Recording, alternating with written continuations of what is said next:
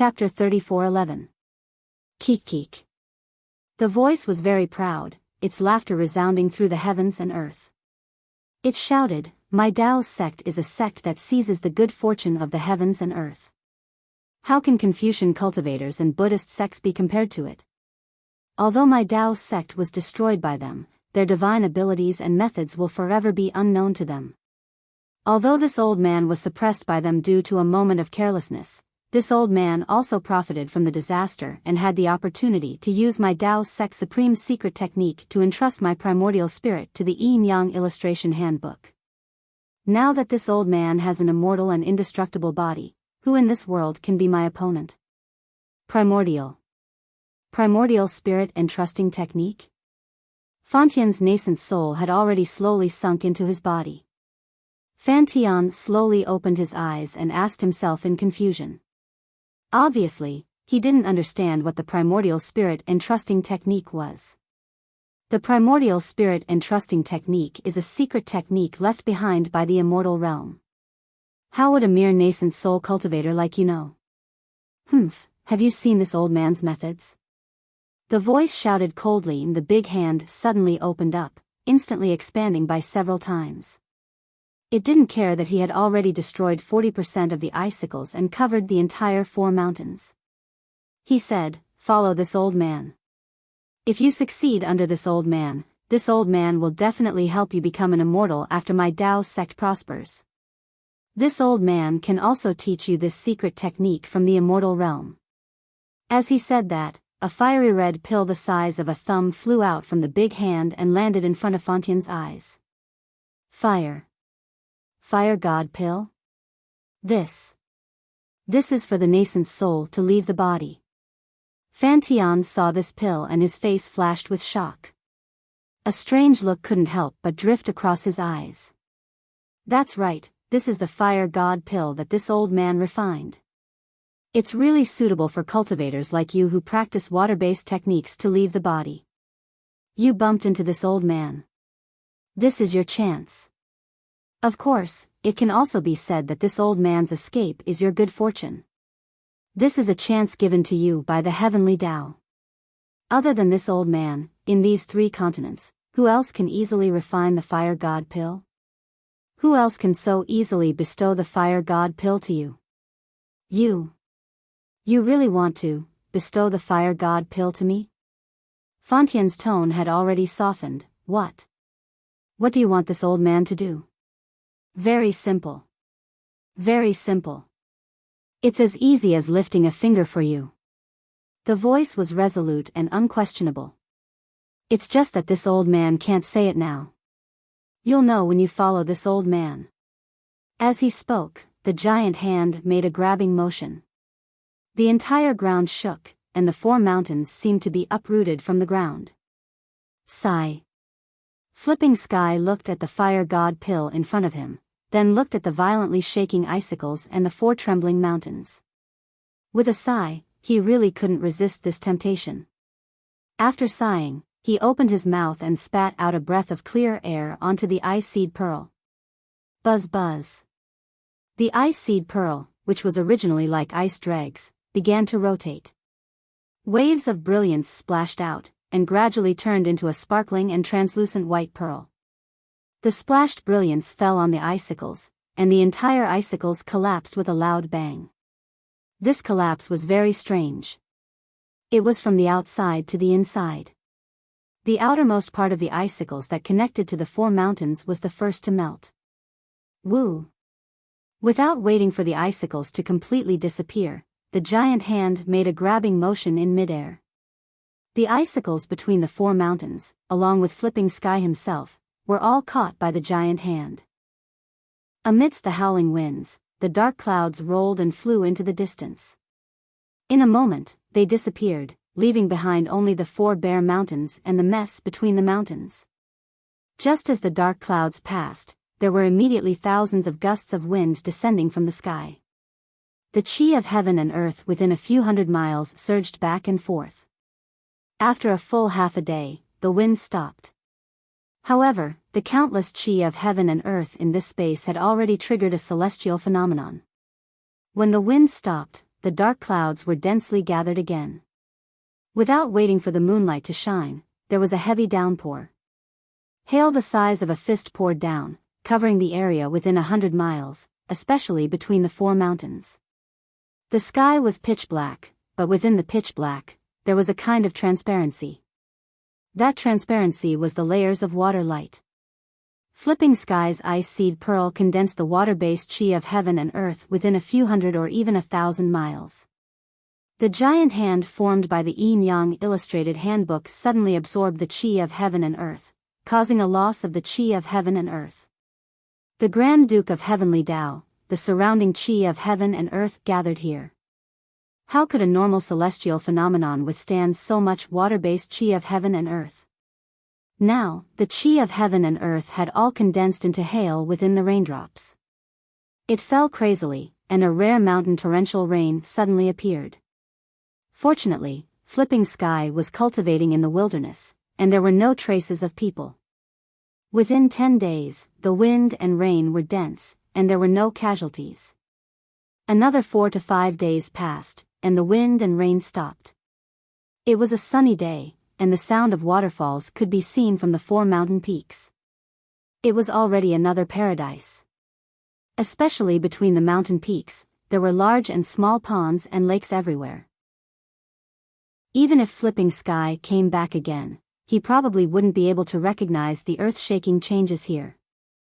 Since even Flipping Sky couldn't recognize this new scenery, then Xian, Ci Hui Boy, and Xiao Hua, who was accompanying Ci Hui Boy from afar, wouldn't be able to recognize it.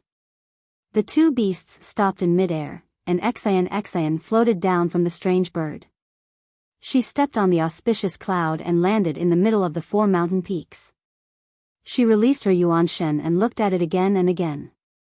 She reached out her hand and took out a diamond-shaped crystal object. Although she held it in her hand, she hesitated and didn't release it. Ci Hui Boy saw Xian's doubts and also jumped down from the azure lion. She flew in front of Xian and said with a smile, "Xian Tanyu, is there anything wrong? You didn't hesitate at all along the way, and there was no deviation at all. Why did you stop here? This is the communication magic tool of the Taoist fellow Immortal, right? Why didn't you send it out?" Xian smiled bitterly and turned to look at the water under the scorching sun. She said, "Ci Hui Immortal friend, release your Buddhist awareness to check it out. Of course, if you have a Buddhist magic like Heavenly Eye, you can also use it. You can find some clues at that time." "Oh." Ci Hui raised her eyebrows and didn't release her Buddhist awareness. Instead, she said with a smile, "Since Tanyu has found something wrong, why don't you tell me? Why do I have to do something unnecessary?" Hearing Ci Hui's words, Xian didn't know whether to laugh or cry. A trace of helplessness flashed on her face. She said, "You Buddhist disciples are good at everything except this. You don't have any curiosity. Didn't you see the great change in the chi of heaven and earth here? The ponds between the 4 mountain peaks are also newly formed. Don't tell me you don't want to see for yourself what caused such a huge change." "I don't want to." Ci Hui still smiled and replied faintly, "There are 10,000 truths for everything in the world. The truth of every matter is different. Outside of this truth, there are also endless illusions. But if the world only sees illusions, who can discern the only truth? Even if I have Heavenly Eye or destiny connection, I can't see all the truths one by one. Amitabha, only my Buddha knows all the truths. If my Buddha lets me know, I don't need to pray, I will naturally know. But what if my Buddha doesn't let me know? Even if I wear out iron shoes, it's absolutely impossible for me to know the truth." See. Xian didn't have any reaction facing Ci Hui. She seemed to be used to these words. But Xiao Hua, who was lazily staying on the back of the azure lion, was suddenly stunned. That beautiful face flashed in his mind from time to time, that unforgettable voice sounded again. "TCH brother-in-law is really a miser. Actually, in my opinion, the most beautiful thing in this world is none other than a confusing secret. All the secrets are hidden behind countless false appearances. Finding the essence of the matter from these fragmented clues is the most beautiful thing. Seeing Xiao Hua stunned, C.I. Hui's face showed a trace of a gratified smile. Her words weren't said to Xian. Although Xian was a Confucian cultivator, her attainments in Buddhist principles were admirable even to C.I. Hui. Although this kind of Buddhist principles were profound, C.I. Hui didn't think that Xian wouldn't understand. C.I. Hui's words were deliberately to help Xiao Hua. Along the way, Xiao Hua left a very good impression on C.I. Hui. Xiao Hua was originally a curious person. He liked to get to the bottom of ordinary matters. Now that he met C.I. Hui of the Buddhist sect, how could Xiao Hua, who had always been puzzled about Buddhist principles, give up such a good opportunity? From the beginning with a smattering of knowledge to now with a rough understanding, Xiao Hua's attainments in Buddhist principles were absolutely advancing by leaps and bounds. C.I. Hui certainly didn't know that Xiao Hua had a Buddha Saraira in his Naiwan palace that was reciting the Buddhist scriptures of the exquisite temple day and night. Moreover, after Xiao Hua discovered the spiritual energy, it seemed that his spiritual cavities had opened up. Whether it was the comprehension of Taoist techniques, Buddhist principles, or even the cultivation of Devil World's blood drop paradise, his progress was extremely fast. This made C.I. Hui feel that Xiao Hua was an extremely intelligent Buddhist disciple. And the convergence of psychokinesis on the snowy mountain made C.I. Hui more and more aware that Xiao Hua was the reincarnation of a senior monk with extremely heavy roots. Along the way, C.I. Hui also talked about Buddhist principles with Xiao Hua without reserve. At this time, he encountered an excellent opportunity, so he naturally wouldn't give up. He casually talked about things and enlightened Xiao Hua on the essence of Buddhist principles. Unfortunately, C.I. Hui couldn't know what Xiao Hua was thinking. No matter what, he didn't know what Xiao Hua was thinking. Jiu Xia's words and C.I. Hui's words are all referring to the essence and appearance of all things in the world. As the saying goes, different Daos cannot work together. The two people's thoughts and actions are so different. However, what is the real relationship between the two? Everyone has their own reasons. I don't know where Jiu Xia came from, but he emphasized on taking the initiative, seeking the first opportunity in all things. It's somewhat similar to my Taoist sex cultivation method, which only strives for the vitality between heaven and earth. And C.I. Hui came from Buddhist sect, which emphasizes tolerance, obedience, and doesn't seek to stand out in all things. My thoughts are naturally in line with Jiu Xia's.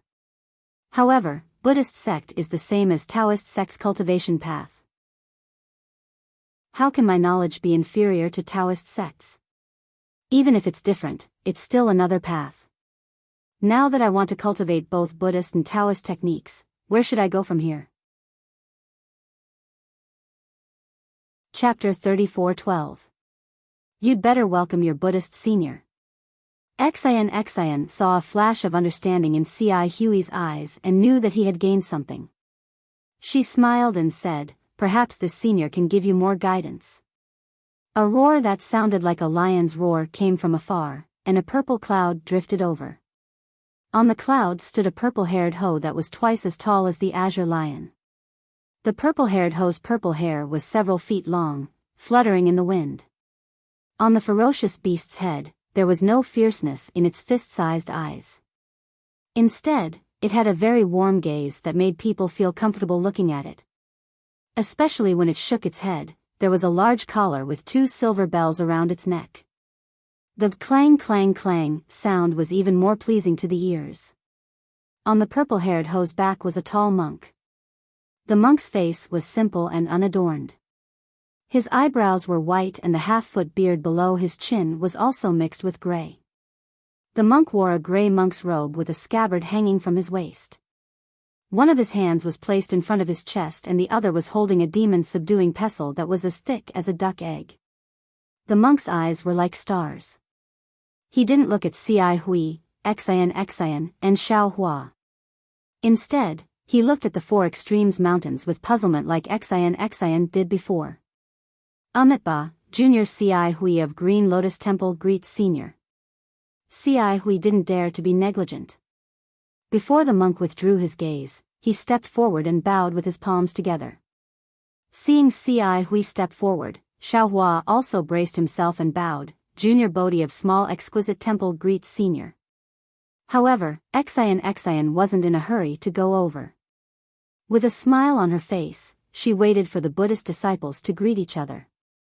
The monk nodded slightly and said, I'm Guzhen of Red Lotus Temple. Are you here to find Dao Sect's Venerable Fantian? Hearing the old monk say his Dharma name, Ci Hui didn't dare to be negligent and hurriedly replied, Grand Master, yes. We're here to find Venerable Fantian for some matters. What's the matter? Guzhen frowned and asked faintly, You're a Buddhist disciple. Why are you so close to the remnants of Dao sect? This. Ci Hui was a little embarrassed and said in a low voice, I don't know Lord Fantian, but I came here with this female Tan Yu. I am Xian, a Confucian cultivator. Greetings, Grandmaster Guzhen. Xian didn't show any uneasiness on his face as he stepped forward and bowed. And, which sect is this little girl from? Or which up-and-coming aristocratic family? Naturally, Guzhen knew a little about the hidden Immortal continent. Hearing that the surname Xian was not a special family of Confucian cultivators, he nodded and asked. Xian smiled and said, This one's birth is not worth mentioning, so it's best if I don't make a fool of myself. Fellow Daoist Ci Hui and this little monk were all invited by me. They don't know Venerable Overturning Heaven. However, may I know why Grandmaster Guzhen is here? Guzhen glanced at Xian said with a little dignity, Venerable Overturning Heaven is a Dao sect disciple. Although he has always been very disciplined, he is still a cultivator of the 4th level of essence Qi. Now that the remnants of Dao sect are said to be rising from the ashes, this old monk was ordered by the abbot to take a look and remind Venerable Overturning Heaven not to make a mistake and enter the abyss of eternal damnation. The 3 of us also arrived here half an hour ago. Hearing this, Xian knew that things were a little strange. She didn't dare to make excuses and hurriedly explained, the 4 extreme mountains are completely different from before. Venerable Overturning Heaven is also missing. Oh, right, this one hasn't released my communication magic tool yet. Guzhen smiled and waved his hand, why don't you try releasing that magic tool? Yes, Xian flipped her hand and threw the rhombus-shaped magic tool into the air. Puff. Xian spat out a mouthful of true qi on it, and the rhombus-shaped magic tool slowly melted into a pool of green water. The green water flickered with light and was about to condense into the shape of a sharp arrow. However, before the arrow could condense, puff puff puff puff. With a series of chaotic sounds, the green water turned into hundreds of bubbles. Oh! Xian raised her eyebrows in astonishment. Then, puff puff puff puff. The hundreds of bubbles burst one after another and the green water disappeared into thin air. Venerable Overturning Heaven, actually died? Xian's expression changed greatly. That's strange. Guzhen's brows furrowed, the changes in the 4 extreme mountains were obviously caused by Daoist cultivators. Venerable Overturning Heaven was a Daoist disciple with 4th grade essence force. How could they be so ruthless? Daoist disciples are always scheming against each other. Who knows what they're thinking? Perhaps Venerable Overturning Heaven wasn't very sociable and was ostracized by the Daoist disciples. Then, they killed him. Xian's expression slowly returned to normal as she said faintly. However, Guzhen didn't agree and shook his head slightly, New Tan Yu's thinking is too simple. Although it was an internal conflict between Daoist disciples, for a 4th grade essence force cultivator to be killed so easily, his opponent must be a 4th grade essence force cultivator or even higher. Since when did Western Paradise have such a powerful Daoist cultivator? Hee. Xian smiled faintly, this isn't the hidden Immortal continent. There aren't any unfamiliar Daoist experts here. Even if this Daoist expert was a 9th grade essence force cultivator, what does it have to do with me? Guzhen's figure was huge, taller than ordinary people by more than half. His hands that were exposed outside of his monk robe were like palm leaf fans, and the demon's subduing pestle in his hand was several times larger than usual. His bell-like eyes swept across Xian, but she couldn't see his expression. However, Xian's body trembled slightly and she hurriedly lowered her head as if she was frightened. After that, Guzhen paid no further attention to Xian and flew to the center of the four extreme mountains. The purple-furred hoe also shook its head and followed behind, completely ignoring the azure lion and the strange bird. Roar! Seeing the center of the four extreme mountains, the purple-fur hoe let out a loud roar that shook the surroundings. Guzhen waved his hand and placed the thick demon subduing pestle on the purple-fur hoe's back. Roar! The roar was even louder than the purple-fur hoe's. Guzhen's roar was very powerful. Wherever the sound wave passed, Xian's true chi swirled around her body and strands of golden clouds emerged from her palace dress. The clouds slightly overflowed in the sound wave and protected Xian. Xian frowned slightly and asked in a low voice, "This is the Buddhist lion's roar. Grandmaster Guzhen, is this a warning?" Grandmaster Guzhen seems to be using some Buddhist divine ability. The power of this divine ability should be very strong. Ci Hui's face was still filled with respect as she answered in a low voice, "This lion's roar is a warning to the Taoist cultivators who might be hiding nearby to quickly show themselves if they don't have any evil intentions. Should we leave for a moment?" Xiaohua looked at Guzhen in the distance with interest and asked with a smile. As soon as Guzhen appeared, Xiaohua immediately greeted him. Unfortunately, Guzhen showed no interest in this little monk and didn't say a word to Xiaohua. Ci Hui nodded. Grandmaster Guzhen's warning is naturally a warning to us. Let's leave this place first. With that, Ci Hui stepped onto the indigo lion. The indigo lion didn't back down and let out a roar. Then, it waved its tail and flew out of the four extreme mountains with Ci Hui. Xian got on the strange bird and Xiaohua also stepped onto an auspicious cloud and slowly flew out. Woo! As soon as the three of them flew out of the mountain, the Buddhist light in the four extreme mountains shone brightly. Guzhen's body grew bigger and bigger. Then, a Dharma body comparable to the mighty Vajra emerged from Guzhen's body. Roar! At this moment, the purple-haired hoe let out a loud roar and flew a few hundred feet away from the Dharma body. Then, he opened his mouth and a fist-sized alms bowl flashed with faint Buddhist light and rushed into the air. Seeing the alms bowl slowly fly to the front of Guzhen's Dharma body, the Dharma body's giant hand also slowly waved. Chants sounded from the giant hand and a Buddhist seal flashing with brilliant Buddhist light gradually took shape between the Dharma body's hands. Vajra Buddha seal? Ci Hui raised her eyebrows and exclaimed in a low voice. Grandmaster Guzhen is a Buddhist Dharma protector? He, Grandmaster Guzhen holds a demon-subduing pestle and has a tall and sturdy figure. If he's not a Buddhist Dharma protector, then what is he? Xian smiled. However, Grandmaster Guzhen's Vajra Buddha Dharma body is actually so powerful. This is beyond my expectations. Amitabha. As a Dharma protector, one's heart has sunk into oblivion. This life of cultivation can't be brought into the cycle of reincarnation. It can be considered a life of illusion.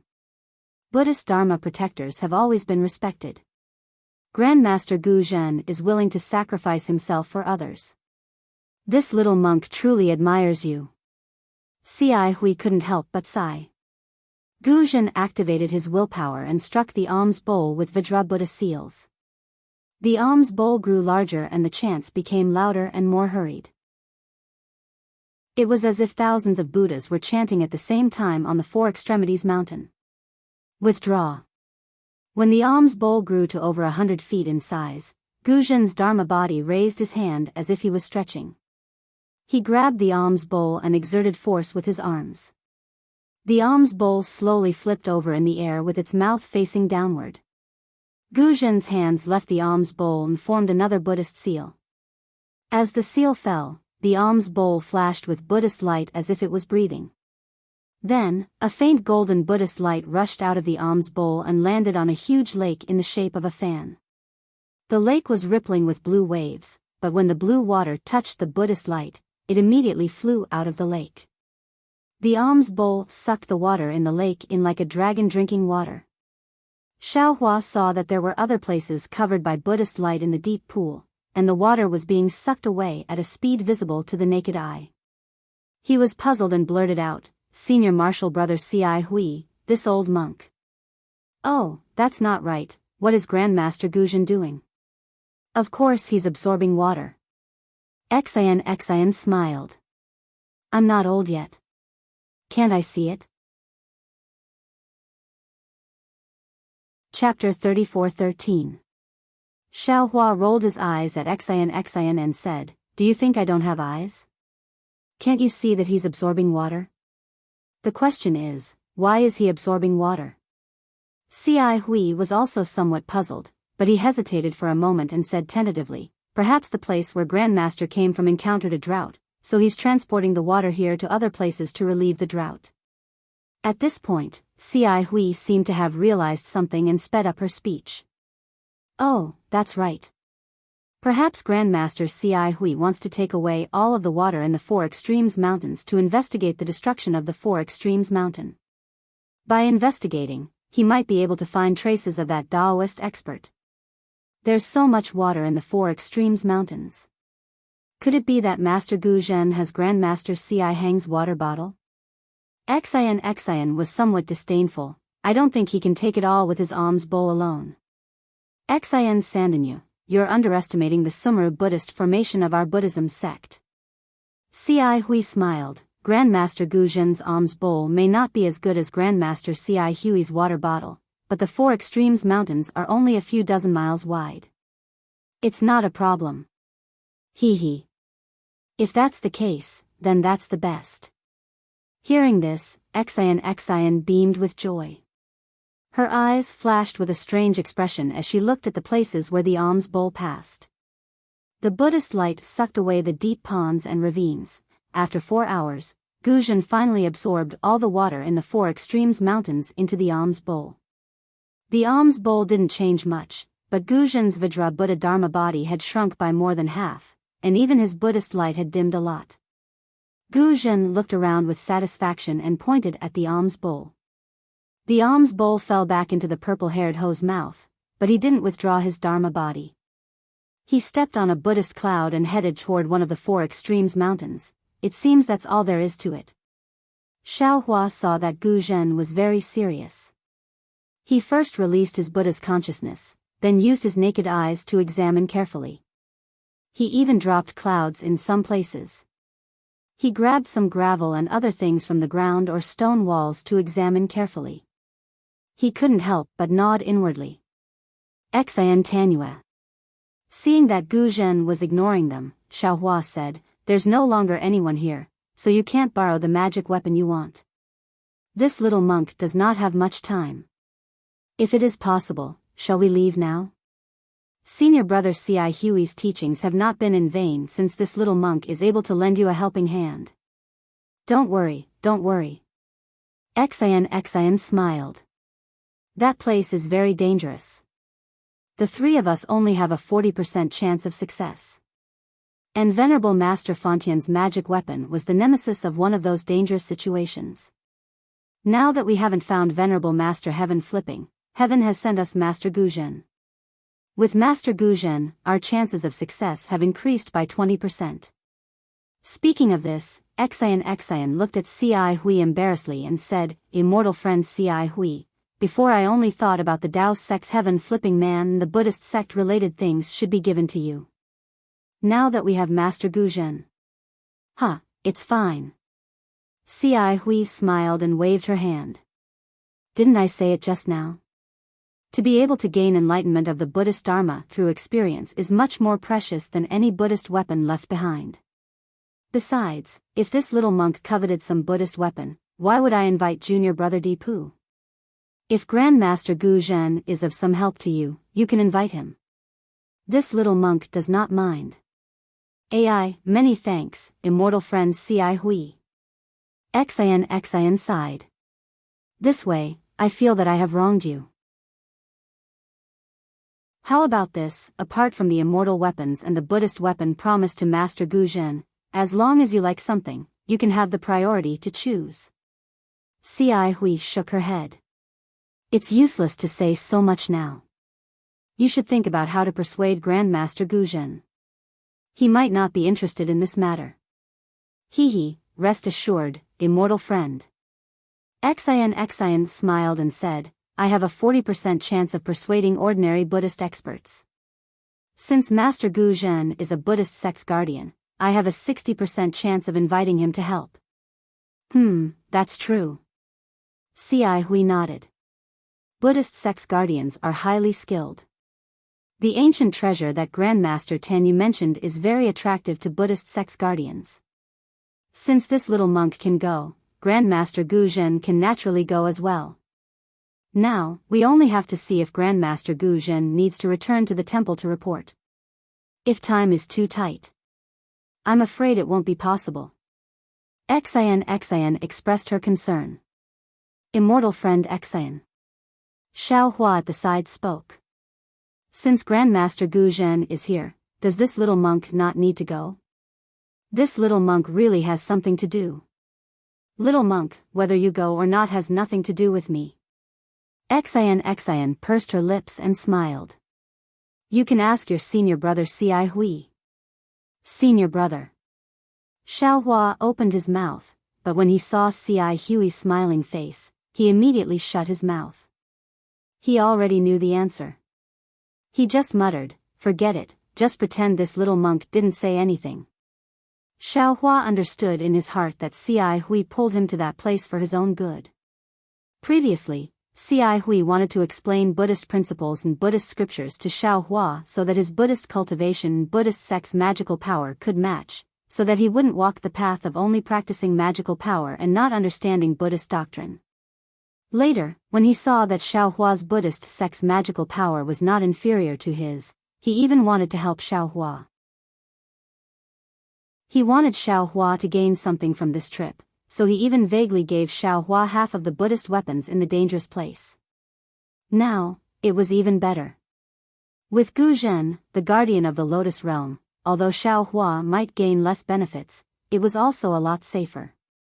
Xi Hui naturally wouldn't let him go. Jiang Luer's matter can be considered to have reached the point where it can be solved. Haste makes waste. I'd better take one step at a time. Perhaps with Xi Hui's recommendation, I don't need to worry about it. That Jinshan Temple's great Zen master Ji Kong will agree to awaken Jiang Luer from the Nirvana realm, right? Gu Zhen's inspection was very detailed. Half a day passed very quickly. Seeing the full moon rising, there was no other movement in the entire Four Poles Mountain except for the sound of wind. The usual birds chirping and cicadas at the foot of the mountain were also gone. Xiao Hua didn't care about it at first, but after a while, he understood that this situation was probably caused when Lord Fantian fell. The cultivator, who was also a disciple of Taoism, was ruthless. Not only did he kill Lord Fantian, but all the creatures near the Four Poles Mountain were also affected. Alas!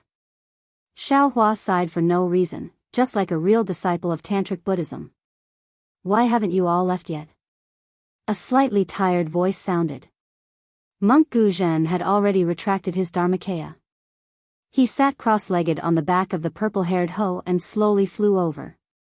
Under the moonlight, his bright eyes were obviously more gentle than before. Xi Hui took a few steps forward and said respectfully, our cultivation is shallow, so we can't help Grandmaster with anything. But without Grandmaster's order, we dare not leave without permission. Cultivation base is shallow? Little monk, you're belittling yourself. The purple-haired hoe had already flown to the front of the crowd. Gu Zhen jumped down from his mount and looked at Xi Hui from head to toe. He said lightly, the realm of the bright eyes is a watershed. It's not a place that ordinary Buddha can enter. Little monk, you can have your current cultivation because of the root of wisdom planted early. This old monk can't compare with you. I don't dare.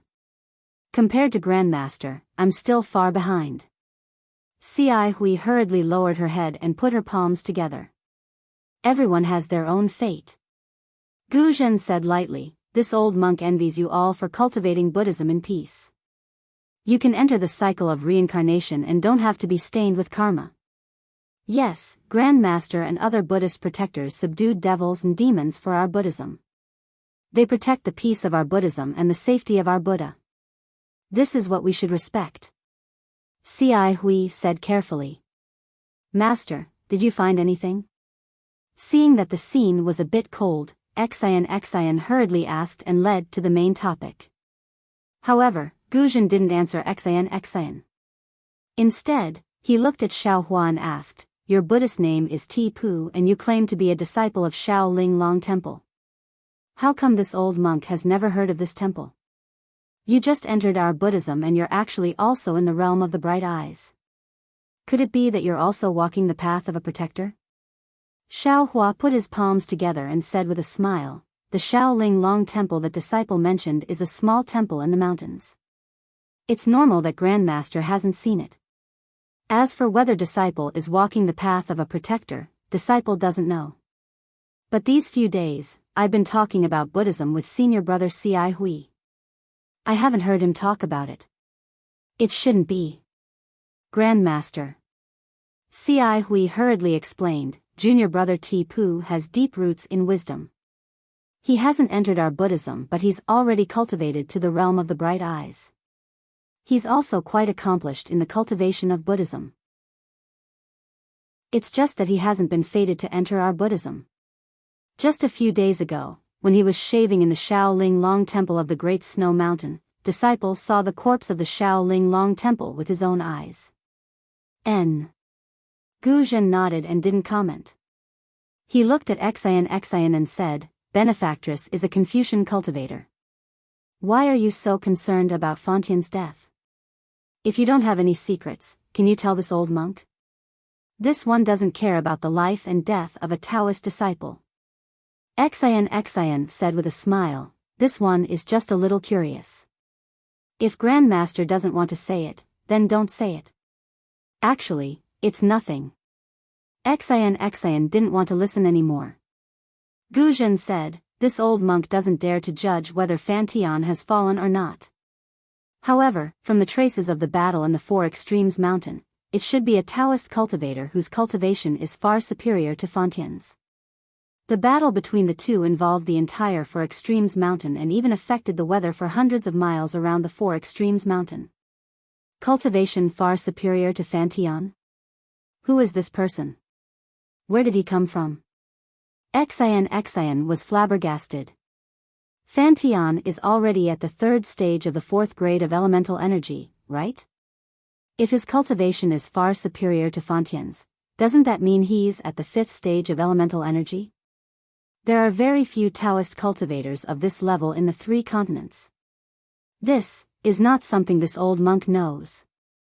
Gu Zhen shook his head slightly. His words surprised Xiao Hua. This old monk only came to warn Fantian. Since he's no longer here, this old monk will investigate this place clearly. I only need to return to the temple and report. That person's strength should be much stronger than this old monk. How can this old monk offend him?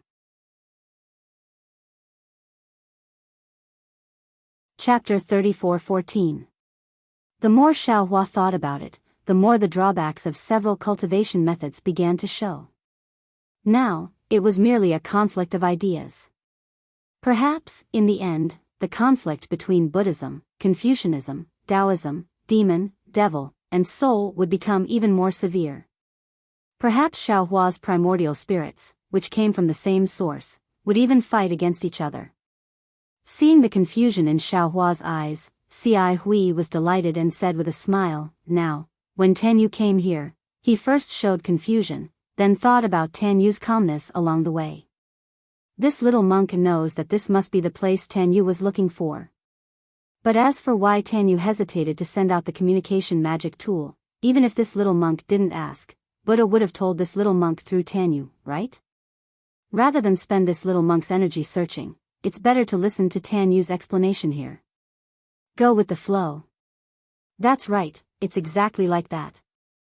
C.I. Hui's words made Xiao Hua's eyes light up. He couldn't help but ponder, some things, when you don't have the power to pursue them, you can only go with the flow. Only by following the development of things can you find the root of the matter. And regardless of whether it's Buddhism, Confucianism, Taoism, demon, devil, or soul cultivation methods, they are all a kind of appearance. Only by finding the root of cultivation can I have the power to solve my own problem, right? Since he thought of this, Xiao Hua's mind became active again. He looked around and said with a smile, Senior Martial Brother C.I. Hui, you're right. This place must be the place where fellow Taoist Xian is looking for an old acquaintance.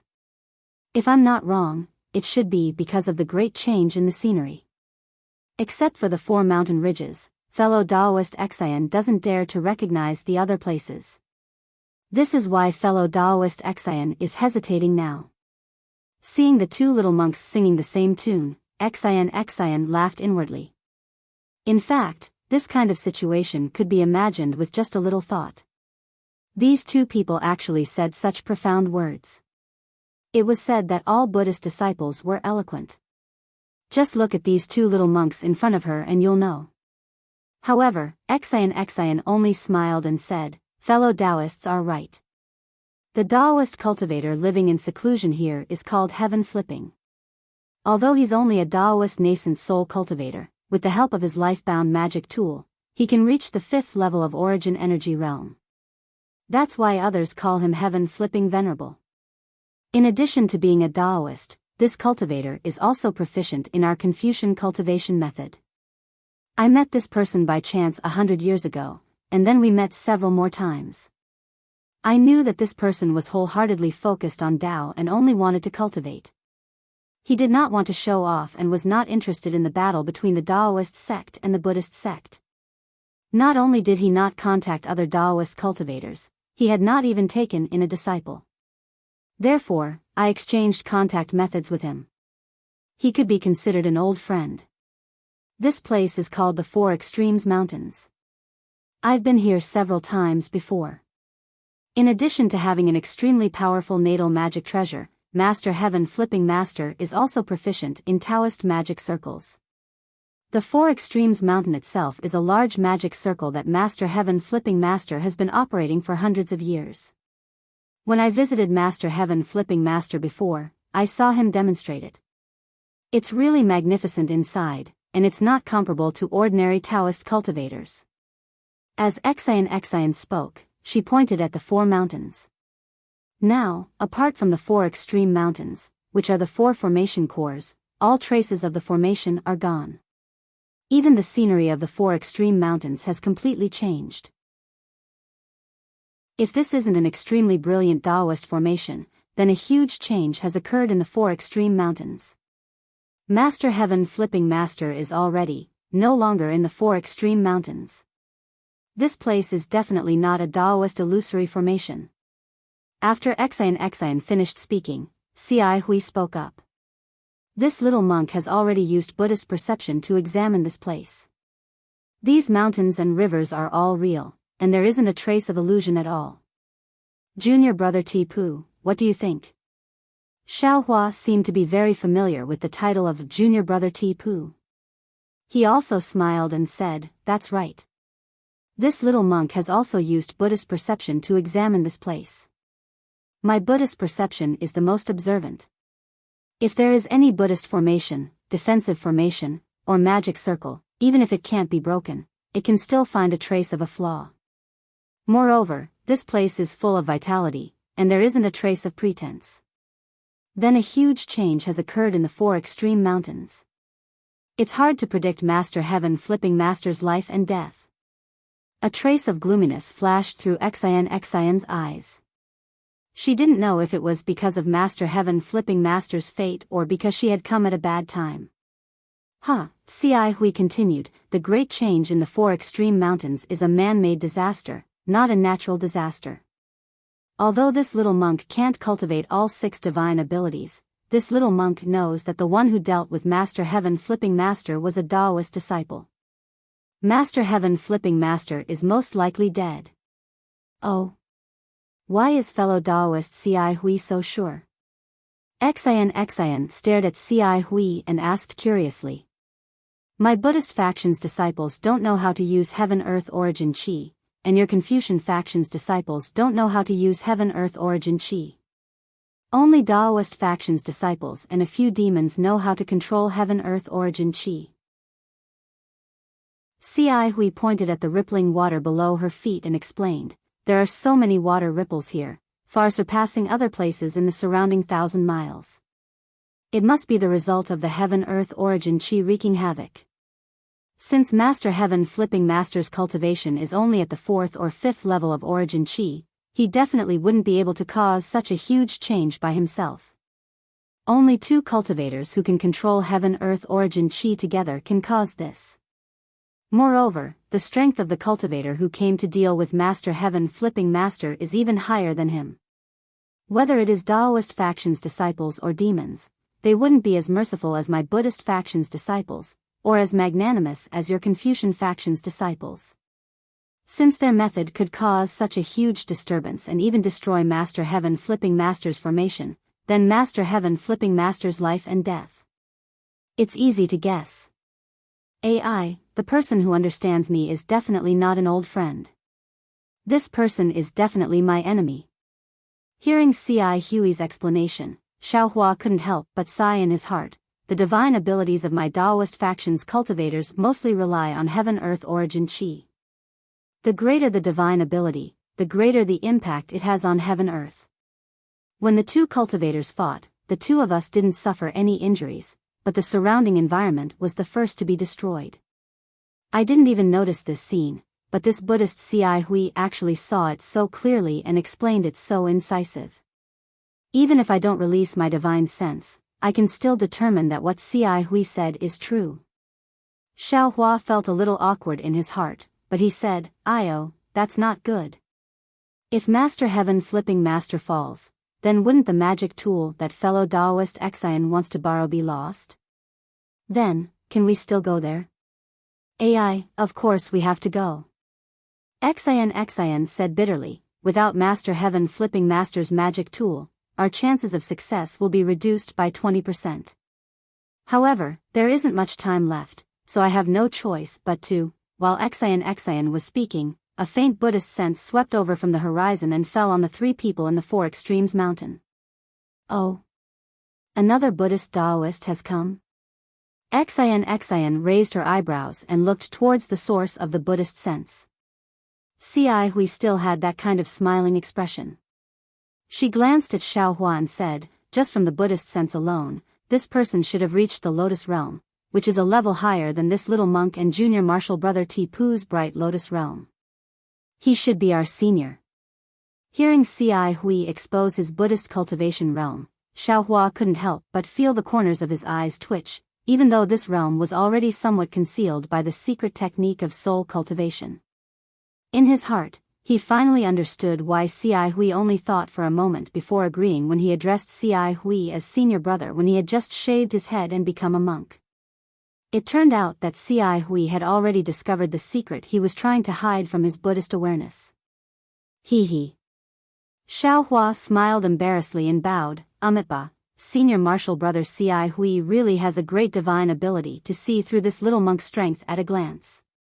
AI, this little monk was still too superficial. Looking at Ci Hui again, she said with a depressed expression, this little monk's cultivation hasn't reached the bright Lotus Realm yet. Previously, I clearly didn't mind junior martial brother Tipu's concealment and didn't intend to expose this matter, but, when it came to this matter, I couldn't help it. Fellow Daoist Ci Hui, you're the one who's superficial. Xian said with a smile, that little monk Tipu didn't call you senior when he saw you, nor was he particularly respectful when he spoke. It's very obvious that his Buddhist cultivation realm isn't much lower than yours or mine. Your Buddhist doctrine and Buddhist doctrine don't need to be too compatible. He doesn't understand Buddhist doctrine, so naturally, he wants to ask you for advice. Since you know that his Buddhist doctrine isn't inferior to yours, whether it's the previous tacit agreement or the current clear indication, you don't think it's too much. But your remorse, has left a mark on your bright lotus realm. Ba, good indeed, good indeed. Ci Hui put her palms together and said with a smile, Xian Tanue is right. This little monk's body was speaking the truth, but I didn't know the meaning. Every time I was enlightened by you, I learned a lot. Hee, in that case, this little one doesn't need to give you any promise or reward for this trip? Xian glanced at the man and beast in the distance who were already flying closer and said to Ci Hui with a smile. Ci Hui raised her head, Xian Tanue is right. This little monk has already learned a lot from Tanue. Even if there's no promise or reward, this little monk is still willing to go. It had to be said that Ci Hui's current situation was very similar to Ci Mei's. Both of them were proficient in Buddhist doctrine and their Buddhist supernatural powers were also extremely high. Both of them were at a bottleneck that was difficult to break through at the same time. Furthermore, they had been stuck at this bottleneck for a very long time. It was so long that they felt irritated in their hearts.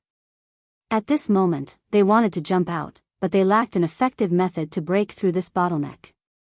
There were also thousands of distracting thoughts in their hearts that disturbed their cultivation. The contradiction in their hearts could even be described as paranoid.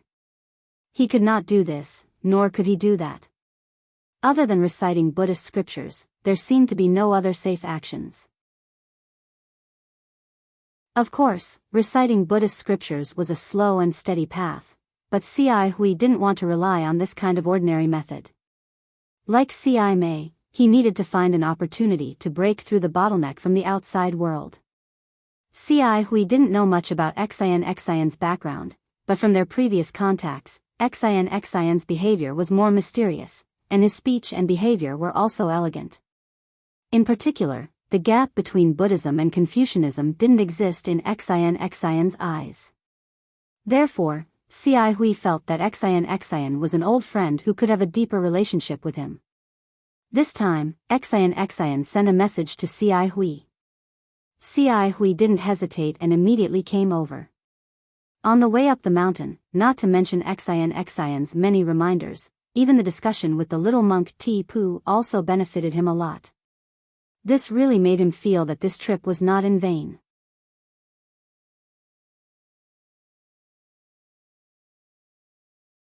She said, Grandmaster, does what Xian Tanue said make sense? That's right. Gu Zhen's eyes flickered under the moonlight. He said, although the path of being a Buddhist Dharma protector isn't smooth, Buddha is merciful and leaves many chances for survival. This ancient Buddha relic is the safest, but it's also the most difficult. Not to mention that the sons of Buddhas who can ascend wouldn't have too many relics left behind, even if they did, there wouldn't be many. The Pure Land is so vast and there are so many sons of Buddhas. Anyone who can obtain it is a great opportunity. This old monk never thought there would be an ancient Buddha relic left in this world. At this point, Gu Zhen stared at Xian and asked coldly, May I know how I can be of service to you, benefactress? And how could benefactress possibly know the whereabouts of such a supreme treasure of the Buddhist sect? Heh. Xian looked up at Gu Zhen's monk robe. His hands hidden under the robe seemed to have formed a Buddhist seal. She smiled faintly and reached out to take a hairpin from her hair. She flung her hand and the hairpin streaked across the air with a golden light before landing in front of Gu Zhen. Grandmaster, you'll know when you see it. But don't reveal my origin. Oh.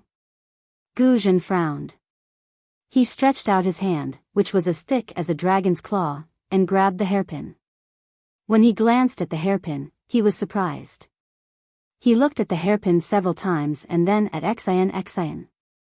Finally, he waved his hand and returned the hairpin to Xian.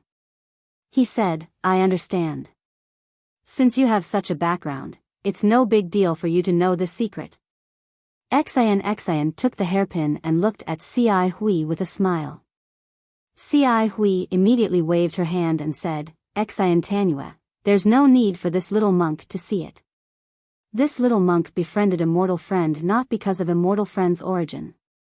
If this little monk knew about it, there would be a dispute in my words. This little monk doesn't want to speak without thinking. Heh, that's right. Xian stretched out her hand and inserted the golden hairpin into her hair, not giving Xiao Hua the opportunity to examine it. Damn it, is there a need for this? Xiao Hua secretly curled his lips. This Xiao has seen Murong Tsongyun from a first-class family and Princess Baihua from Cha New country. Even if you're the daughter of a first-class family, what can you do? This Xiao doesn't even have the mood to tease you. Io, Amitba, I've sinned. This little monk is Di Pu, not Xiao Hua from the Dao sect. How can you talk about teasing me? What does New Tanua want this old monk to do? Gu Zhen's tone was somewhat cautious. The female benefactor also changed to New Tanua. It's like this. Xian said concisely, this one invites immortal friend Ci Hui to go to an ancient ruin. That's where the immortals and Buddhas joined hands to kill the Dao sect. As far as this one knows, there's an immortal artifact left behind in the Pure Land world. Immortal. Immortal artifact? Gu Zhen was dumbfounded again. He immediately looked up at the full moon in the sky. He almost suspected that he was dreaming. First, there was the ancient Buddha celestial artifact, and now there was an immortal artifact. This was something he had never dreamt of. Yes, it's an immortal artifact. Xian said with a smile, if it's not an immortal artifact, how could there be the ancient Buddha celestial artifact? But Gu Zhen originally wanted to ask how Xian knew, but thinking of the golden hairpin he saw just now, he felt somewhat relieved. If it's not that kind of origin, how could there be such a secret? This secret was left behind by the Dao sect that we joined hands to kill. Therefore, there are a lot of formations inside. Ordinary Buddhas and Confucian cultivators can't find it, let alone go in. After so many years, the location of this secret has long been forgotten. If this one hadn't looked up an old matter recently, no matter what, I wouldn't have thought that there was such an immortal artifact in the Pure Land world. Xian said again. Since it's an immortal artifact, how can we do it? Female Tanua should ask for help from her own sect. Gu Zhen smiled bitterly. Although he coveted the ancient Buddha celestial artifact, he still knew that this place was not a place where he could escape unscathed. Xian waved her hand disapprovingly. Master, you're wrong. If this one asks for help from others, how could the immortal artifact fall into their hands? Master, don't forget that it's an immortal artifact.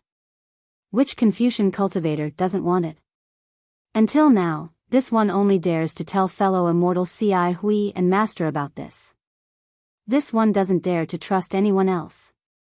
Gu Zhen opened his mouth and wanted to say something, but he was stopped by Xian's words. Moreover, this one has made sufficient preparations for this matter. Not only did I read the records of that place clearly, but I also memorized all the formations inside. I also have a well-thought-out plan to break all the formations. As a matter of fact, this one came to the Four Extremes Mountain to borrow a Dao sect magic treasure from Master Heaven Flipping Master to break one of the formations.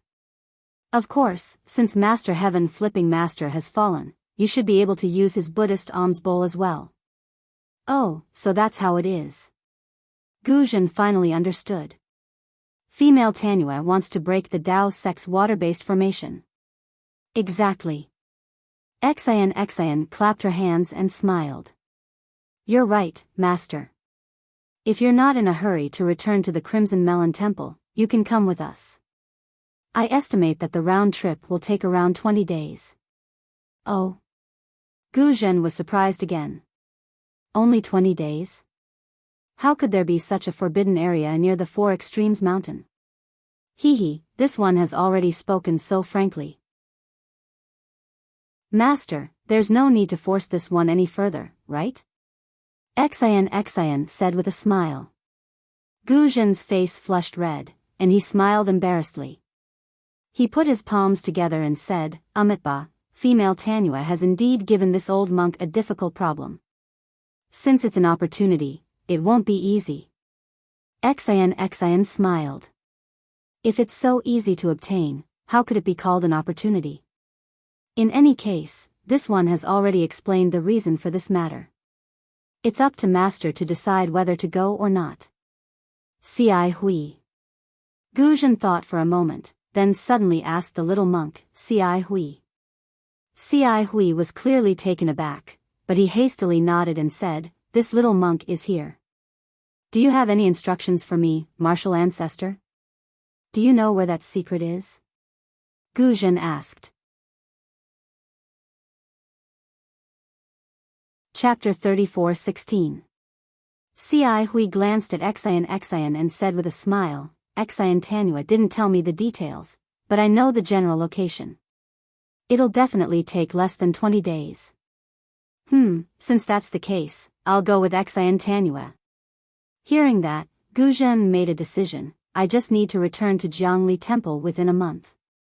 Good, Xian clapped and said, with an expert like Master Gu Zhen, I'll have more confidence.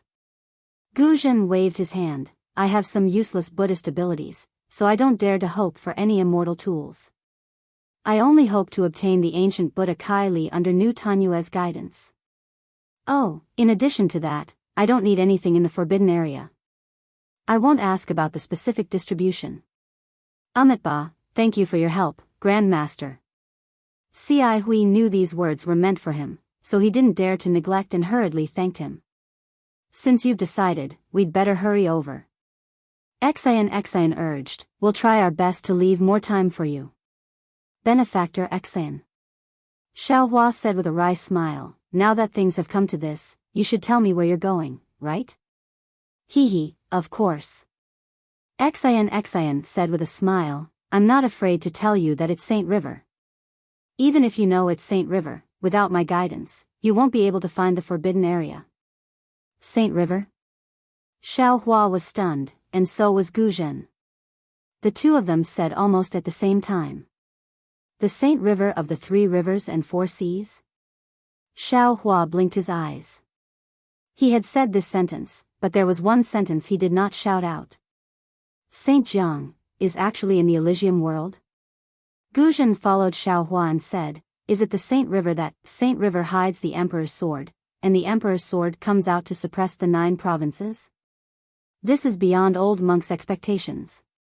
That's right, it's that Saint River. Xian said proudly, in the 3 continents, besides the Saint River of the Pure Land world, who else dares to call themselves Saint River? Alas, I go to Saint River almost every year. Why didn't I know there was such a forbidden area at the bottom of the river? Gu Zhen sighed. Ci Hui, on the other hand, was very calm. She smiled and shook her head, Grandmaster, the Saint River crosses the Pure Land world. It is known as the origin of the 2 seas. How did you find the forbidden area in such a huge Saint River? Is the immortal artifact the Son of Heaven's sword? Xiao Hua suddenly called out. Xian looked at Xiao Hua, rolled her eyes, and said sarcastically, little monk Ti Pu, the sage Jiang Tsang Son of Heaven's sword is just a legend. Do you think the Tao sect's immortal weapon can suppress the 9 regions? If that's the case, where would the face of us Confucian cultivators go? Even without the Son of Heaven's sword. Hee, since Saint Jiang is in the Pure Land world of the Buddhism sect, could it be that the origin of the Confucian cultivators is the Pure Land world? Not the hidden immortal continent? Xiao Hua seized the opportunity and unceremoniously retorted. Oh. Xian didn't open her mouth, but Ci Hui, who was next to her, was surprised. She said in surprise, if it weren't for junior brother Ti Pu, this little monk would never have thought about this. This Saint Jiang is clearly the name of Confucian cultivators, so why is it still called this in the Pure Land world? Even the name hasn't been changed. It's really puzzling. Speaking to this point, Ci Hui somewhat apologetically said to Xian Tanua, don't blame this little monk for being curious. This little monk has always been engrossed in Buddhist cultivation, so I don't know much about these secular things. Suddenly hearing this today, I feel a bit strange. It's not that I'm being disrespectful to you Confucian cultivators. Hee, Xian smiled and said, fellow immortal Ci Hui's attitude is normal. Haggling over every ounce is not good for your cultivation. As for why Saint Jiang is in the Pure Land world and why the name of Saint Jiang is contrary to the name of the Buddhism sect, this involves a great ancient secret. This little one only vaguely heard about it. As for the specific truth, I'm afraid it has long been annihilated in time and space. If even female benefactor doesn't know, then I'm afraid not many people in this world know. Gu Zhen obviously had the same idea as Ci Hui. He also didn't care about Saint Jiang or Buddha Jiang. He casually said, and then looked up at the full moon and urged, since female benefactor doesn't know what that immortal tool is, it's not too late for me to wait until we reach Saint Jiang. Yes, let's hurry on our way. On the way, this little one will tell the two fellow immortals what I know, so that we can carefully plan and avoid any mistakes. Xian naturally echoed. She waved her hand, and the somewhat lazy strange bird in the distance immediately shook its black and white feathers and flew over. Strange, since the Son of Heaven's sword is so powerful and is said to be able to shake the 9 regions, why is it not ranked in the top 10 imperial tools? Xiao Hua's curiosity was greatly aroused. He followed behind Xian and asked, since there is a saying that Saint Jiang hid the Son of Heaven's sword, then is the Son of Heaven's sword in Saint Jiang now? If it's not there, then where is the Son of Heaven's sword? Oh, the Son of Heaven's sword, the Son of Heaven is the Son of Heaven. In this world, who can wield the Son of Heaven's sword? Xiao Hua's question was even more powerful than the Buddhist sect's secret incantation. Hearing it, Xian covered her face and ran away. She jumped on the strange bird and soared into the sky, escaping without a trace. Ai, this is an impatient little girl. Xiao Hua very regretfully stood in the air and shrugged his shoulders. This scholarly family's upbringing is indeed a bit lacking. Don't they know that not answering other people's questions is impolite? Hee, junior brother Ti Pu. The azure lion flew to Xiao Hua's side. Ci Hui sat upright on top of it and said with a smile, previously, junior brother mentioned Vairocana? This little monk just happened to have some understanding, so I'll discuss it with junior brother now. Ha, very good. Xiao Hua laughed loudly. His figure flew up and landed on the azure lion's back. He sat down cross-legged. The azure lion raised its head and roared.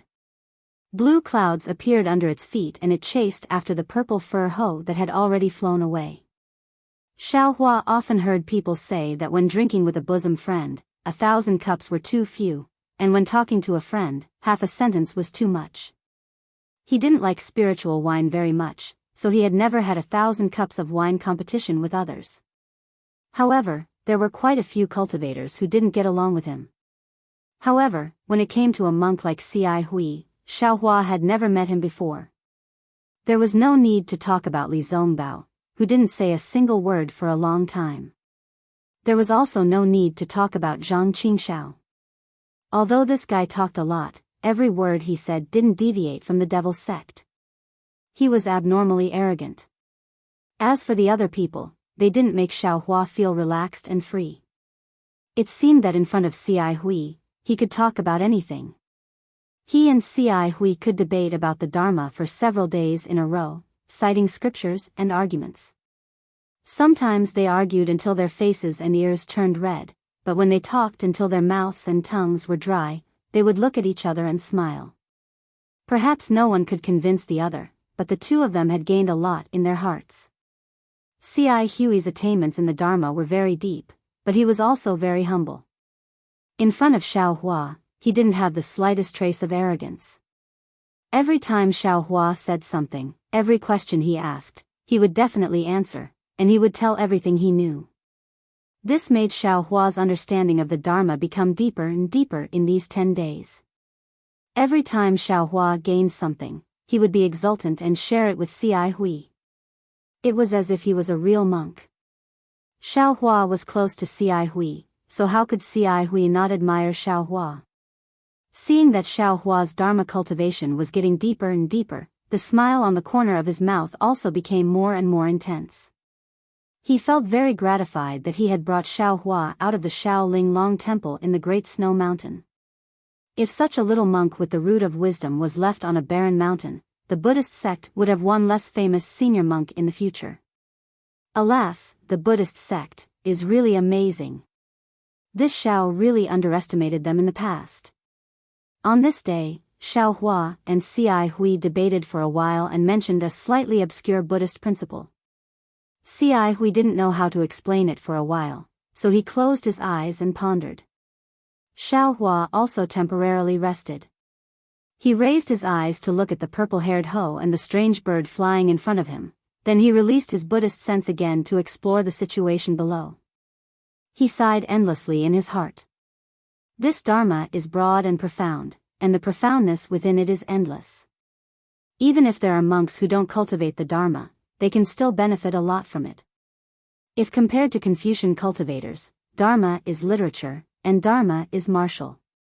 The two can be separated from each other, but they can also complement each other. If compared to my Tao's sect seems to be much weaker in this aspect. Tao's sect scriptures are mostly about cultivation, about overcoming the heavens with oneself. If this Xiao didn't come to the 3 continents, how could I jump out from the bottom of a well? How could I know the mysteries of Confucian cultivators and Buddhism? Those prejudices against Buddhism from before, presumably also have to be removed. Whether it was Buddhism or Confucianism, there were those who pretended to be sanctimonious, those who pretended to be righteous, those who pretended to be benevolent, those who spoke sweet words but swords at the heart, and those who were cruel and merciless. But at the same time, there were those who were sincere, those who were warm-hearted, those who were open-minded, and those who were kind on the outside but soft-hearted. Didn't they say that the same rice could raise 100 different kinds of people? There are also 10,000 kinds of people under one cultivation sect. This is human nature, and it has nothing to do with the cultivation method. It's just that, since this Xiao is a cultivator, he must cultivate properly. Since this Xiao has the opportunity to learn from others, then he must learn from different cultivators. Learning from each other's strong points is the way of cultivation. After thinking through this, the prejudice against Buddhism in Xiaohua's heart gradually disappeared. He unconsciously relaxed, as if he had broken free from some kind of invisible shackle. Then, he released his Buddhist sense and casually looked at the ground. Previously, when Xiaohua came from the snowy mountain to the 4 Extremes mountain, the road was completely desolate, and it was rare to see people. Not to mention the snowy mountain, which was extremely high and covered in snow. Ordinary Buddhist children wouldn't go there. Even the 4 Extremes mountain was very dangerous. If Xian didn't lead the way, Ci Hui might not have been able to find it. Therefore, what Xiaohua saw was quite similar to the Dawn Rain continent. But not long after coming out of the 4 Extremes mountain, the scenery of this paradise began to change. The climate gradually became hot, and a kind of warm and dry heat was constantly in the air. On the ground, there were also more greenery. Strange trees propped up the canopy, covering the increasingly dense mortals in the shade. Chapter 34:17.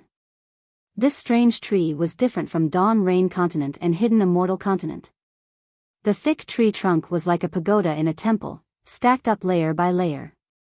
This tree trunk was also bare, no branches could be seen. Only when it reached the top of the tree crown did it extend several zhang-wide branches in all directions. The leaves that made up the tree crown were also interesting. They were like palm leaf fans. When the wind blew, the tree crown swayed, as if a big hand was shaking hundreds of palm leaf fans at the same time. The fruits of this strange tree also attracted Xiaohua's attention.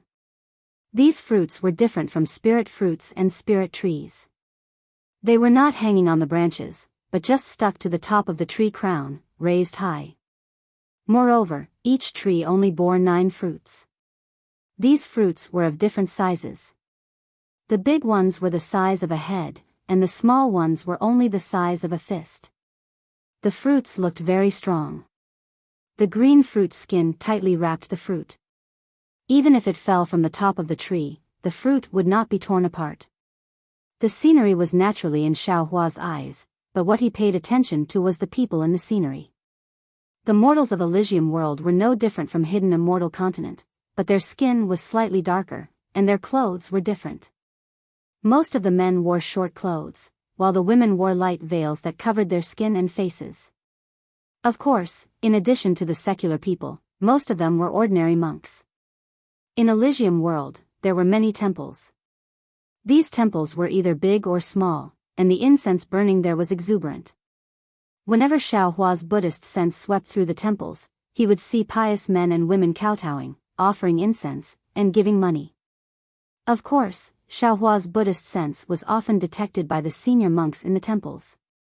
At the beginning, Xiao Hua hurriedly withdrew his Buddhist sense, fearing that it would cause a misunderstanding. But after a long time, Xiao Hua found that not only did the Buddhist sense not have any hostility toward the temples, but it was also very kind.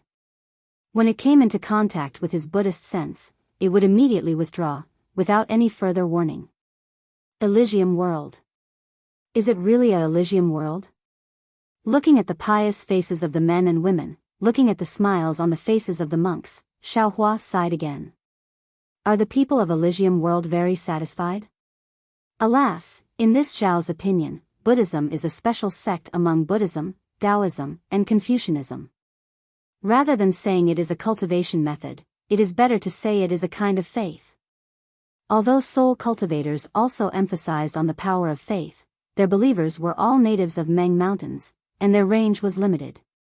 As for the Buddhist sect, because of the doctrine of Buddhism, everyone could believe in the Lord Buddha. Although the power of faith of a single person was weak, and could not be compared to the millions of natives in Meng Mountains, there were so many of them. Perhaps there were hundreds of millions of people in the entire Elysium. This level of power of faith. Holy shit, it should be enough for the Buddha Lord to become a Buddha. Or perhaps this belief was the root of happiness? Since they were all beliefs, what was the relationship between the 12 great gods of soul cultivation and the Buddha of Buddhism sect? Why does my Tao sect not have a Tao ancestor? Why doesn't our Tao sect have any faith? The more Xiao Hua thought about it, the more he thought about it. He had thought about it before, but at that time, it was all doubts and doubts. Now that he saw the prosperity of the Buddhist sect, he couldn't help but think deeply. Ci Hui opened her eyes and saw that Xiao Hua was also pondering with his eyes closed. She smiled and asked, "Junior brother Ti Pu, have you comprehended anything?" Xiao Hua didn't open his eyes. He smiled and said, "This little monk was a little tired just now, so I took a short rest." Only Xiao Hua himself could solve the problem of Buddhism, Confucianism, and Taoism. He didn't think that this Ci Hui, who only knew about Buddhism, could help him in any way.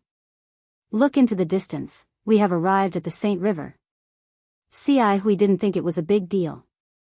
She pointed her finger into the distance and said with a smile, "Oh. So fast?" Xiao Hua's heart skipped a beat. He opened his eyes and looked into the distance. Sure enough, he saw a stretch of green water spreading between the heaven and earth. One end of the green water was connected to the mountain range and the green shade, while the other end was connected to the boundless sky.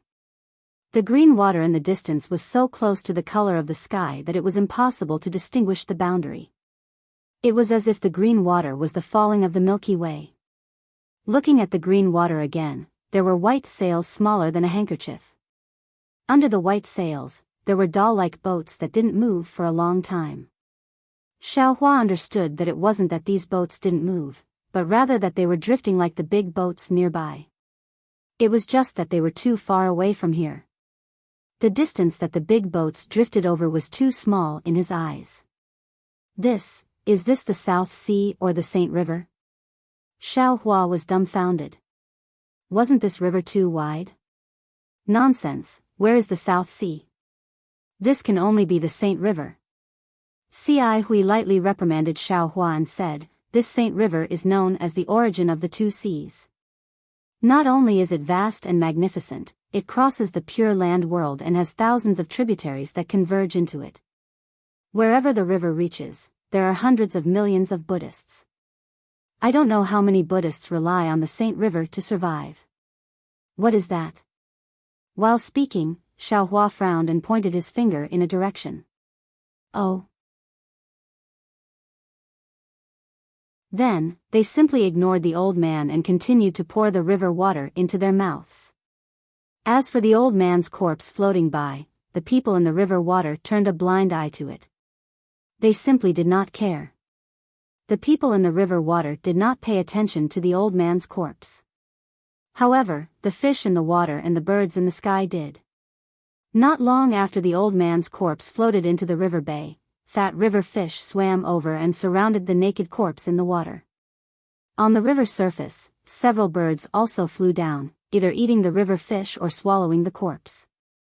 As for the old man's son on the river bank, not only did he not anxiously chase away the birds and fish, his face was instead filled with joy. These people, aren't they too crazy? Xiaohua looked at the inconceivable actions of the various people in the river bay and unconsciously became dumbstruck. He whispered. Amitabha. Ci Hui, however, acted as if this was a common occurrence. She chanted Buddha's name and laughed. What's so strange about this? Junior brother Tipu is a bit obsessed. Junior brother Tipu, don't you know? Although this Saint River has the title of a Confucian saint, our Buddhist sect has never planned to change its name. However, this great river that runs through the Pure Land world already has no name in the hearts of billions of Buddhist people. Whether it is called Saint River or Buddha River, in the hearts of Buddhist people, it is only a Buddha river. It is a river that is unique in the hearts of billions of Buddhist people. It is a river that is filled with the blessings of Buddha, a river that carries the past life, present life and future life of Buddhist people. Looking at Xiaohua's slightly frowning appearance, Ci Hui excitedly said. Junior brother Tipu, seeing this scene, could it be that you are not happy? Could it be that you don't feel that this is the eternal state of Buddha's light in our Pure Land world? Do you know that this great river is connected to the land of bliss in the hearts of Buddhist people? The origin of this river is the exit of the land of bliss. The destination of this river is the entrance of the land of bliss. Look at that newborn baby boy. After he was washed in this river, he received the blessings of Buddha. As for that old man who just passed away, he washed the dust of his life here. His dirty and smelly skin was left in the river, his clean soul flowed into the land of bliss along with the river.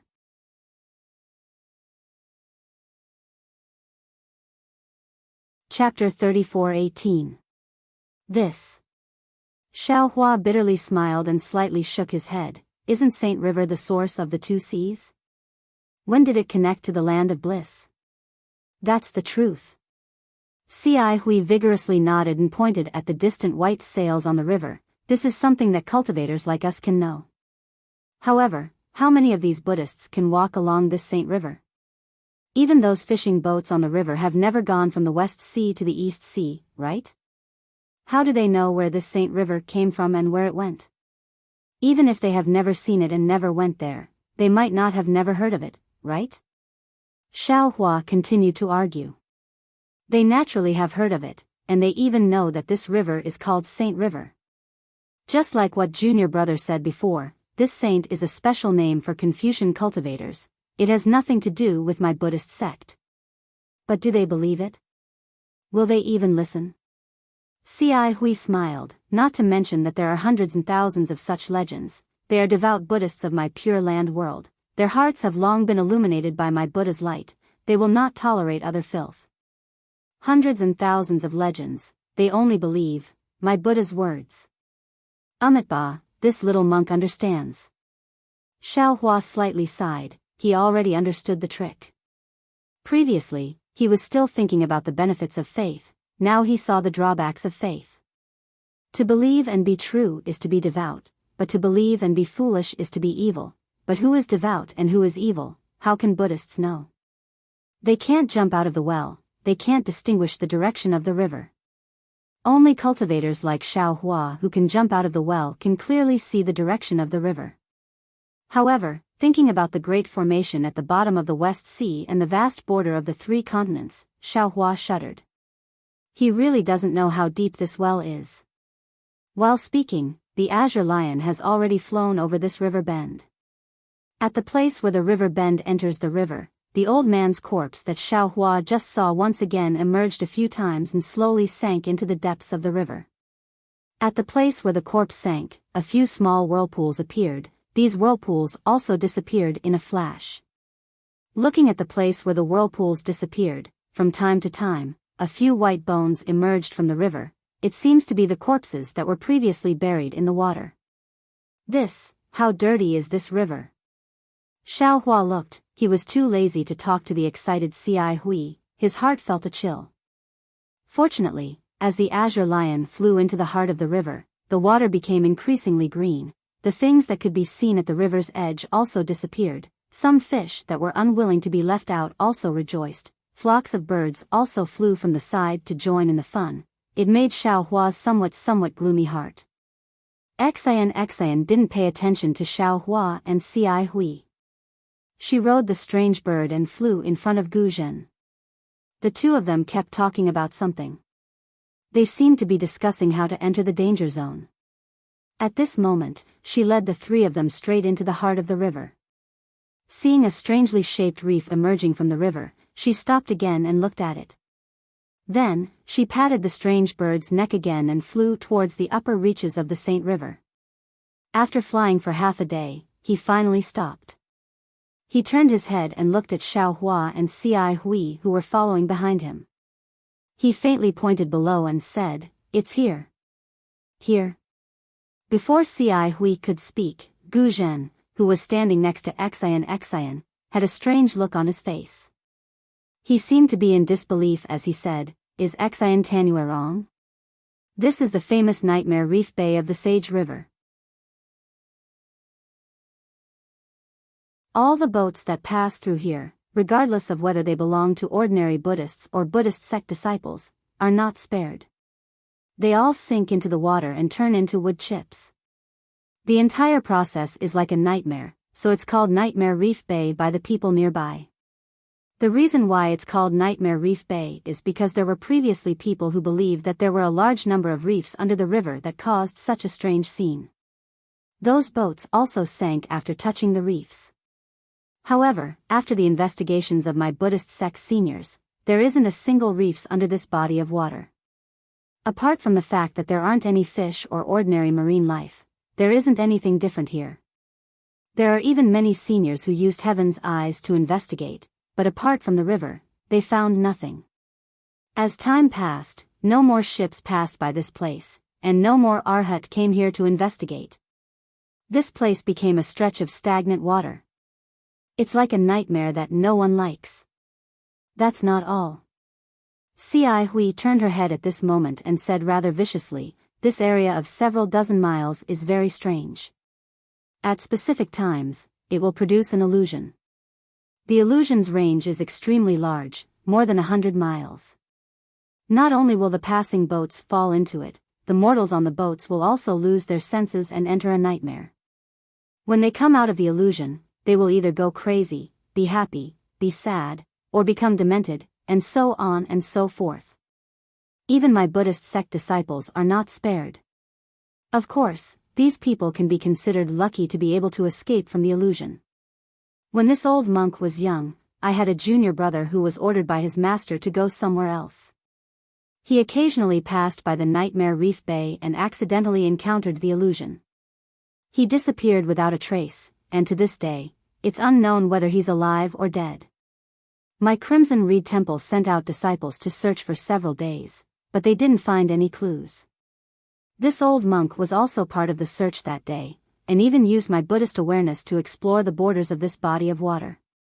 This old monk still clearly remembers the apprehension and uneasiness in my heart at that time, afraid that this body of water would suddenly unleash its power and suck me in. At this point, Cai Hui lowered her head and looked at the mouth-like vortexes below her.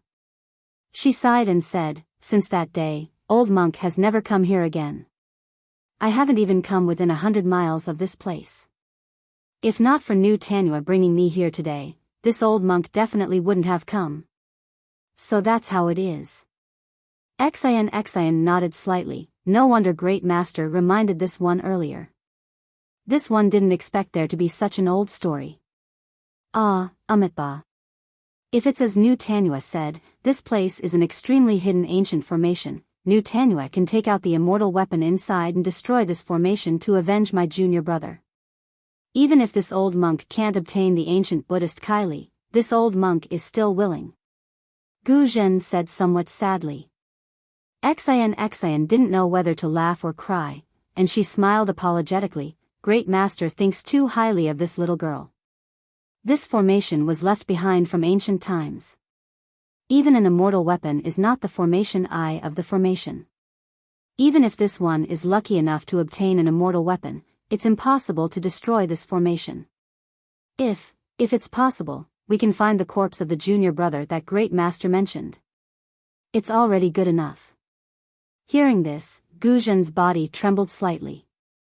He actually took a long breath, and then said with a wry smile, corpse.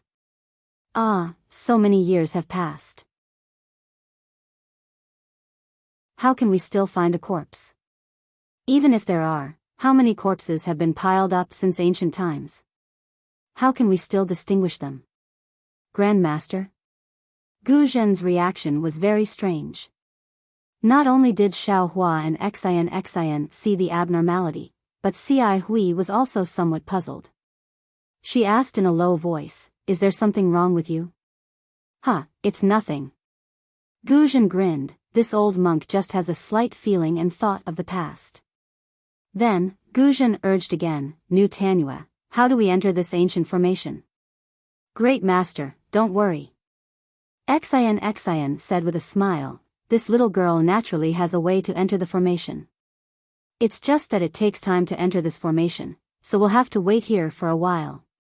Gu Zhen raised his thick white eyebrows and asked in a low voice, could it be that we have to wait for that illusion to appear?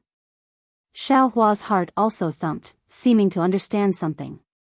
Fortunately, Xian hurriedly explained, Great Master, this little girl doesn't know whether the illusion of the Nightmare Reef Rock is related to the formation, but according to the records, entering the formation doesn't need to go through any illusion formation, but we still have to wait until dusk or sunset. Sunset? Hearing this, Xiao Hua and the other two involuntarily raised their heads. However, at this moment, the sky was covered with dark clouds. How could they see the sun? When the three people's puzzled gazes fell on Xian's face, she clapped her hands and took out an ink cloud pupil. She said with a wry smile, the situation inside is all in this ink cloud pupil, but there are some origin formation restrictions inside that others can't see.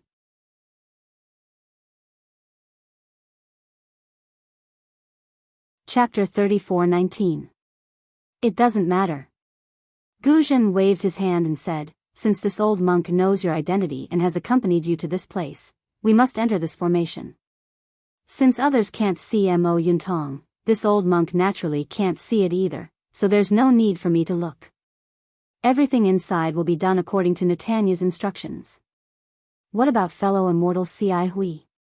Xian smiled and looked at Ci Hui. Ci Hui shrugged and answered very seriously, Netanya has held on to this Mo Yuntong for a long time, right? She seems to have never wanted this little monk to look at it. Since that's the case, why should this little monk look at it? Xiao Hua found Ci Hui's shrugging action very familiar. Isn't this what I often do? I don't know when monk Ci Hui secretly learned it from me.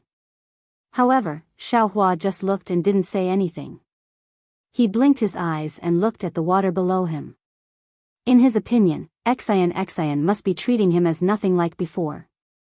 Little monk Ti Pu, unexpectedly, Xian raised her hand and held the Mo Yuntong in front of Xiao Hua's eyes. She smiled and said, do you want to take a look? Me? Xiao Hua was slightly stunned. He looked at Xian in disbelief and said, Benefactress still remembers this little monk. This little monk thought you wouldn't ask about it like before. How could that be? Everything before didn't involve entering the formation. Now that we're going to work together to enter the forbidden area, how can this one not ask for your opinion? Xian said seriously, although the result is the same as not being able to see it, this one still has to ask. My little monk master wants to take a look. From what benefactress said, Buddhist awareness can't see through this Mo Yuntong. Xiao Hua said with a smile. Xian frowned and said, that's right. This one already said it before. What if this little monk can see it? Xiao Hua stretched out his hand and was about to grab the Mo Yuntong in Xian's hand. Just as Xiao Hua expected, Xian didn't withdraw her hand and even stretched it forward a bit. She smiled and said, it's best if this little monk can see it, so that I won't have to say anything in the future and fellow immortal Ci Hui can rest assured. Xiao Hua withdrew his hand as soon as he touched Mo Yuntong.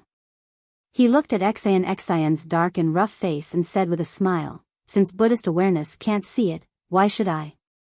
Even senior brother Ci Hui is at ease with you, so why can't this little monk be at ease? Why do I feel like this little monk doesn't trust me? Xian snorted and withdrew her hand. Ha, I've never met you before, benefactress. I've just shaved my head and entered Buddhism, but you've already tricked me into leaving the mountain. Who knows what you're up to? Xiao Hua placed his hands behind his back and laughed loudly. Now that we're about to enter the ancient array formation, what's wrong with this little monk asking a few more questions and probing a few more times? Don't tell me that I, the arhat of Buddhism, am someone who can be easily fooled? Cough cough. Without waiting for Xian to say anything, Ci Hui coughed twice and said in a low voice, Junior brother Pu, pay attention to your image. You are now a disciple of my Buddhist school. Speaking nonsense will damage your merit. Cough cough. Hearing Ci Hui's reminder, Xiao Hua couldn't help but cough. This was going deep into the ancient array formation. Their lives could be in danger at any time. According to Xiao Hua's knowledge, Ci Hui didn't seem to know Xian's origin and background. They were just friends. In that case. Xiao Hua waved his hand and said, Little Monk suggests that we treat this as a sightseeing tour. Little Monk will pretend that he didn't hear about this array formation. You and I will rest here for a while and look at the nearby scenery. Then we'll cup our hands and say goodbye. How about we go about our own business? Junior brother Pu, Ci Hui said with a smile, could it be that you didn't want to enter this array formation before? Aren't you interested in the ancient Buddha's fortune inside? Xiao Hua shrugged and said with a smile, Benefactor Xian said it well. Little Monk was originally here to join in the fun. If there was Master Fontain's magic tool, Little Monk wouldn't have come. Now that Master Gu Zhen is here, Little Monk's role as a Buddhist disciple is also gone. Little Monk has never been interested in treasure hunting. Little Monk came with Senior Brother just to listen to Senior Brother talk about Buddhism and enjoy it. Beside him, Gu Zhen looked at Xiao Hua and said in all seriousness, Little Monk, what you think makes sense.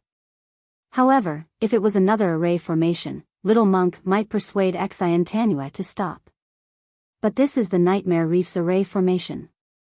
Even if Xian Tanua stops now, Little Monk will still try it. Why? Ci Hui wanted to persuade Xiao Hua, but when she heard Gu Zhen's words, she couldn't help but be stunned. Could it be that the junior brother mentioned by Master? Xian's face was green and red because of Xiao Hua's words. She was a little angry. Now her heart was moved and she said anxiously, could it be Master's? Yes. Gu Zhen raised his head and sighed. Looking at the gloomy clouds, a trace of tears actually flashed in the corner of his eyes. That junior brother of this old monk, is this old monk's younger brother. When Ci Hui said this, everyone's heart was heavy. Xiao Hua had already felt that this junior brother might have some connection with Gu Zhen, but he didn't expect them to be so close. When this old monk was young, my family was poor. Before my younger brother was born, my father passed away. This old monk was only 4 years old at that time. My impression of my father was very shallow. After father passed away, mother was the only one who took care of old Na and my younger brother. Life was extremely difficult. When old Na was 10 years old, our family encountered a rare flood. Even now, old Na can still clearly remember that day when the waves reached the sky.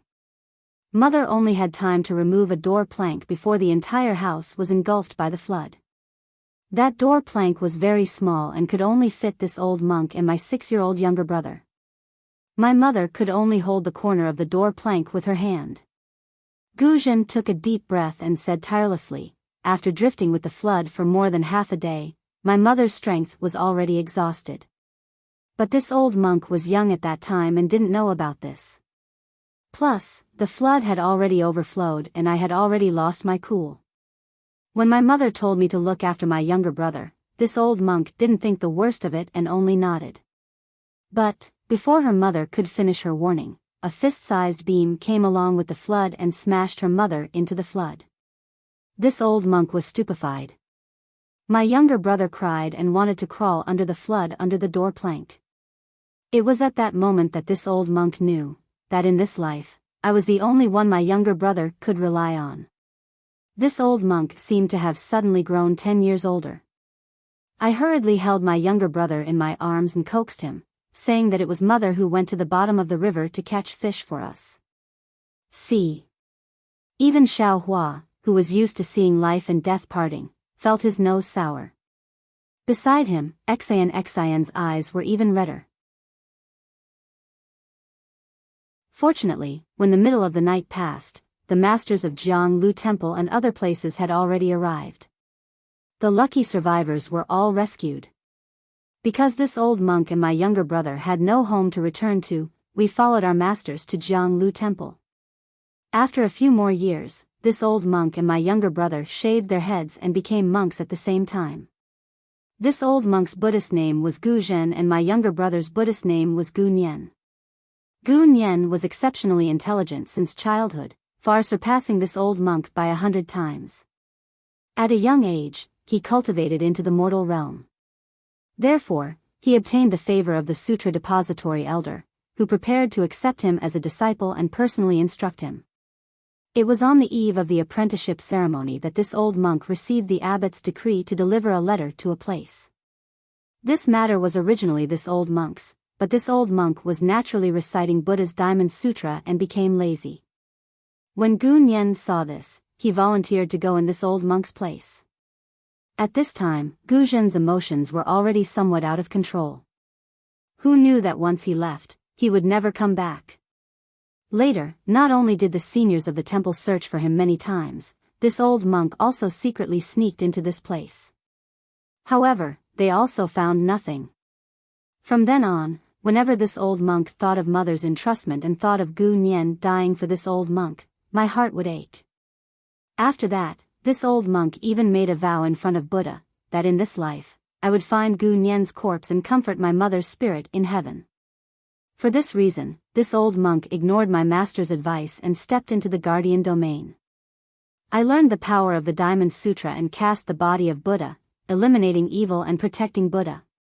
This is because I want to rely on my Buddhist divine ability to one day enter deep into the nightmare reef.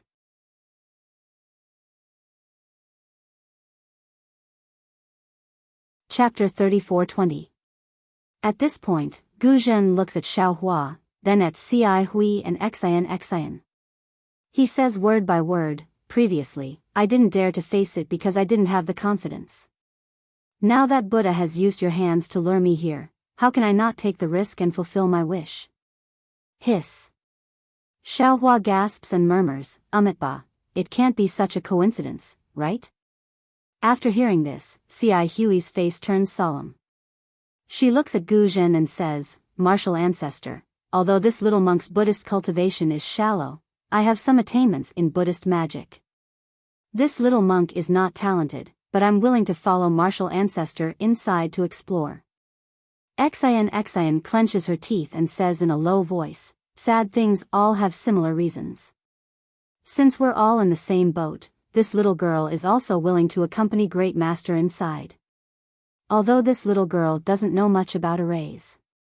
At this point, Xian suddenly realizes something. She turns to look at Xiao Hua and scolds, "Little monk. How dare you make fun of me?" Seeing that Xian scolds him without waiting for him to express his determination, Xiao Hua becomes furious. "Little girl, what do I have to make fun of you? If you want to go, then go. If you don't want to go, then don't go. Junior brother, pay attention to your manners. You're now a Buddhist disciple." Cai Hui hurriedly says, "Don't violate the precepts of anger and make Buddha unhappy. Who said that you have to understand the array thoroughly before entering? If Mo Yuntong explained the array clearly, then how could the immortal tool still be inside?" Xian stared at Xiao Hua and said, "Just like you said, if we can explain the details of the array clearly, then we'll be going on a sightseeing tour. It's because you don't want to go in, that's why you're accusing me." Hee hee. Xiao Hua smiles, showing his snow-white teeth. Xian's words are reasonable. As long as there's a danger zone, it's already good to have some information about it. How can you understand the situation of the danger zone in detail? The reason why Xiao Hua doesn't want to go in is that he doesn't want to be a shield for others. And now, Gu Zhen was determined to go in, for the sake of his heart, not for the sake of his long-cherished wish. Xiao Hua would definitely help such a kind person. Moreover, this was the Dao sect's formation. Even if Xiao Hua was not proficient in formations, he was still a genuine Dao sect disciple. With him around, wouldn't the three of them have a greater chance of survival? Seeing Xiao Hua smiling and not answering her question, Xian felt embarrassed. She stamped her feet in the air and said, "Little monk, are you going or not?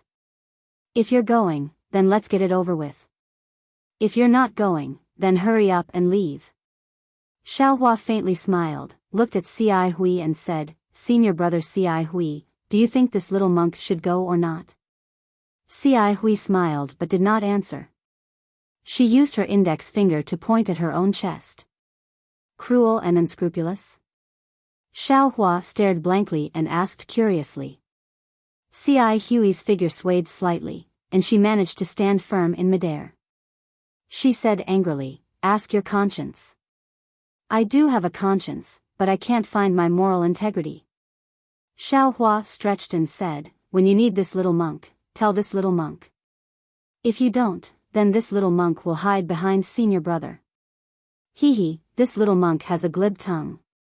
Why is he so similar to those pale-faced scholars of Confucian cultivation?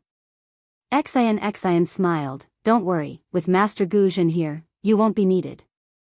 You can just follow along and watch the show." "I hope so." Xiao Hua shrunk his neck. Fellow immortal Cai Hui. Xian rolled her eyes at Xiao Hua, and said to Cai Hui, "This one remembers that you know Buddhism's heavenly feet, and your cultivation is quite amazing." It's not amazing, but since heavenly feet is called heart's desire, this little monk can go anywhere within 1,000 feet at will, in just a blink of an eye. Cai Hui nodded without reservation. This is also one of the main reasons why this one invited fellow immortal. Xian said, "The first stage of this array is the most difficult. The array will only open for a few breaths of time, and in this few breaths of time, the entire water area within a few miles will be sealed. If not for a special ability, it's impossible to enter. And as long as someone enters the array during this few breaths of time, the entrance of the array will stop. Of course, this period of time is also very short, but for us who are around the 4th grade of origin energy, it's nothing much." This little monk understands. Cai Hui nodded. This little monk is willing to take the lead and tear open the entrance of this array. Good, Xian nodded happily, and then explained to Cai Hui in detail for a while. The two of them didn't talk behind anyone's back, and they didn't transmit their voices, so Xiao Hua heard everything clearly. Although the situation described by Xian wasn't very clear, Xiao Hua already knew that this was definitely a Dao sex array. Xian's words weren't false, and he couldn't help but feel a bit sad. This time, this Xiao seems to have been forced to do something beyond his ability again. After Xian and Ci Hui's discussion, the three of them put away their mounts. Xian took out the ink cloud pupil, and placed it on her forehead to look for a moment, then released her origin energy, and searched within a few miles, and then brought the three of them to fly towards the east side of the thousands of whirlpools. Woo-woo. Just as the four of them were flying, suddenly, a loud whimpering sound rang out, and within a few miles, waves of ghostly wailing and wolf howling could be heard. Xiao Hua lowered his head to look, and the large and small whirlpools suddenly trembled rapidly. This was the source of the commotion, and the speed at which the spiritual chi of heaven and earth was absorbed increased. The hurricane formed by the spiritual chi of heaven and earth fell into the water, and when it rushed into the whirlpool, it condensed into a sound. Swoosh. Without waiting for the others to make a move, Xian stretched out her hand, and took out an emerald green handkerchief from her sleeve. With a shake of her hand, she threw it into the air. Clouds and mist gushed out from the handkerchief, and after absorbing the noble chi, it turned into a cloud that covered everyone's head, and immediately blocked the hurricane. Woo-woo. Woo-woo. Woo-woo. The whimpering sound in the water rose and fell one after another, like a frightening melody. The rhythm was like a tide that rushed into everyone's ears. Amitabha. Ci Hui chanted Buddha's name, and his hands formed the Akala seal. The Buddha's light emitted from his body, and also covered the four of them, and that frightening melody could no longer enter. Quickly look. Xian suddenly pointed with her hand, and cheerfully called out. Following the direction that Xian pointed, a trembling tornado gradually appeared in the thousands of whirlpools along with the melody. These tornadoes gradually gathered, and when they reached a height of 100 zhang, they suddenly whistled, like a wind dragon rushing to the western horizon. That hurricane was so big, first it was dozens of li, then it was hundreds of li. The spiritual chi of heaven and earth in this area was sucked into it, and it was like an unyielding wind dragon roaring as it rapidly expanded, and directly rushed into the thick clouds. Swoosh. The hurricane rushed into the clouds, and a hole of dozens of li in size appeared to be insignificant in the endless clouds. However, it was also very mysterious. From this insignificant hole in the clouds, a ray of light shot out, like an orange sword of light falling on Xiao Hua and the others, and sprinkled over the dozens of li of water around the nightmare reef. Xiao Hua narrowed his eyes and looked at the hole in the clouds. In the slanted horizon, there was a touch of the afterglow of the setting sun, and it was rather reluctant to part with the grayish-blue dusk. The ancient array is indeed extraordinary. Xiao Hua sighed slightly. He could also be considered a grandmaster array master, and when he saw the array open, his thoughts were different from others. If this Xiao was the one setting up the array, I really wouldn't know how to set up an array that corresponds to the time. However, when he thought of this, Xiao Hua's heart moved. Oh, perhaps this array doesn't pursue the details, it should be related to, right, it should be related to the power of the sun and moon. If this Xiao knew how to use the power of the sun, moon, and stars in an array, I think I can also set up such a mysterious array. While Xiao Hua was pondering, the ray of light that fell on the several li of water had a beautiful change. The orange ray of light first spread out on the water surface, and then it actually followed the ripples of the water and converged towards the thousands of whirlpools. When the rays of light entered the whirlpools, the entire water body let out a low roar, and the water surface gradually rose. However, it rose by more than 3 inches. The thousands of whirlpools suddenly froze, and the orange ray of light also froze, like thousands of morning stars. This freezing only lasted for an instant, and then all the whirlpools suddenly reversed, and the rays of light within the whirlpools rushed out, rapidly swaying within several li. Every ray of light formed a palm-sized light shadow in the air, and the thousands of light shadows swayed in confusion, as if they were dancing with a group of demons, and it was even more bizarre. This. Xiao Hua's gaze swept over, and his eyes flashed with confusion.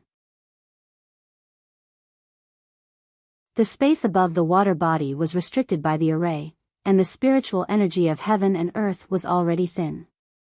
These flashing lights didn't cause any fluctuations, and he really didn't understand how to open the array. Fellow Immortal Ci Hui, at this moment, Xian's voice was filled with excitement, and she hurriedly said, "The ancient array has restricted divine sense, and has very little effect on Buddhist sense. In particular, there is no spiritual energy of heaven and earth here, and even the noble chi is a restriction, so your Buddhist divine ability is also very little affected. If you see a door appear in this light shadow, it's a door. As for what the door looks like, and where it appears, according to the records, it's not fixed. Just as we've discussed before, fellow Immortal can immediately use the heart intent technique to enter." Okay. Ci Hui had already released her Buddhist sense, and her eyes were also unblinkingly staring at the light shadow swaying irregularly in the sky above the water body. She didn't dare to be negligent in the slightest, and only answered casually. Seeing Ci Hui, Xian, and Gu Zhen all staring at the light shadow in the sky, Xiaohua frowned, but his eyes were fixed on the whirlpools above the water. After all, he was a formation grandmaster, and he knew that the changes of light-shadow came from the whirlpools. Tracing back to the source, if he wanted to find the pattern of the changes of light-shadow, he still had to look at the whirlpools. Moreover, if the three of them were looking at the light-shadow in the sky, Xiaohua wouldn't be delayed by looking at the side alone.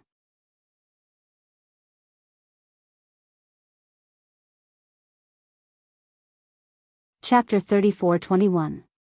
After looking at it for a moment, Xiaohua's eyes became a little dizzy. Those vortexes were spinning rapidly. Anyone who looked at them for a long time would feel dizzy. Damn it, Xiaohua shook his head and closed his eyes, but there seemed to be more than a dozen vortexes in front of him.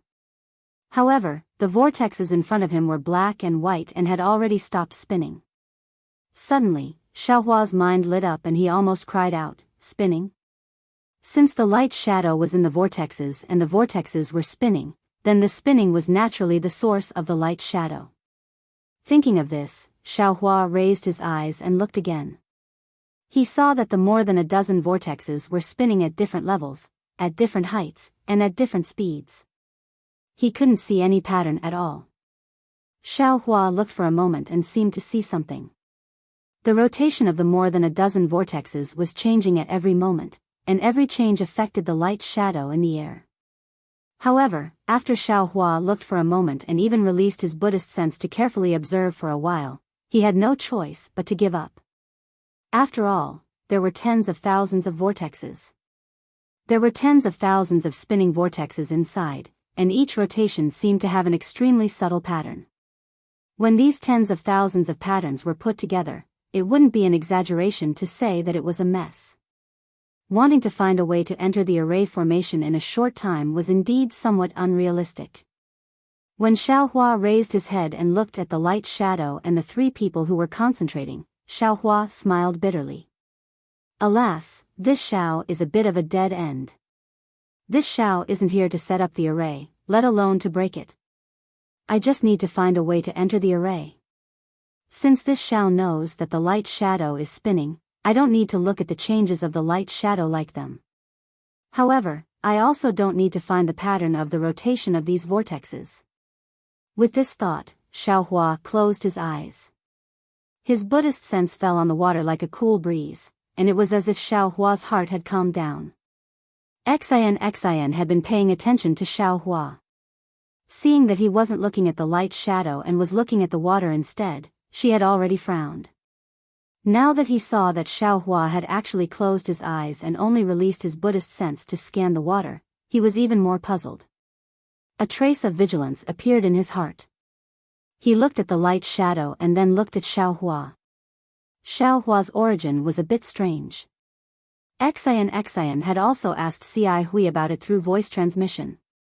Although Ci Hui had never seen Xiaohua use Buddhist supernatural powers, based on Xiaohua's Buddhist awareness alone, Ci Hui knew that Xiaohua's Buddhist supernatural powers might not be inferior to hers. This kind of person with an unknown origin and uncontrollable cultivation base was not a good choice to travel with them. However, Ci Hui had also sensed Xiaohua's deep roots of wisdom through the debate of Buddhist principles. He was not the kind of evil person that Xian thought he was. That was why she insisted on bringing Xiao Hua along.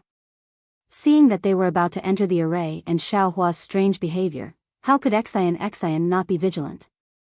Senior brother Ci Hui, you have to be careful.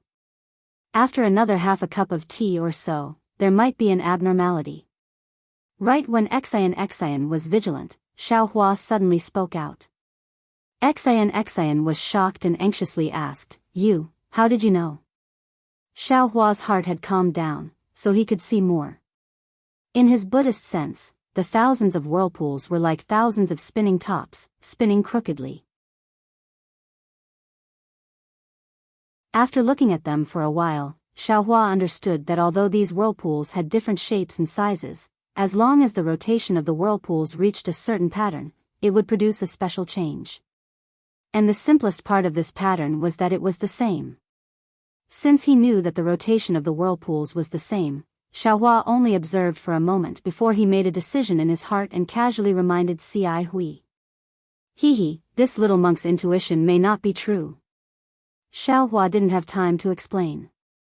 Moreover, he didn't know whether what he said was correct or not, so he vaguely replied.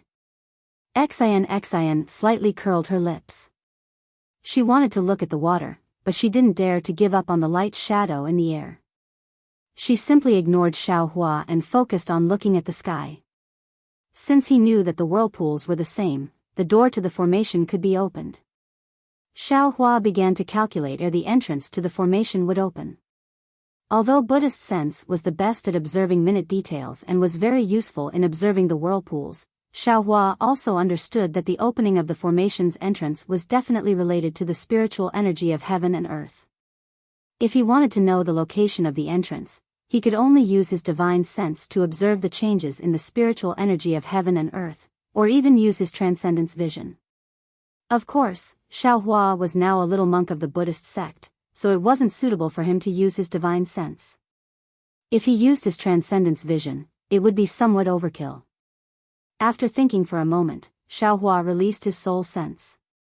Sure enough, after scanning with his soul sense, Xiao Hua understood that the spiritual energy of heaven and earth above the water had been confined. Looking at the thousands of whirlpools, he saw spiritual energy of different sizes. However, these spiritual energies were condensed into threads, directly coming out from the center of the whirlpools. They wantonly swayed in the air like thousands of branches, messy and disorderly. The time it took to drink half a cup of tea quickly passed.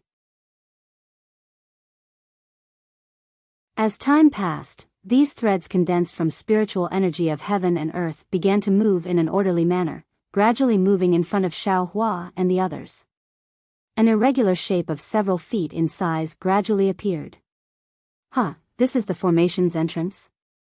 Xiao Hua was overjoyed. Just as he was about to open his mouth to warn them, he suddenly froze, a layer of cold sweat appearing on his back. No.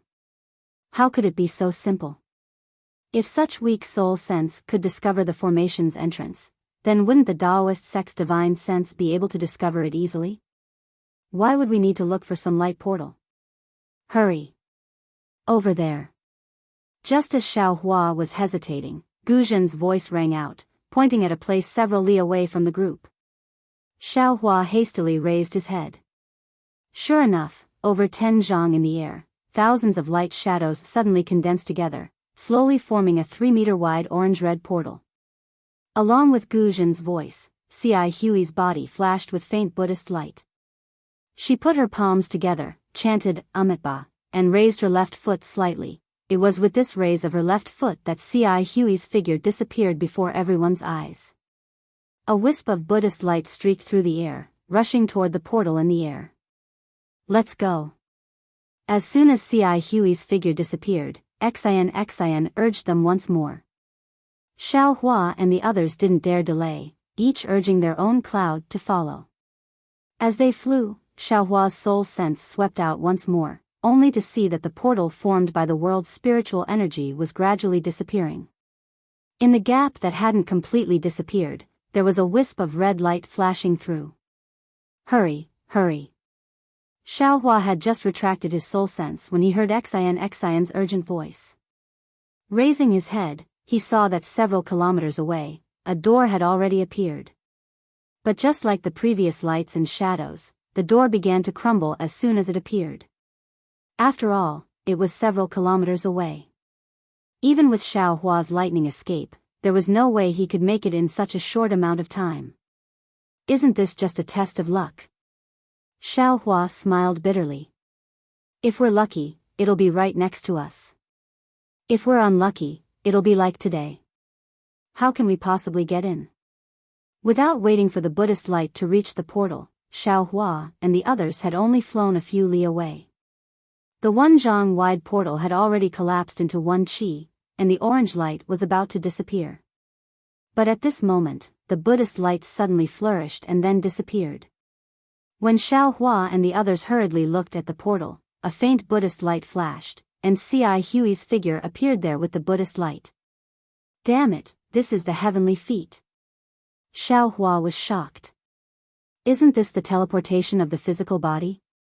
That's right, nascent soul teleportation is a divine ability of nascent soul cultivators, and only nascent soul cultivators can teleport.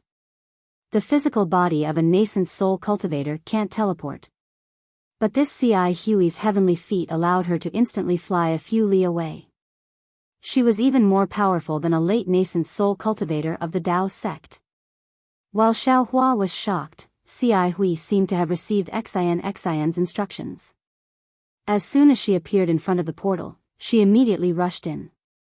Fortunately, although the portal was only 1 qi wide, Hui had the appearance of a child and her figure was also short, so it was easy for her to enter.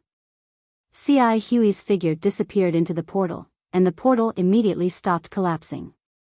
However, the light around the portal was still shaking with all its might, as if a shabby wooden door was trembling in the wind and would collapse at any moment. Good.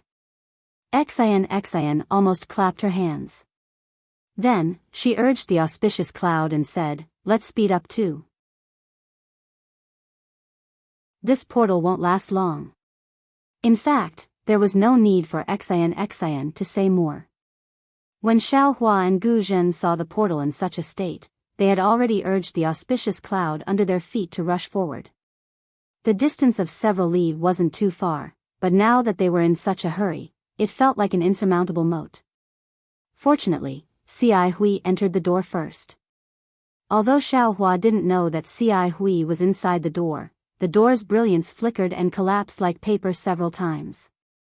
However, every time, it would stand up straight as if it had been reignited from the ashes, waiting for Xian to arrive first. Xian didn't stop at all. She turned her head and called out, "Master Gu Zhen, I'll go in first. You can come in when you arrive." Without waiting for Gu Zhen to speak, Xian plunged into the small portal and disappeared with a flash of green energy. Xiaohua didn't fly very fast. He followed Gu Zhen. When the two arrived in front of the portal, Xiaohua looked at the small and twisted portal, then looked at Gu Zhen's tall figure and said with a wry smile, "Master, how do we go in? What's so difficult about that?" Gu Zhen laughed and chanted the name of Buddha. Amitabha. As Gu Zhen's voice fell, Gu Zhen's body also flashed with a faint Buddhist light. Without any sound, Gu Zhen's figure slowly shrank. He lifted his foot and walked towards the portal. Step by step, Master Gu Zhen actually turned into a 1 qi tall human figure and walked in safely. Everyone has their own tricks. At this moment, Xiaohua also sighed with emotion at the wonders of the Buddhist sect's methods. The bones in his body made a slight sound. His figure shrank a little and he also rushed into the portal. As Xiaohua entered, the portal finally couldn't hold on anymore. It twisted a few times and turned into pieces of inexplicable orange-red light and shadow that scattered in the air. Of course, the orange-red light and shadow didn't last for long. In a moment, the thick clouds in the sky closed and darkness enveloped the water region. The waves in the water region retreated and the whirlpool rotated again. Whimpers like the cries of ghosts filled the dark night sky again.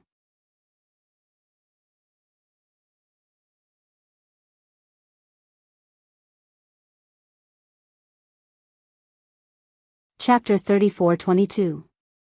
Swish. With a sound of water, Xiaohua's mouth and nose are suddenly flooded with ice-cold river water. It's like he's plunging into a saint river. Xiaohua wants to use the water avoidance art without hesitation, but just as the true essence in his meridians is surging, the river water in front of him instantly disappears. Not far away, Xian is holding a goose egg-sized bead in her hand. That bead is emitting a blue brilliance, blocking the river water within 100 feet. It's a water avoidance bead. Standing on the left side of Xian is Gu Zhen, whose body has transformed into the size of an ordinary person. Sitting on the right side of Xian is Ci Hui, whose face is dark red. On the contrary, Xian's gaze falls on Xiaohua. Her eyes flash with a pensive expression. She says faintly, "Little monk, I have to thank you. If not for you being able to accurately predict the formation door's appearance, we wouldn't have been able to enter this place even with immortal friend Ci Hui's heart's fulfillment art." "Hee, it's nothing," Xiaohua says half-heartedly. Looking left and right at the river water outside the water avoidance bead, he says with a smile, "I only had a slight feeling, that's all. Everything is because of senior brother Ci Hui. If not for his heart's fulfillment art, how could we have entered? Senior brother Ci Hui's contribution is naturally great, but, if not for your reminder, we wouldn't have been able to concentrate on finding the door in advance." Xian stares at Xiaohua and says again. At this moment, Ci Hui also opens his eyes and says with a forced smile, "Indeed, when junior brother Di Pu reminded me, I already activated my mental force and prepared myself. Junior brother's reminder is the finishing touch." Xiaohua looks Xian up and down. He says with a smile, "I've always felt that I'm a burden. Being able to lend senior brother a hand today, my heart naturally feels at ease. There's no need to mention anything about claiming credit.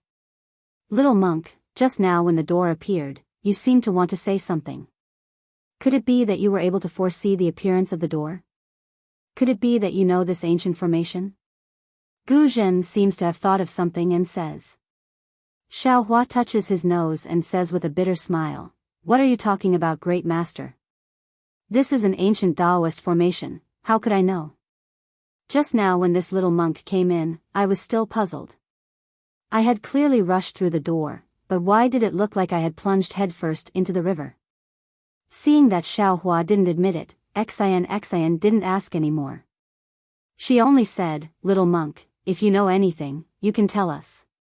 We are now one body, we must advance and retreat together. Don't hide anything." Yes, I understand." Xiaohua nodded his head like a chick pecking rice. "For this little monk's own life, this little monk will also tell you everything he knows." Xian snorted coldly, then reached out her hand and took out a jade box. She turned to Ci Hui and asked, "Fellow immortal Ci Hui, are you done resting? We don't have much time, so we need to hurry." Ci Hui slowly got up and nodded. "Xian Tanua, don't worry. I am fine now." Ci Hui, fly behind this old monk. Gu Zhen looks at the water curtain on the left. Outside the water curtain, there are some strange swimming fishes and some grayish-black seaweed. There are no bones to be seen. He doesn't know whether to be happy or sad, so he says in a deep voice, "You rashly used the relic's psychokinesis, shaking the relic's foundation. You should use more heart to nourish it, it's not good to use psychokinesis again." "Yes, thank you, martial ancestor." Ci Hui slightly nods, the Buddhist light around her body flickers. She should be following the instructions to cast the spell. "New Tanua, where do we fly to next?" Gu Zhen asks Xian again. Xian says with confidence, "Great master, don't worry.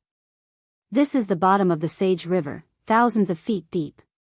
We are surrounded by river water, so it's hard to determine our direction. Although we have the water avoidance pearl, we can't fly at will. Once we touch the formation's restriction, we can't go forward anymore. I have a secret talisman of the Taoist gate here, it's time to use it." Amitba, then I'll have to trouble New Tanua. Gu Zhen puts his palms together and stands to the side.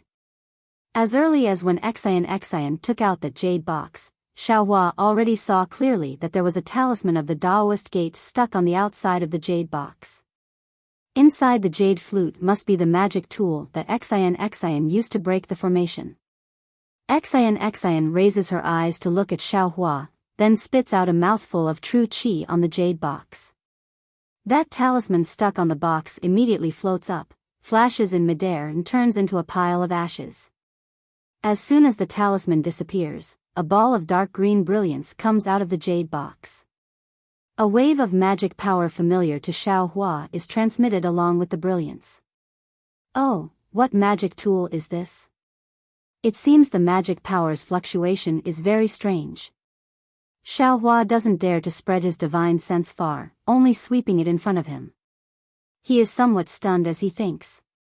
Xian then raises her hand and opens the lid of the jade box. A 2 fingers wide and 4 fingers long flat jade flies out of the jade box. Jade talisman? A kind of surprise flashes in Xiaohua's eyes. This kind of jade talisman is rarely seen in the Dawn Rain continent ere the Daoist gate is flourishing. How can it appear in the Buddhist gate's nirvana world? What is the origin of this Xian?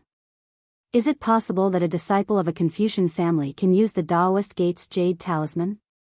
Sure enough, Xian opens her mouth and spits out another ball of true qi. This true qi is different from before. When it lands in the air, it immediately takes the shape of a sword. Xian's left hand grabs the air as if she is holding the flying sword. Then, as if she is forming a seal, that flying sword rapidly moves in midair. Go! Xian lightly reprimands. The true qi condensed into a flying sword suddenly explodes. The true qi rushes into the seal that was drawn on the flying sword before. Xian pushes her hand again. That true qi hits the jade talisman in midair. Crack, crack, crack. A burst of chaotic sounds, that jade talisman explodes like a blossoming emerald flower.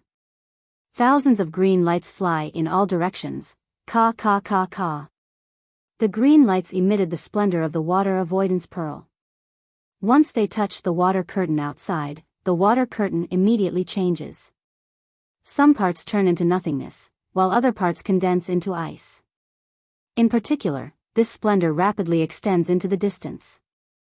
A beautiful ice palace unexpectedly appears in front of Xiaohua and the others. This. Not to mention Xiaohua's surprise, even Cai Hui and Gu Zhen, who have already discussed this beforehand, look at the ice palace that suddenly appears in disbelief. They are speechless. This is the ancient Daoist gate's ice condensing talisman. Unexpectedly, Xian blinked her eyes mischievously and explained in a somewhat showy manner. Mo Yuntong mentioned that the channel of this magic formation is condensed by the water-based qi of heaven and earth.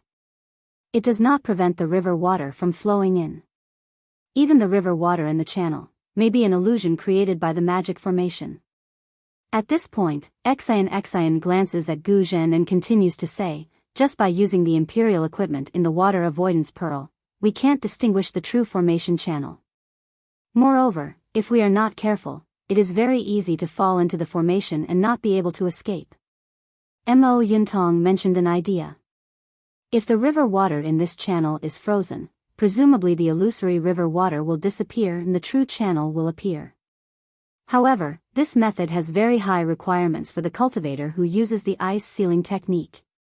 Not only must they have enough Dharma power, but they must also control the technique to the smallest detail and not touch the formation. Coincidentally, I have seen a Daoist gate's ice sealing talisman. This thing itself is a water-type talisman. It is of the same origin as the formation in this river. Therefore, I don't need to know any ice sealing technique, I only need to use this talisman. Even more coincidentally, Xiaohua can't help but say, Benefactress also knows how to use the Daoist gate's talisman with Confucian cultivation's true qi. Say, how can things in this world be so coincidental? It really is. Xian smiled proudly and pointed to the depths of the ice palace. It's such a coincidence. Now, we only need to fly inside and not touch the walls of the passage, and we will be able to find the trace of the immortal artifact. Alas, Xian Tanua is indeed well prepared. Ci Hui sighs again. If it was someone else, even if they came in, they would have to touch the formation's restriction sooner or later. Let's go. It seems to be very big inside. My true chi has already been suppressed. Your Buddhist senses can't go very far, right? We still have a long way to go. Xian flies up first. She has already put away the water avoidance pearl, but still holds the flexible sword in her hand. Seeing Xian fly up, Guzhen glanced at Ci Hui and followed behind without saying anything. Ci Hui smiled and said to Xiao Hua, "Thank you, junior brother Tip, for covering the rear for us. It's no problem. This is the safest place. This little monk can't ask for more." Xiao Hua raises his hand and asks Ci Hui to fly first. The four people fly up, with Xiao Hua at the back. He tries to release his Buddhist senses. Sure enough, it is extremely suppressed and can't go more than 10 feet. Moreover, the formation channels in the four walls also block his Buddhist senses, so it can't go out at all. But fortunately, Xiao Hua feels that his soul sense is not suppressed too much. If it can go very far. These are bones. Not long after flying out, Xiao Hua is trying to use his soul sense. In front of him, Xian calls out with some hesitation. Xiao Hua looks up. On the ice channel several feet away, there is an area densely packed with hundreds and thousands of bones. These bones are already scattered. It is impossible to tell what kind of bones they are. Moreover, the size of the bones is also different. Some are half a foot long, some are several feet long. They are obviously not human bones. Alas, Amitba. Guzhen's slightly sorrowful voice rises. Thank you for the reminder. This old monk has already seen it. Although this old monk is already prepared, when faced with these bones, my heart is complicated. This formation must be the skeleton of my younger brother. This formation is so miraculous. With this old monk's current cultivation, this old monk can't deal with it. How can he escape at that time? Forget it.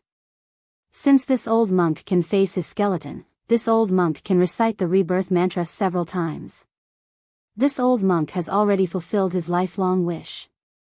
After saying that, Guzhen sits cross-legged in front of the ice wall formed by the bones. He puts his palms together and devoutly recites the rebirth mantra. Strands of elemental energy are sent into the ice wall along with Guzhen's chanting. Unfortunately, the ice wall has no reaction at all. It is like a clay ox entering the sea.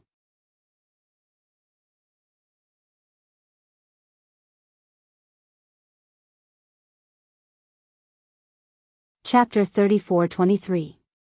When a drop of crystal-clear tear flowed out of Guzhen's left eye, it slowly slid across his slightly rough face and condensed on his chin. Xiao Hua's suspicion in his heart completely disappeared. Xiao Hua really didn't dare to believe that a Buddhist disciple who practiced Dharma protector, Hanju, was a typical example. Guzhen revealed his true feelings. His so-called story of his brother's disappearance should be true, then his purpose of entering the formation should be normal. Guzhen's chanting was gentle and sad, far from the chanting of an ordinary monk. Xian and Ci Hui also felt sad in their hearts, standing there silently. Xian didn't urge Guzhen to hurry up, but from time to time, she looked at the ice wall covered with white bones. She knew that the ice wall must be the water curtain of the formation before it was frozen. These white bones didn't rush into the Saint River but stayed in the water curtain, so they must be imprisoned. She was afraid that Guzhen's psyche power would touch these white bones and trigger the restriction. Fortunately, after half an hour, Guzhen's voice gradually stopped, and the ice near the white bones didn't change at all. Only then did Xian let out a long breath. At the same time, Guzhen also let out a sigh of relief. After Guzhen finished chanting the rebirth mantra, he stood up and chanted Ba 9 times in a row, as if he had put down a heavy burden. His eyes, which were full of killing intent before, also had a trace of vitality. Seeing this, Xian said with a smile, "Congratulations, Master Guzhen, for untangling the knot in your heart. Thank you, Xian Tanua, for fulfilling my wish." Guzhen hurriedly tidied his monk robe, put his palms together and bowed solemnly. "If I didn't meet you, I don't know when I could be free." "This is Buddha's mercy," Xian said with a smile. "Master, you have contributed a lot to Buddhism. Buddha saw that you were burdened by the knot in your heart, so he pointed out the supreme path for you, but it has nothing to do with me. Heavenly flowers with others, lingering fragrance in my hand." Ci Hui also said with a smile, "Buddha used Tanua to help Guzhen become Grandmaster Guzhen. Tanua also has boundless merit." I don't dare," Xian replied. "If Master Guzhen has nothing else to do, can we move on?" Let's go." Guzhen said with a relaxed smile, "I'm fine. In the future, I will listen to Tanua's instructions." "Good." Xian controlled the auspicious cloud beneath her feet and continued to lead the way. Guzhen glanced at Baigu again before following closely behind. The ice cave's passageway was similar to ordinary mountain paths, and was even more difficult to distinguish than mountain paths. After Xiaohua and the others flew forward for half an incense stick's worth of time, many forks appeared.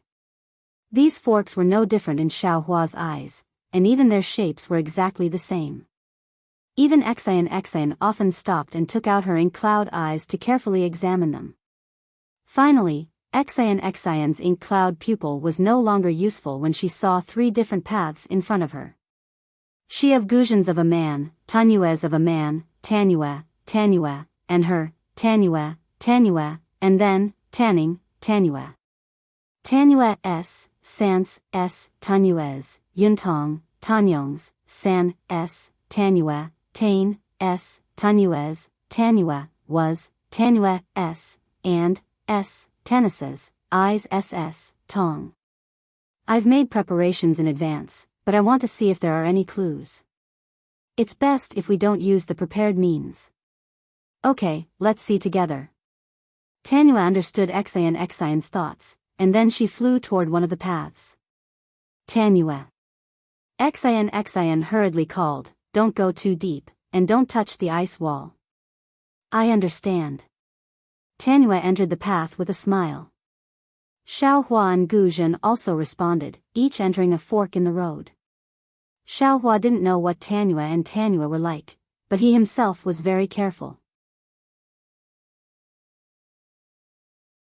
After flying for hundreds of feet, another 4 paths appeared in front of him. Xiaohua immediately stopped flying. This was not the void, and he didn't dare to wander around.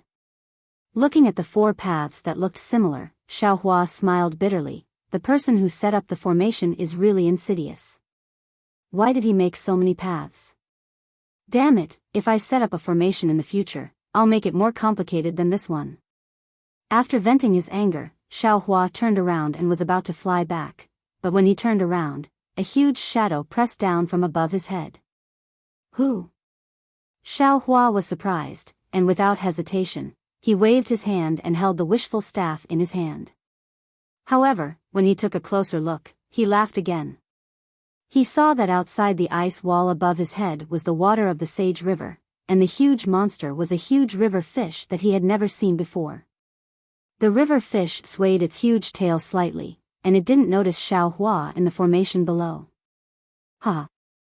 Xiaohua looked at the river fish's leisurely appearance, smiled slightly, put away the wishful staff, and continued to fly back.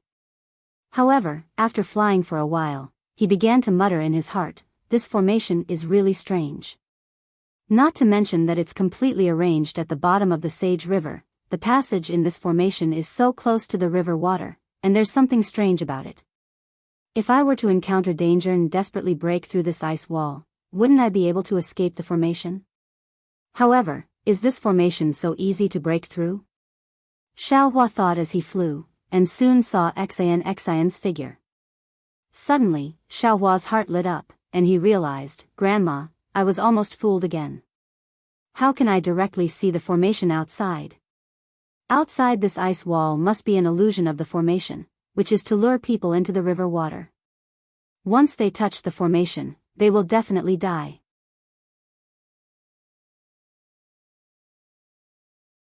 Alas, thanks to Xian's frozen talisman. Right, speaking of the frozen talisman, this jade talisman is really powerful, even stronger than my fire talisman. I just don't know if the Xian family has a refining method. Little monk. When Xiaohua's heart was filled with greed, Xian raised her voice. Have you found a way out? No. Xiaohua smiled and shook his head. This little monk's luck has always been bad. I only encountered 4 forks and turned back, not daring to go forward. It's already good.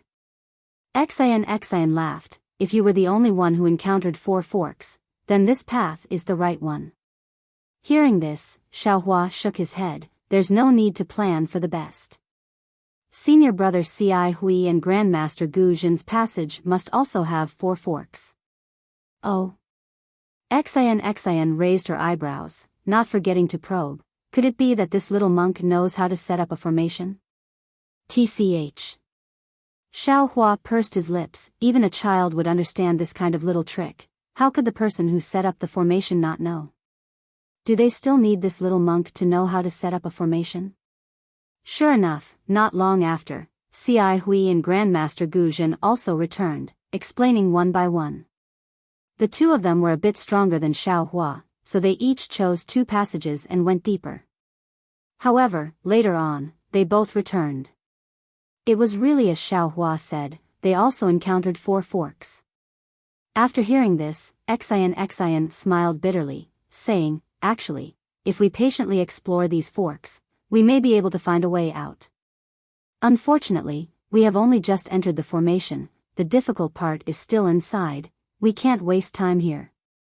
As she spoke, she reached out and took out a purple object that was only 3 inches long.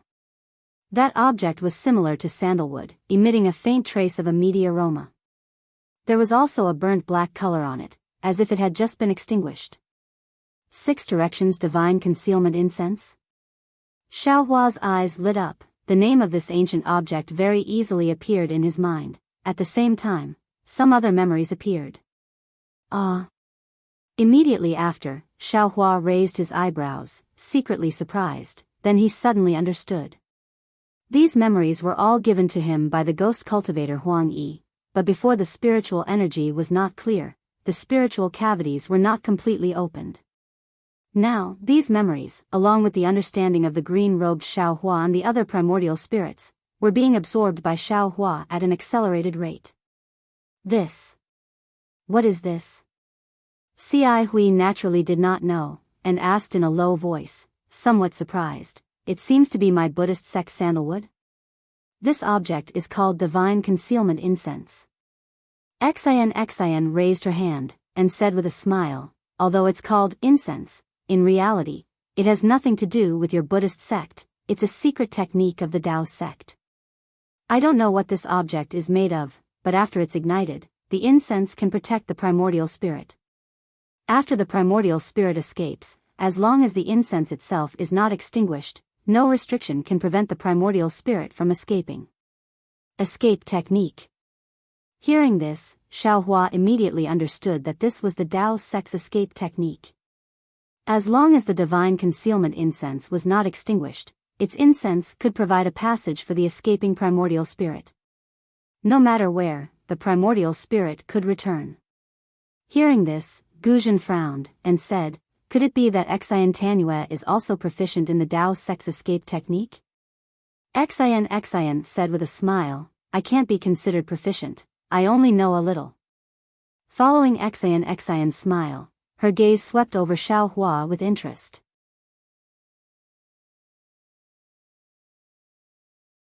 Damn it. Instantly, Xiaohua wanted to stomp his feet. Is there a need? If you can understand the Tao sect's magic, why can't this young master understand it? Although this young master is a Buddhist sect disciple, isn't it better to learn from others? You can't just let the state officials set fires and not let the common people light lamps, right?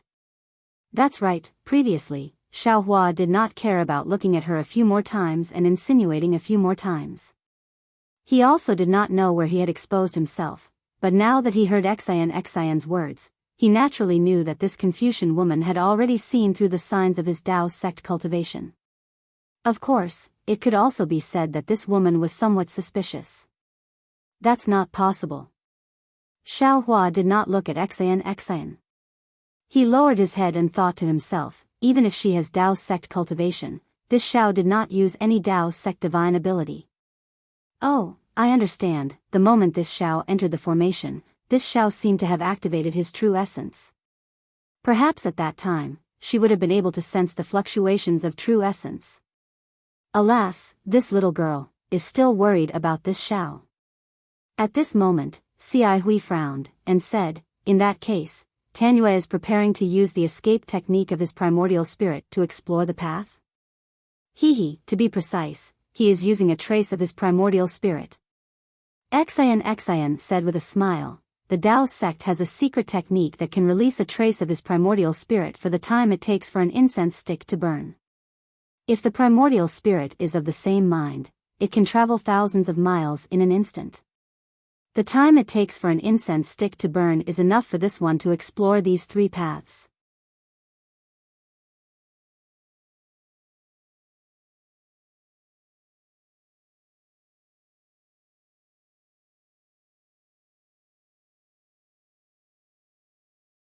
Chapter 34-24. Xian Tanyue, be careful. Cai Hui didn't quite understand and only instructed. Xian opened her mouth and spat out a mouthful of true qi onto the incense. The tip of the incense flashed brilliantly and ignited. A faint wisp of smoke shot straight into the air. Grandmaster Gu Zhen, please protect this little girl. Xian's cherry lips parted slightly. She immediately sat down in the air and formed a spell that Xiao Hua was unfamiliar with. Her eyes were tightly shut. Hearing this, Gu Zhen waved his hand and placed the huge demon subduing pestle in front of his chest. His eyes widened and he vigilantly patrolled the surroundings. Xiao Hua didn't open his transcendence vision so he couldn't see anything. He only saw that the incense suddenly split into three and rushed straight into the three forks. Then, the entire passage was filled with a faint smell of meat. Oh! Xian actually split into three primordial spirits? Xiao Hua's eyes brightened. This guy is from a scholarly family. How does he know so many Taoist secret techniques? Even this young master doesn't know this secret technique. Just as Xiao Hua was filled with envy, jealousy, and hatred, a beastly roar came from the left side of the tunnel. Soon after, the entire frozen tunnel shook. Looking at Xian, who was sitting cross-legged, a strand of golden true energy rushed out from the top of her head. In an instant, it completely protected her. The part of her face that was not covered by the true energy turned dark red. Not good. Gu Zhen hurriedly said, I'm afraid Xian Tanyue's primordial spirit is in danger. Just as he was speaking, the fragrance of the incense grew stronger. A gust of wind blew out from the other two passages and rushed in front of Xian, extinguishing the incense in an instant. Let's go. At the same time the incense was extinguished, Xian opened her eyes. Her eyes were filled with fear. Without waiting for her to stand up, auspicious clouds immediately appeared below her and carried her towards the passage that Xiao Hua just explored. There's an essence-devouring demonic beast in that passage. Hearing the name of an essence-devouring demonic beast, Gu Zhen's expression changed. He waved the demon-subduing pestle in his hand and flew with Xian. Xiao Hua accompanied Cai Hui and followed behind. At this time, Xian Shinrua was also familiar with the path in front. Encountering a fork, she didn't hesitate.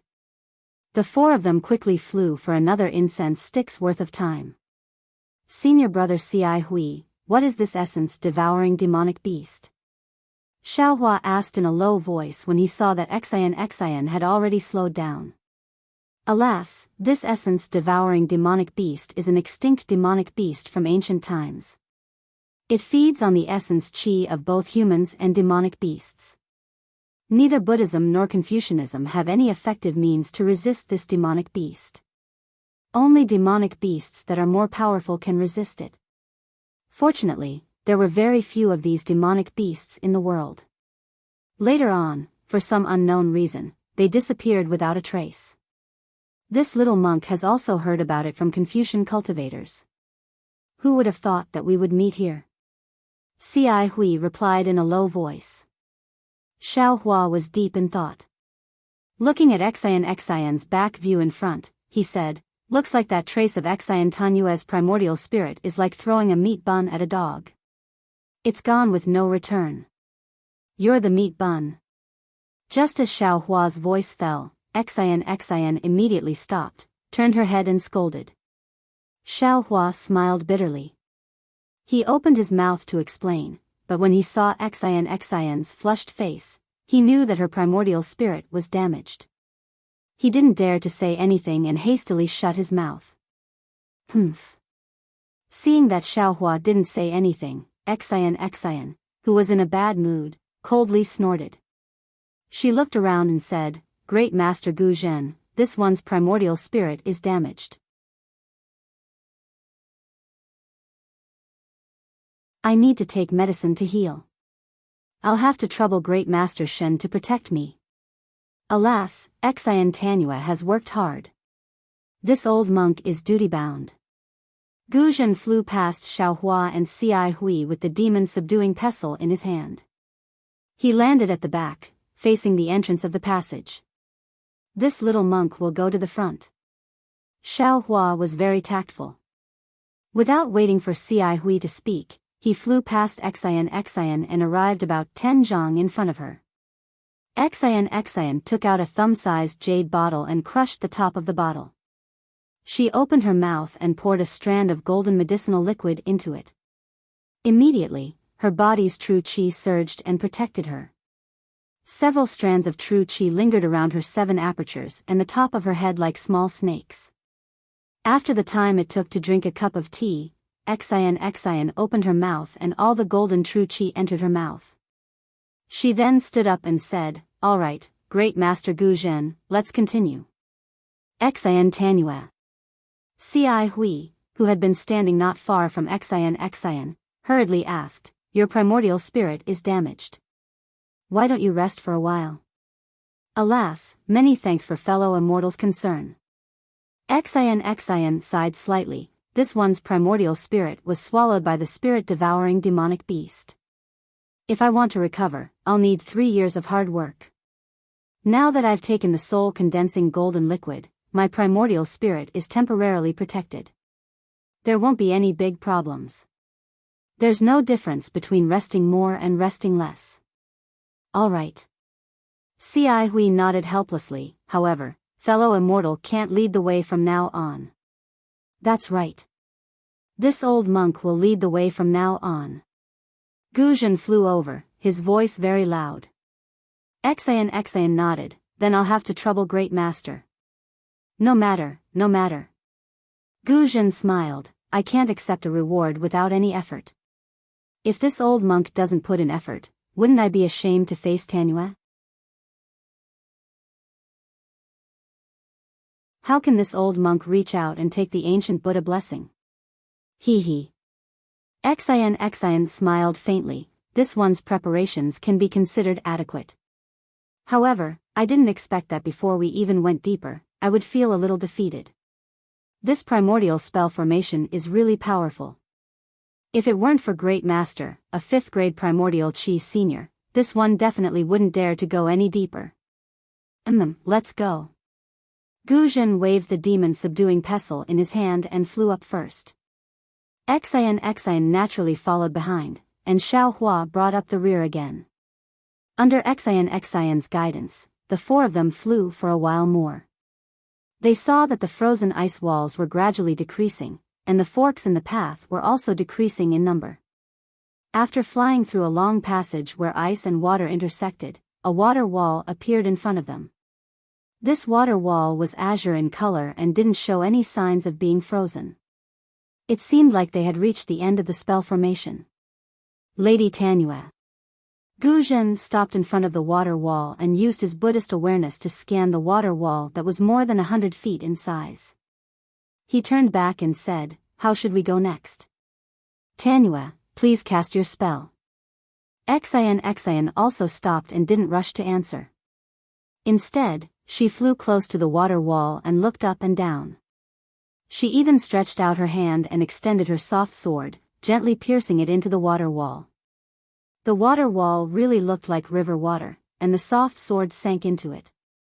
However, when Xian pulled out the soft sword, there was no river water on it. Strangely, Xian didn't rush to put the soft sword away after pulling it out. Instead, she put it in front of her nose and sniffed it gently. Xiaohua and Ci Hui also flew over at this time. Ci Hui stood beside Gu Zhen while Xiaohua flew to the water wall and asked, "Benefactor Xian, is this water wall no longer the spell formation's restriction?" There are records of this water passage in the ink cloud pupil. Although the water here isn't the river water of the Sage River, there are no restrictions inside. The spell formation's restriction is the same as the maze we're in, on the outer layer. Xian sniffed the aura on the soft sword and carefully put it away. As if she was sure, she nodded and said, "However, this river water is mixed with a highly toxic poison. No matter if it's Confucian, Buddhist, Taoist, or demon, as long as the skin touches it, it will immediately split open. No protective spells will work." "Highly toxic?" Then. Xiaohua frowned. "How should we go over?" This is where we should borrow the power of the Great Master." Xian turned to Gu Zhen and said with a smile, "My original plan was to use Master Fontain's magic tool to freeze the poisonous water in this water passage or expel it to prevent our skin from touching it. Now, with the Great Master's Buddhist alms bowl, we can also collect it. Naturally, this water passage can be emptied." "It's that simple?" Xiaohua asked in disbelief. He didn't think that the ancient spell formation only relied on poisonous water to block people. It's that simple." Xian nodded. "This water passage relies on highly toxic poison. There's no antidote for the ancient poison now. If we touch it, we'll definitely die without a burial place. Of course, this passage is extremely long. Ordinary Confucian cultivators' magic tools have limited capacity, so it's difficult to collect all the poisonous water in the passage. Only Taoist magic tools and Buddhist magic tools can do it. Also, if we can't collect or freeze all the poisonous water in the passage in one go, the uncollected poisonous water in front of us will immediately trigger the restriction of the spell formation. New poisonous water will pour in again, and we'll have no choice but to return here." "I see. This old monk understands." Gu Zhen nodded slightly, put away the demon-subduing pestle in his hand, and took out the alms bowl. He said with a smile, "Of course, this old monk's alms bowl only collected less than half of the water in the Four Extremes mountain. Since Xian Tanua thinks it's possible, this old monk's Buddhist magic tool will definitely work." "That," Xiaohua said worriedly, "there's already a lot of water in the Great Master's alms bowl. Can't you collect less water now?" Ha, little monk, this old monk has already sprinkled the water in the alms bowl on the dry land on the way here. Now, this alms bowl is empty." Gu Zhen laughed and tossed the alms bowl in his hand. The Buddhist light around him shone brightly, and his previously shrunken body expanded again until he was about 10 feet tall. Then, he formed a seal with both hands, and the Buddhist seal hit the alms bowl. The alms bowl spun and gradually expanded, flying in front of Gu Zhen. Gu Zhen flew in front of the water wall. The alms bowl spat out Buddhist light and covered the water wall. Under the Buddhist light, the water in the water wall swayed and rippled. Gu Zhen didn't look back and laughed. "Are you all ready?" "We're ready. Great Master, please cast the spell in front of us." Once the poisonous water in the passage is collected, there will be a gap immediately. Great Master, please go ahead. Xian took a deep breath, and his previously flushed face had somewhat calmed down now. Amitabha. Guzhen chanted the name of Buddha and formed a seal with both hands. The Buddhist light above the alms bowl buzzed and rushed into the water wall like a whirlpool on the surface of the river. Everyone's eyes fell on it expectantly. Woo-woo. As far as everyone's eyes could see, ripples appeared on the water wall inside the Buddhist light. The ripples spread wider and deeper, forming a whirlpool. However, it was an inverted whirlpool, protruding above the water wall. Under the Buddhist light, it was gradually sucked into the alms bowl.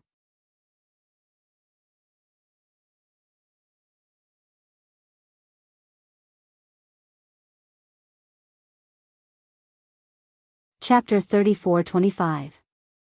Come back. Guzhen roared and pushed the Buddhist light that had landed on the wall of water. The entire wall of water shook, and the water ripple that had protruded a few inches and hadn't fallen into the alms bowl was grabbed by a big hand and stuffed into the bowl. As soon as the water wave fell, the water tunnel immediately emptied a few inches of space. Xiaohua's eyes swept across the tunnel that was dozens of feet wide. The walls were like ice walls, but there was no sign of frost. Outside the mirror-like water wall, it was pitch black. There was no water grass or river fish. The Buddhist weapon of the Buddhist sect was really powerful. Xiaohua looked around for a moment and found that the poisonous water in the tunnel had been sucked away by about a foot. Moreover, it seemed that Guzhen was doing it with ease. The speed of the poisonous water being absorbed into the alms bowl was getting faster and faster. Good. Xian smiled and clapped her hands. Although the Buddhist sect's supernatural power is not as sharp as the Tao sect's magic, it has always been able to take drastic measures. Master Guzhen's absorption of the poisonous water is better than Master Feng Tian's removal of the poisonous water. Both have their advantages and disadvantages. Xiaohua said faintly. Master Guzhen's absorption of the poisonous water into the Buddhist treasure will take some time. I guess it won't be as fast as Master Feng Tian's removal of the poisonous water. In fact, instead of using the alms bowl to absorb the poisonous water, it's better for us to use the Buddhist weapon to escape through the water. Humph, what do you know? Although it's very difficult to absorb the poisonous water at the beginning and the speed is slow, after the initial poisonous water is absorbed, the other poisonous water will flow and fill in one by one. With the push and pull, the speed will get faster and faster. Oh, and I forgot to say that the water in the tunnel is not the river water of the Saint River. Not only is it highly poisonous, but it is also mixed with the innate heavy water. As long as someone or something enters it, it will trigger the magic formation. Thousands of heavy water will press down on the person, making it impossible to move forward or backward. Xian glanced at Xiaohua unhappily. You thought of it, but I thought about it long ago. If we can walk through it, why would I bother to find Master Feng Tian? All right. Xiaohua knew that there were many ways to break the restrictive spell, but he was only considering it from his own point of view. He didn't refute and nodded slightly. It was just as Xian had said. The first step was the most difficult step, but the next 3 meters were much easier. Master Guzhen flew faster and faster. Xiaohua and the others hurriedly urged their clouds to follow behind. It was just as Xiaohua had seen at the beginning. After entering the tunnel, there was no trace of the water wall at all. It was as smooth as a mirror. Everyone was flying in the air. On the water wall, there were several clear shadows. Xiaohua's Buddhist consciousness swept over and was immediately absorbed by the smooth mirror surface. Xiaohua quickly withdrew his Buddhist consciousness. Looking at Xian again, she also had an unnatural expression on her face. Most likely, she had also turned into a meat bun after releasing her divine sense. Looking at Master Guzhen's Buddha body in his increasing speed, Xiaohua was shocked. He seemed to have thought of something and hurriedly asked, Senior brother Ci Hui, isn't Master Guzhen's speed too fast? Why does this little monk have the illusion that the poisonous water is absorbing Master Gu Zhen instead of Master Gu Zhen withdrawing the poisonous water? Hiss. Hearing Xiao Hua's words, Ci Hui was also stunned. She took a breath and said in a low voice, "Junior brother's words also make this poor monk puzzled.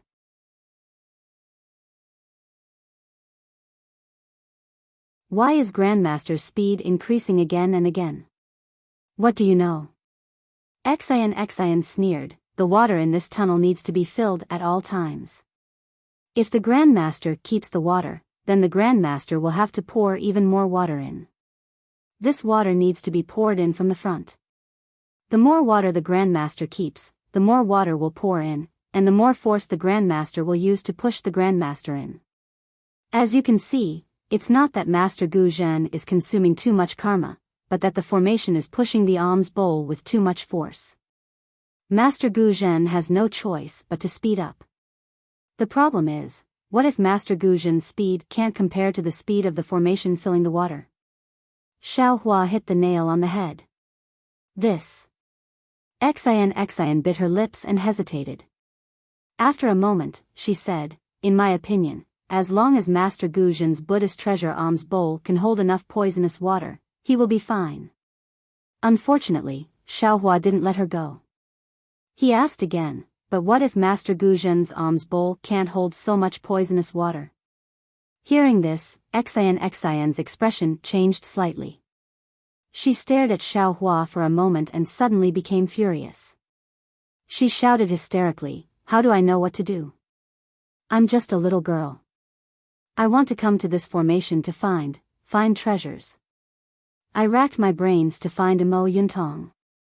According to Mo Yuntong's fragments, I repeatedly thought about it and prepared the things I needed according to my own thoughts. I didn't dare to find others, nor did I dare to tell the people around me. I painstakingly endured for more than 10 years before I found you. You have such an opportunity. Not only did you not thank me, but you also pointed here. If you have the ability, go find Mo Yuntong. If you have the ability, go find an ancient formation. You want to ask what will happen if the poisonous water comes in again? Well, then I'll tell you. I've thought about this poisonous water for a long time.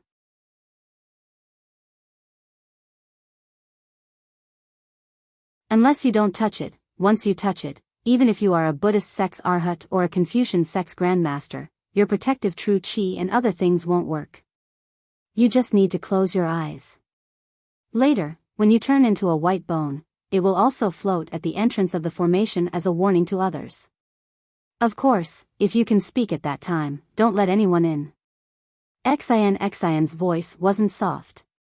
Her tone was very fast, as if she was anxious and angry. Looking at her face, the redness had gradually faded. Instead, it was a little pale and there were some tears in her eyes. She looked extremely wronged. Xiao Hua was a little dumbfounded. He didn't expect Xian to have such a reaction. He opened his mouth and wanted to say something, but didn't know how to comfort her, so he simply closed his mouth. However, he secretly muttered in his heart, "This little girl. What does she mean? Could it be that she came to find the immortal artifact for other purposes? Why didn't she even dare to tell her family members and instead believe outsiders?" However, it really wasn't easy for her to find so much information. Ci Hui gave Xiao Hua a rare glare, then turned to Xian and said warmly, "Xian Tanua, don't be angry. Junior brother Tip only asked a few more questions for our safety. In such a dangerous place, no matter how careful we are, we can't be too careful." Xian also realized her gaffe. She slightly clenched her teeth and did her best to hold back the tears that were about to flow out.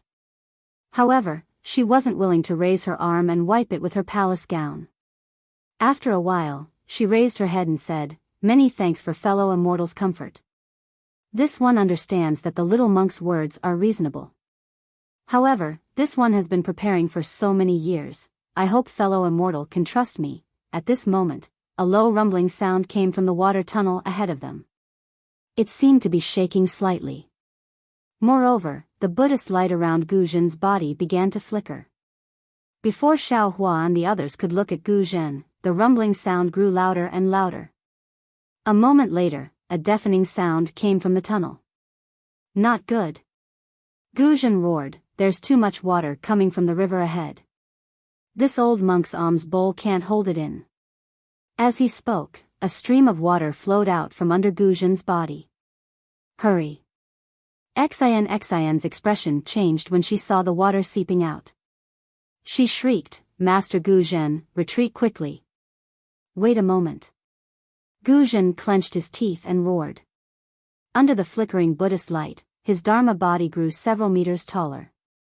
This old monk will. It seemed that Gu Zhen was still unwilling to give up and wanted to struggle a few more times. However, when Xian's scorpion-like stream of river water passed by Gu Zhen's body, ripples immediately appeared on the previously tranquil water wall. These ripples rapidly rippled around the entire water wall, and when they circled around Xiao Hua and the others, forming a water ring, they actually produced a crisp pa-pa-pa sound, as if an ice river had suddenly broken, or as if a mountain rock had been broken. Immediately after, these sounds, along with the water ring, rapidly rushed behind Xiao Hua and the others, wave after wave. The crisp sound was like the sound of a life-threatening drum. It spread farther and farther, echoing in the water tunnel and knocking on the hearts of Xiao Hua and the others. "This is bad." Xiao Hua's face immediately turned pale. He thought of the collapse of the space tunnel in the vein of space. At this time, Xian and Ci Hui had already activated their auspicious clouds. They looked hesitantly at Gu Zhen, then at the tunnel in the distance, not knowing what to do. Boom! In front of Gu Zhen, the water wall shook violently. The water wall around half a foot collapsed and a stream of water rushed toward Gu Zhen. Gu Zhen was shocked.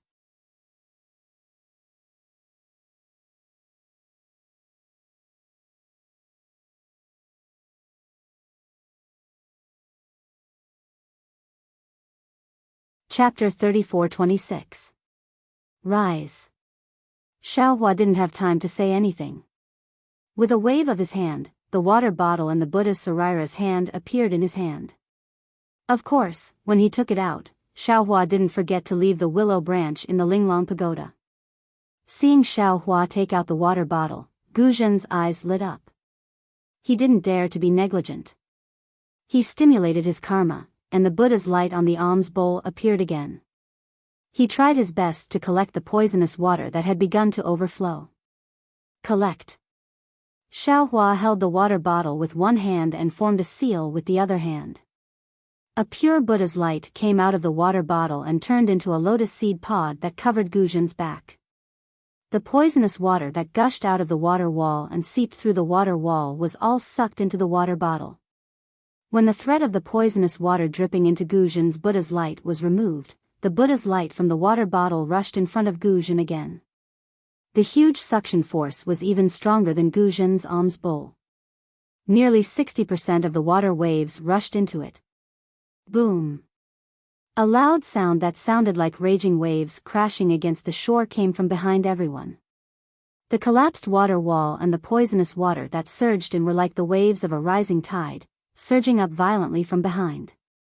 It was almost visible to the naked eye. "Great Master Gu Zhen, you take the lead, I'll take the back. Let's work together." Xiao Hua's hand formed a Buddha's seal, and he called out in high spirits. Gu Zhen seemed to be infected, and he roared, "As you wish. Let's go." For a moment, the entire water tunnel was filled with Buddha's light. The previous vast and surging water was obediently subdued by the two Buddha's light. Like a python, it rushed into the two Buddha's treasures. The strange thing was, after the poisonous water was collected, the water wall on the left immediately turned into a flat mirror without the slightest ripple or crack. However, Xiao Hua and the other three flew over. In just a few breaths, the collapsed water ripples behind them reached them.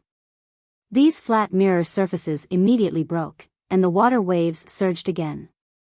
The poisonous water still gushed out, therefore, a very dangerous scene appeared in the tunnel. Within the entire tunnel, there were several zhang of space that was calm. Moreover, this several zhang of calm was rapidly moving forward along with the different heights of the tunnel. In front of this section of calm was a seemingly boundless river, and behind this section of calm were monstrous waves that chased after one's buttocks. This situation was extremely similar to the collapse of the tunnel that Xiao Hua encountered in the void. Even though the situation was very dangerous, the sound of the wind stirred up by the poisonous water chasing after them was already whistling in their ears. However, Gu Zhen who was in front had Xiao Hua's help, so the situation was already very good. Especially since Xiao Hua's water bottle obviously had a stronger suction force than the alms bowl, so it could contain more poisonous water. Gu Zhen only needed to grasp the right direction and guide the Buddha's light from the water bottle. For the time being, the lives of Xian and the others would not be in danger. However, after Xiao Hua and Gu Zhen flew for the time it took for an incense stick to burn, the surging poisonous water seemed to be endless. Even someone as strong as Xiao Hua's arm felt sore and numb. The water bottle was getting heavier and heavier. The amount of telekinesis required to activate the water bottle was also increasing. At this moment, Xiao Hua finally understood Gu Zhen's previous predicament. The pressure of the poisonous water in front of them was increasing wave after wave, and his telekinesis could only be activated layer by layer.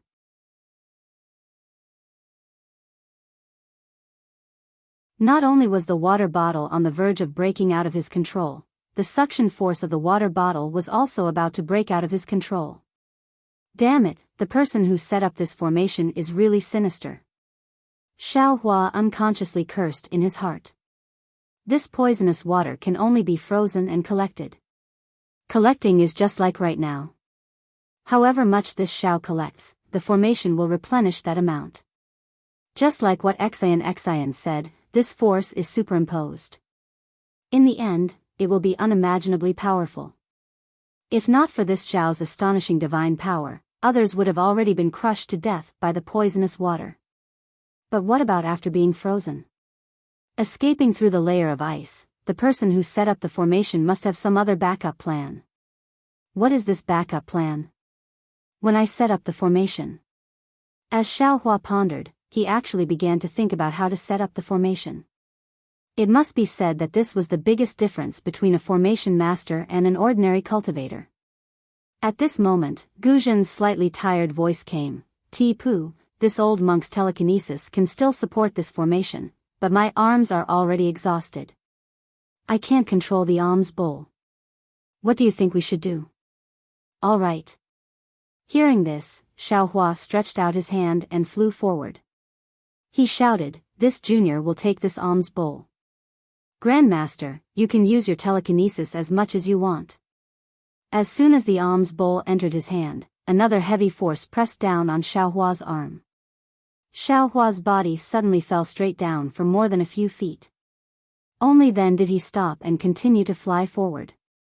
After flying for another half a cup of tea's time, Xiao Hua really couldn't bear it anymore. He roared, "Fellow Taoist Xian, how long is this water tunnel?" Although this little monk's Buddhist treasure can still hold the poisonous water, the impact of this formation is really too great.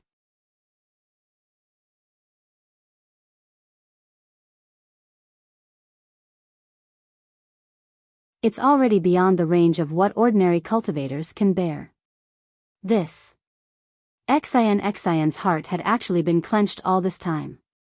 Now that she heard Xiao Hua's words, her heart sank even deeper. She bit her lips and said, "As for how long it is exactly, I don't know. Perhaps, we're about to reach the end?" AI. Xiao Hua sighed. Now that he had already boarded the pirate ship, how could he still hold anything back? Let's talk about it later if we can save our lives. Saying this, Xiao Hua's entire body flashed with Buddhist light. He was about to use the heavenly law embodiment technique. Boom. A long whimpering sound rang out. It was like the sound of the bellows in an ordinary household being forcefully pulled out. Xiao Hua felt that the enormous force in front of him suddenly disappear, and the strength he had gathered suddenly disappeared. Normally, Xiao Hua would naturally be able to control it. However, right now, he was using the heavenly law embodiment technique and had to use Buddhist light to conceal it. It was difficult for him to do 3 things at once. As a result, the water bottle and alms bowl in his hand simultaneously flew out of his hand. Even his body lost balance in midair. Fortunately, it was only a few breaths of time. Xiao Hua's body naturally swept forward. He used the ethereal steps and stabilized his body. With a raise of his hand, the water bottle and alms bowl both fell between his 2 hands. Xiao Hua didn't pay attention to it. However, when Xian, who had just rushed out of the tunnel, saw Xiao Hua's footwork, her complexion greatly changed. Her gaze revealed a kind of severe expression. However, this severe expression and peculiar expression only flashed for a moment. It wasn't seen by the bystanders. As for Xiao Hua, at this moment, he was calm and unruffled. He had the appearance of a naive little monk. He respectfully handed the alms bowl to Gu Zhen, who had followed behind him. However, just as he sent out his hand, his gaze swept behind Gu Zhen. He couldn't help but be stunned. He saw that behind Gu Zhen was a huge space. This space was filled with a kind of soft fluorescent light. Under the illumination of this fluorescent light, a sparkling and translucent crystal palace towered in the middle of this space. This crystal palace was very strange. It wasn't an ordinary palace. Instead, it had the appearance of a triangular tower. Moreover, this triangular tower was inverted. The huge palace that caused people's hearts to tremble stood erect at the top of this space. From the top of the palace, it shrunk layer by layer. In the end, it actually shrunk into a prism-like palace base that was inserted into the waves below everyone's feet. The waves rippled and the fluorescent light flickered. The entire palace seemed to sway in the air, as if it would collapse at any time. Gu Zhen's back was facing this palace. At first, he didn't care about it. However, Xiao Hua's outstretched hand stopped in midair. Xiao Hua's gaze passed over him and looked behind him. How could Gu Zhen not know the situation? He hurriedly released his Buddhist sense, wanting to investigate. However, his Buddhist sense couldn't leave his body no matter what. At this moment, Ci Hui and Xian's eyes also revealed extraordinary splendor. He couldn't help but turn his head. When he saw this situation, he couldn't help but be stunned. The fluorescent light of the inverted triangle was so alluring. It was like the supreme Buddhist light in the legends of Nirvana. Gu Zhen's heart was immediately attracted. Amitabha. Seeing that the huge palace was getting bigger and heavier, Gu Zhen felt that he was about to be suppressed by the entire palace. When he was powerless to resist, a voice that was like the sound of nature came out from his ears. Suddenly, the heavy pressure of the palace disappeared in an instant. Everything in front of Gu Zhen's eyes returned to normal.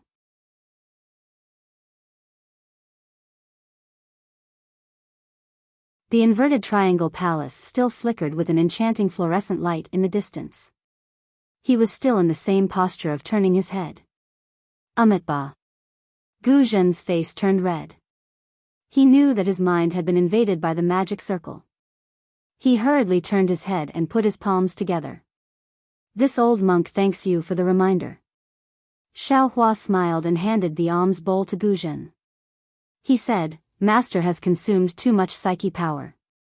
Now that you are free, naturally your vigilance is greatly reduced. It's nothing. Even if this little monk didn't remind you, you will wake up after a while. Alas, this old monk is ashamed.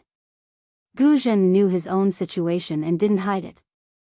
The knot in this old monk's heart for many years has been untied. It's rare for me to be relaxed. My defense against the magic circle has also been reduced. However, just now in the water tunnel, if it wasn't for your Buddhist treasure water bottle, this old monk would have been buried in it like Xian and Ci Hui. From this point of view, this old monk also has to thank you.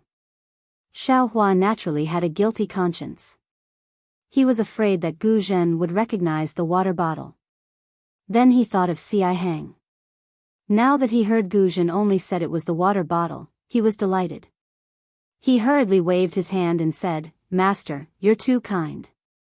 How can this disciple's cultivation be compared with yours? It's just that this disciple has a handy Buddhist treasure. Besides, you were the first to make a move. Most of the credit is taken. This little monk is nothing. Master Guzhen. On the side, Xian was naturally also captivated by the inverted triangular palace. She didn't wake up until Xiaohua chanted the name of Buddha. She hurriedly took out a small golden box from her bosom. After opening it, she took out a thumb-sized heart-shaped leaf. She interrupted the conversation between Guzhen and Xiaohua and handed it to Guzhen. She said, "Stick this on your monk robe first." Jia. Jia Luo golden leaf?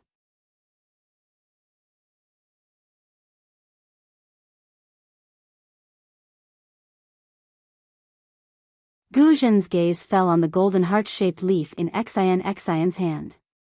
He couldn't help but cry out.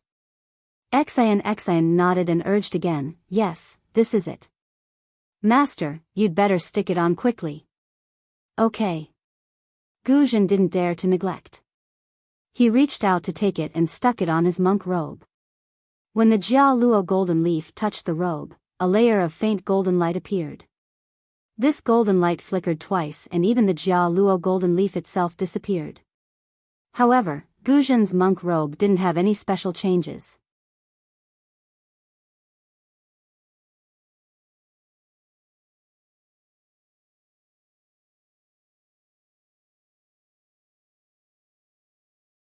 Chapter 34-27. Little monk, you stick it on too. Xian grumpily handed the other leaf to Xiaohua. Not only was she not grateful for Xiaohua's help, she was also unhappy that Xiaohua didn't explain it to her in advance. Xiaohua didn't break it down. He took the golden leaf and stuck it on his monk's robe like Guzhen. Seeing the golden leaf disappear, Xiaohua carefully examined it for a moment. It was the same as seeing it. He didn't feel that the golden leaf had any special effect. Just as Xian and Ci Hui stuck the Gara golden leaves on their robes, Xiaohua took the opportunity to look around. This was an extremely large space. The water tunnel that Xiaohua and the other three rushed into had disappeared. There was only a smooth mirror under everyone's feet. The four figures were reflected in the mirror's fluorescent light, one positive and one negative. It was almost impossible to distinguish which one was real and which one was fake. In this space, other than the smooth mirror, there was only the inverted triangular palace in the distance. There was nothing else. It was abnormally clean. Needless to say, this palace should be the core of the array. Xiaohua tried to release his Buddhist sense. Like Guzhen, his spiritual sense couldn't leave his body. He then released his soul sense. Fortunately, although his soul sense was suppressed, it could still leave his body. Because Xian and the others were beside him, Xiaohua didn't try. Even so, Xiaohua was secretly proud. He had one more method than others. Xian Tanua. Ci Hui at the side put the golden leaf on and whispered, "This Gara golden leaf is a treasure used by my Buddhist sect to conceal cultivation." This little monk heard that only Lane Temple has some preserved. Now that you took out so many, could it be that this palace has a restriction that specifically restrains my Buddhist sect? You didn't explain it before. Now, can you explain it in detail so that we can make plans early? Hee hee. Xian smiled and said, "You didn't say before because the time wasn't right. If we couldn't come here, what's the point of saying more?" "Oh, right, little monk, your clear water bottle is pretty good. Where did you get it?" "I picked it up in a cave." Xiaohua was originally listening attentively. Since Xian suddenly asked, he naturally answered casually. After he finished speaking, he immediately realized that Xian was tricking him. Although this trick was very old-fashioned, Xiaohua still fell for it. Humph. Although Xiaohua spoke the truth, Xian pouted and coldly said, "There are many caves in the Pure Land world. You want to pick one for me?" Sigh, some people. I always treat the truth as a lie, but I also treat a lie as the truth. There's nothing I can do about it. Xiaohua sighed, My Buddha has a saying, if there is a Buddha in the heart, then everything is a Buddha. If there is no Buddha in the heart, then there is no Buddha in the sight. The vanity of man is nothing more than this. Little monk. Xian was a little embarrassed and angry. She stamped her feet in the air. That.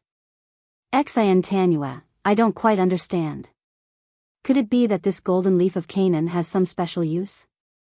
Ci Hui hurriedly asked. Humph. Xian rolled her eyes at Xiaohua and said, this golden leaf of Canaan can conceal a Buddhist's cultivation in the eyes of Arhat, but in the eyes of Taoist cultivators, it is called the invisible leaf. Many talismans used to conceal one's tracks in ancient times were refined from this item. At this point, Xian pointed at the inverted triangular palace in the distance and said, this palace is called the Profound Water Palace.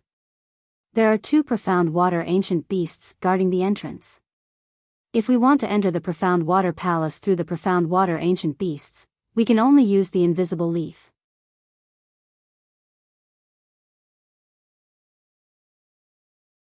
Otherwise, we will be discovered before we can even get within 300 meters of the Profound Water Palace. I don't know how powerful these Profound Water ancient beasts are, but I don't think we can resist them. The Profound Water Palace? Xiao Hua was a little puzzled when he heard this name. He opened his mouth to ask, but after muttering a few times, he didn't say anything. What are you muttering about? If you have something to say it quickly. If you have something to say it quickly. Xian naturally understood and asked with a cold snort. Xiao Hua scratched his hairless head and frowned. Actually, I want to ask benefactress, is this Profound Water Palace a place to hide treasures? Or is it a place to suppress demonic beasts? Is there a difference? Xian looked at Xiao Hua warily and asked. Xiao Hua smiled and said, of course there's a difference.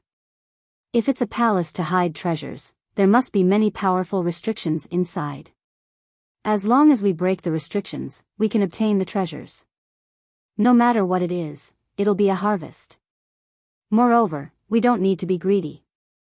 Depending on how much we take, we can just turn around and leave.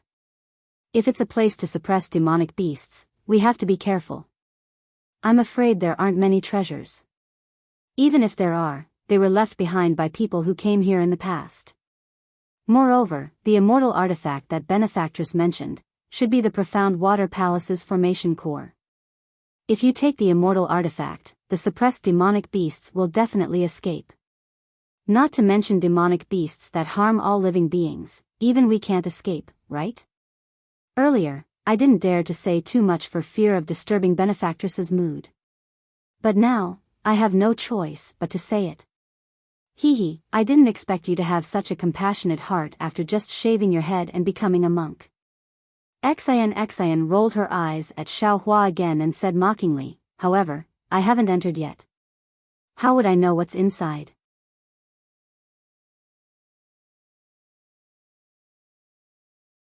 The ink cloud pupil records that there's an immortal artifact here and nothing else. Let's go in first. If it's a treasure trove, that's the best. If that immortal artifact is used to suppress demonic beasts, then let's see if the demonic beasts are dead or not. Don't think that only your Buddhist sex Arhat has a compassionate heart. We Confucian cultivators aren't inferior to you. At this point, Xian felt that her words were somewhat harsh to the ears. She smiled embarrassedly at Ci Hui and Gu Zhen. However, Xiao Hua didn't let Xian off the hook. He shook his head slightly and said, Benefactress Xian, I'll be honest with you.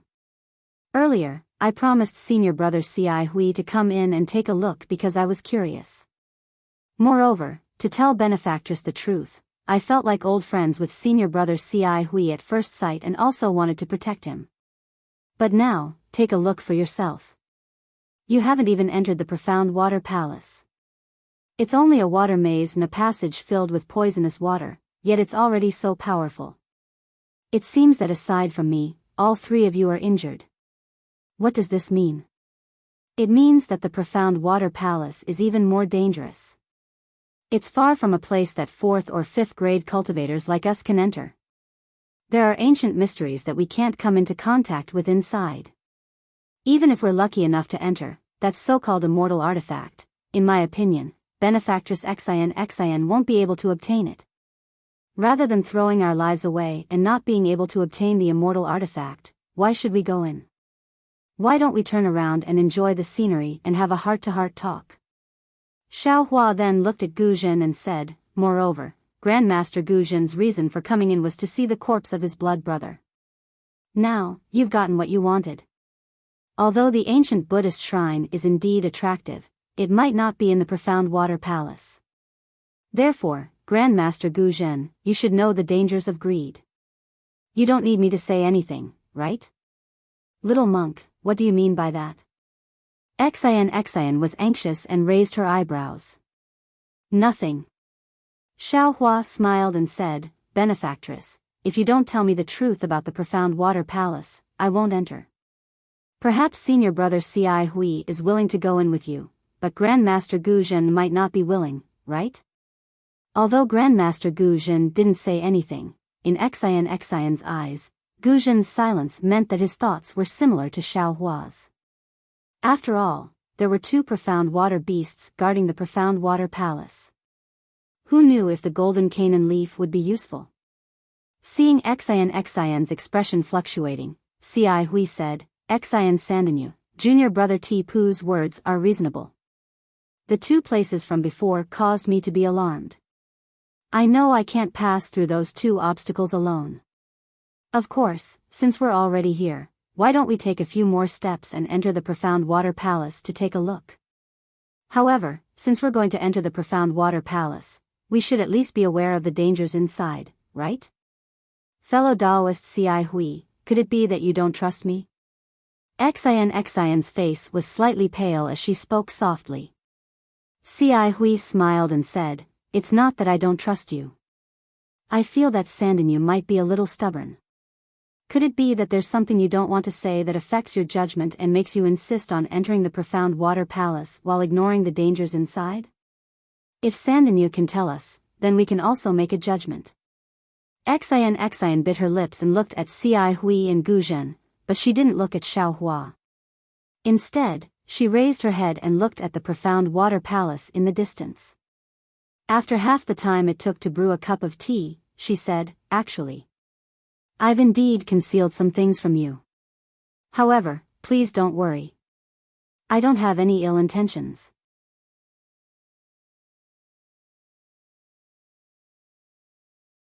Moreover, the dangers I told fellow Daoist Ci Hui about before were all recorded in the profound water palace. Hee, it's fine. Gu Zhen said with a smile, this old monk has remembered every word of what Tan Yu said to this old monk. This old monk feels that what Tan Yu said is true. Xian bowed and said, many thanks for your trust, Grandmaster Gu Zhen. What I've concealed is the purpose of entering the profound water palace. My goal isn't the so-called immortal artifact. Ah. Not the immortal artifact? Then what do you want? Xiao Hua was surprised. Is it that demon beast? Xian didn't even look at Xiao Hua. It seemed like she was still angry with him. She only said to Gu Zhen, the Dark Water Palace is the core of an ancient formation, and the core of the Dark Water Palace is the immortal artifact. Of course, the immortal artifact isn't the formation core of the Dark Water Palace.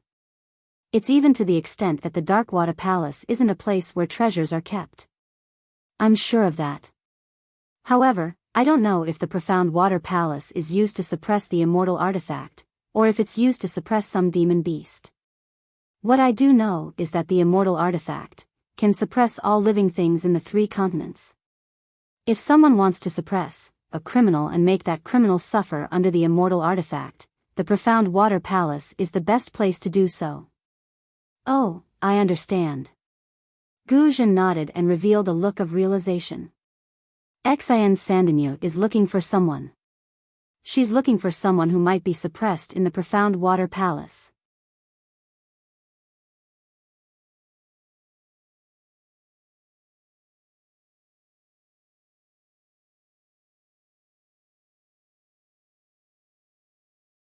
Chapter 34-28. Alas, that's right. Xian looked disappointed. This person isn't a heinous criminal like Venerable Master thinks, nor is he a treacherous person. He shouldn't be tortured like this. Xian paused and smiled wryly. This matter involves my secrets, so forgive me for not being able to speak of it. My purpose in coming here is to see if this person is here. If he is, I want to see if I can rescue him. That's all. As for the immortal artifact, I'm only at the 4th grade of origin energy. I'm afraid I can't take it for myself, right? Xian glared fiercely at Xiaohua and continued, that's what I wanted to say. If some people aren't satisfied and don't wish to enter the Profound Water Palace, I won't force them. However, if he wanted to leave this ancient formation, the only way out was inside the Blackwater Palace. Of course, if anyone thinks they're strong enough to break the ancient formation, feel free to use your cultivation. I'll wait and see. Xiaohua didn't know whether to laugh or cry when he saw Xian roll her eyes. Ahem. Ci Hui coughed twice, smiled and persuaded, junior brother Tipu, in this little monk's opinion, what Xian Tanua said is right. At this time, they have been honest with each other, she did not hide anything. Think about it, if she didn't want to say anything and only said that the exit was within the Profound Water Palace, I'm sure junior brother would have to enter based on that alone, right? Why would she make up more lies? That's true. Xiaohua nodded. He also felt that Xian's words were true since she'd been forced to this point. Since that's the case, why don't you help her? Ci Hui felt that Xiaohua's Buddhist abilities might surpass hers, so she took advantage of the situation and said, saving a life is better than building a 7-story pagoda. Junior brother, don't tell me you don't know this? Isn't she still alive? Xiaohua curled his lips. It'll be too late if she's dead. Gu Zhen laughed. Xian Tanua said that there might be a Buddhist treasure within the ancient formation, and even an ancient Buddhist luster. It must be in the Profound Water Palace, right? Xian was about to stomp her feet when she heard Xiaohua's words. However, she could only reply, if Mo Yuntong's records are correct, it should be in the Profound Water Palace. However, I don't know the exact location. Look, little monk, come with us. You'll benefit from it as well, said Gu Zhen. Xiaohua thought for a moment and said with a smile, benefactress, you just said that you only want to see if there is anyone suppressed under the immortal artifact. Presumably, you have also prepared a method to rescue that person. Yes, this one has indeed made some preparations. Xian didn't hide anything and spoke the truth. It's special. You don't plan on taking that immortal artifact either? Xiaohua immediately asked. What? Junior apprentice brother Tipu, you want to take that immortal artifact? Ci Hui was shocked. What if the immortal artifact is used to suppress powerful demonic beasts? Aren't you helping the evildoer? What if the demonic beast is not suppressed? What if this Profound Water Palace is only used to suppress the immortal artifact? Xiaohua said with a smile, can this little monk try to subdue this immortal artifact? Xian coldly looked at Xiaohua and asked curiously, you're just a little monk from a Buddhist sect. What do you want this immortal artifact for? Even if you can subdue it, will you be able to use it? I'm willing. If I can't use it, can't I give it to someone else? Even if I can't give it to someone else, can't I hang it in my meditation room and look at it myself? Xiaohua's neck stiffened as he retorted sarcastically. Greed, oh greed. Ci Hui lectured Xiaohua, you just reminded Ancestor Gu Zhen. Now, you're the one who's making the mistake. Forget it.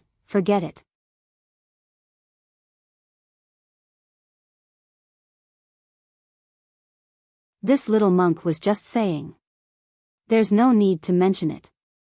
Xiaohua waved his hand. He also felt that he was being delusional. An immortal artifact was definitely not a spiritual artifact or spiritual treasure. It had long surpassed the scope of his control. Since that's the case, little monk, you've said so much. Has your psychokinesis recovered? Can we proceed forward? Xian asked Xiao Hua in a bad mood. Xiao Hua shrugged and smiled. This little monk has more or less recovered. I wonder how senior brother Ci Hui and Grandmaster Gu Zhen are doing. Ci Hui didn't use much psychokinesis. She nodded slightly and looked at Gu Zhen. Gu Zhen nodded as well. This old monk has rested enough. We can enter the mysterious water palace. Xian heard this and said, we have the invisible leaf on us. The ancient beast can't see us. Of course, we can't use any psychokinesis or magic power. We only need to fly to within 100 feet of the palace and walk through the palace gates. Once we enter the palace, the ancient beast will ignore us even if we overturn the heavens. Alright, we'll do as Xian says. Gu Zhen nodded. We'll fly to within 100 feet of the palace. This old monk will go first, followed by Xian. Ci Hui and Ti Pu will bring up the rear as usual. Seeing that no one had any objections, Gu Zhen took the lead. When he was within 100 feet of the palace, he landed early and silently made his way to the palace. Xiao Hua followed Ci Hui and descended from the cloud. His feet stepped on the smooth surface of the mirror. The surface of the mirror looked smooth, but his feet were soft. It was as if he was stepping on water plants. There was no need to be too careful because there was no sound at all. Xiao Hua looked down and released his soul sense. He couldn't see anything strange about the mirror. It was like a wall, blocking his soul sense and preventing him from seeing what was going on inside. Strange. Xiao Hua didn't understand.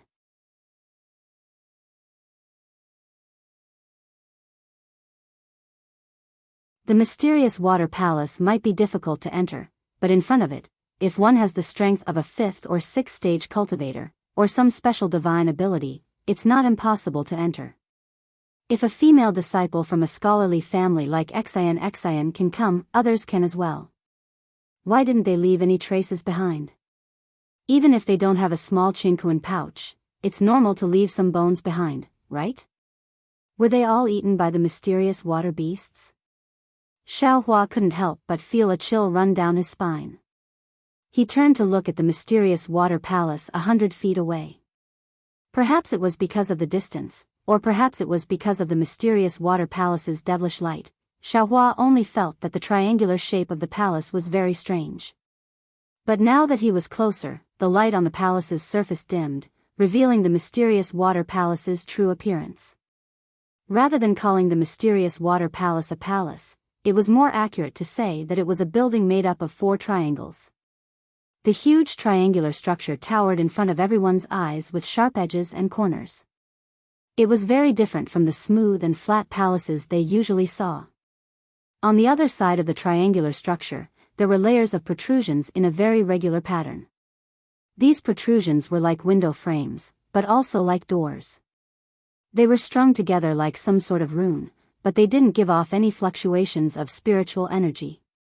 The only thing that did give off fluctuations was the faint, watery light that flowed over the protrusions. The light was made up of very strange runes, like flowing water that constantly flowed between the protrusions. The dazzling light was also emitted by the flowing runes.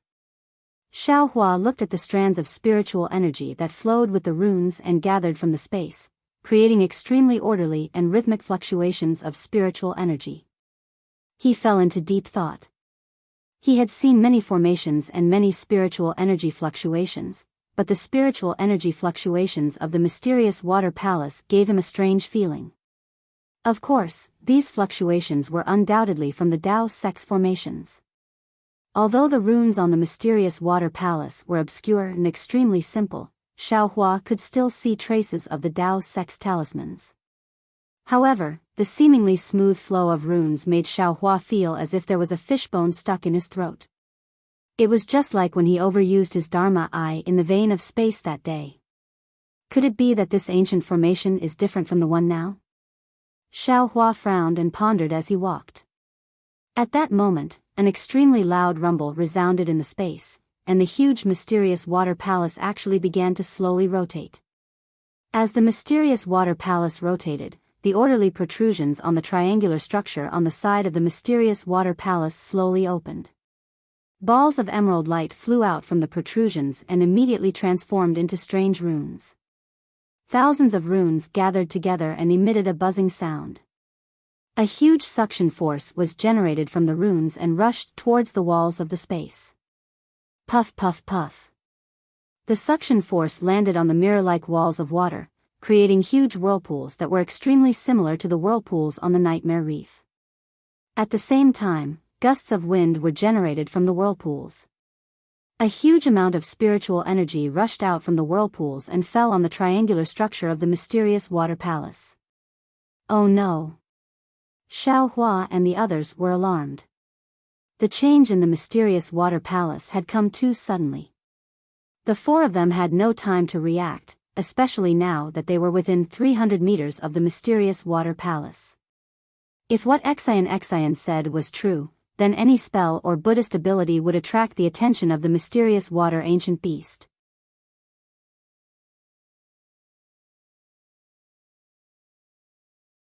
Although Xiao Hua and the others had yet to see the mysterious water ancient beast and didn't know when it would appear, if they used any ability to resist this change, it would definitely attract the attention of the mysterious water ancient beast. But what if they didn't use their ability to resist? The wind was so bitingly cold and even stronger. Xiao Hua's body might be able to withstand it, but Xian and the others definitely couldn't. What should they do? Benefactor Xian, Xiao Hua called out almost without hesitation, how about we just charge into the mysterious water palace with the wind? Xian's face was pale. She almost cried out, please don't do that. Mo Yuntong clearly said that the profound water palace is the core of the ancient formation and has the most powerful restrictions. The entrance to the profound water palace is the only safe way to enter. If you try to enter from any other place, you'll die. Roar. At this moment, a deafening roar came from the direction of the mysterious water palace. Mysterious. Mysterious water ancient beast. Everyone who was trying their best to maintain their balance turned ghastly pale. Wasn't this the perfect time to say that blessings don't come in pairs and misfortunes don't come singly?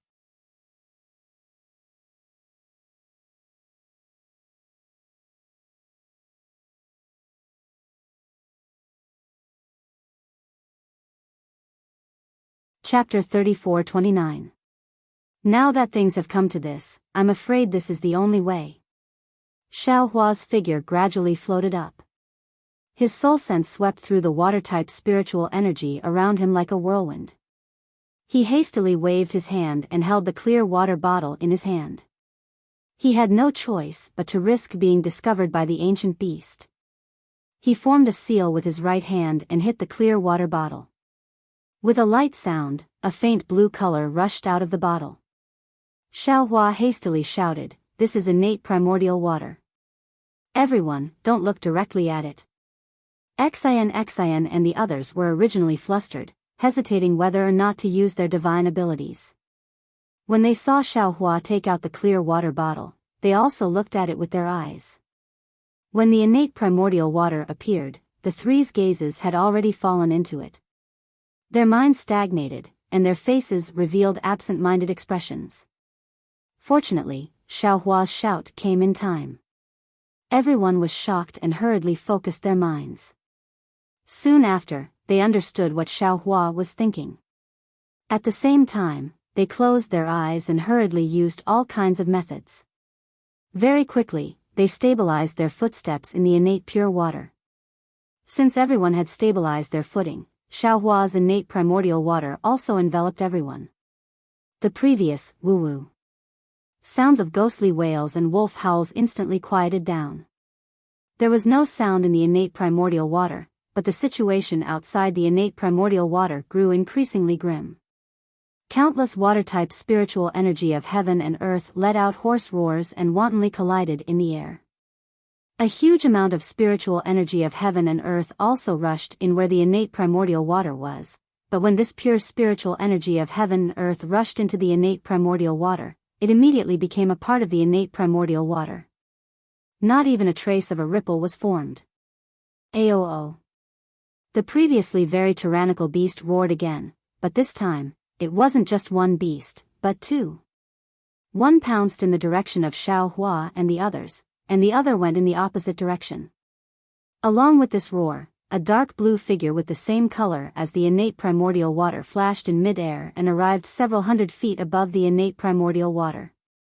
It was a strange beast that was about 10 feet long. It looked like an ordinary leopard. Not only were the muscles on its four muscular legs bulging, there were also wisps of blue mist lingering around it. On the ferocious beast's head, the two eyes emitted a blue light. The beast's mouth with long fangs was now raised as the beast's head rose. Wave after wave of world spirit energy rushed into the black water ancient beast's mouth. Looking at the back of the ancient beast, there were two feather wings that were a few feet long flashing slightly. In front of the feather wings, there were several sharp bone spurs that were shining with a blue brilliance. A tail that was about 10 feet long casually curled in the air, like a spirit snake. However, this spirit snake was really powerful. With a slight swing, not only was the hurricane cut apart, even the void had cracks in it. The ancient beast flew above the primordial water and opened its mouth. It took a deep breath and its body trembled involuntarily. Even the blue light around it trembled as if it was breathing. Then, the ancient beast raised its head slightly and spread its wings again. Just as it was about to fly away, the ancient beast's gaze fell on the primordial water below it. Aoo! Another extremely loud roar rang out. The profound water ancient beast flapped its wings as if it was facing a great enemy.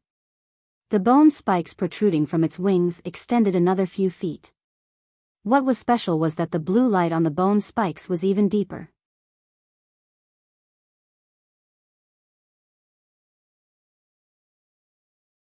"100 meters was like taking a stroll in the park for the ancient beast.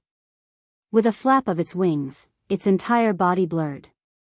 When the brilliance faded, it had already pounced to the side of the primordial water.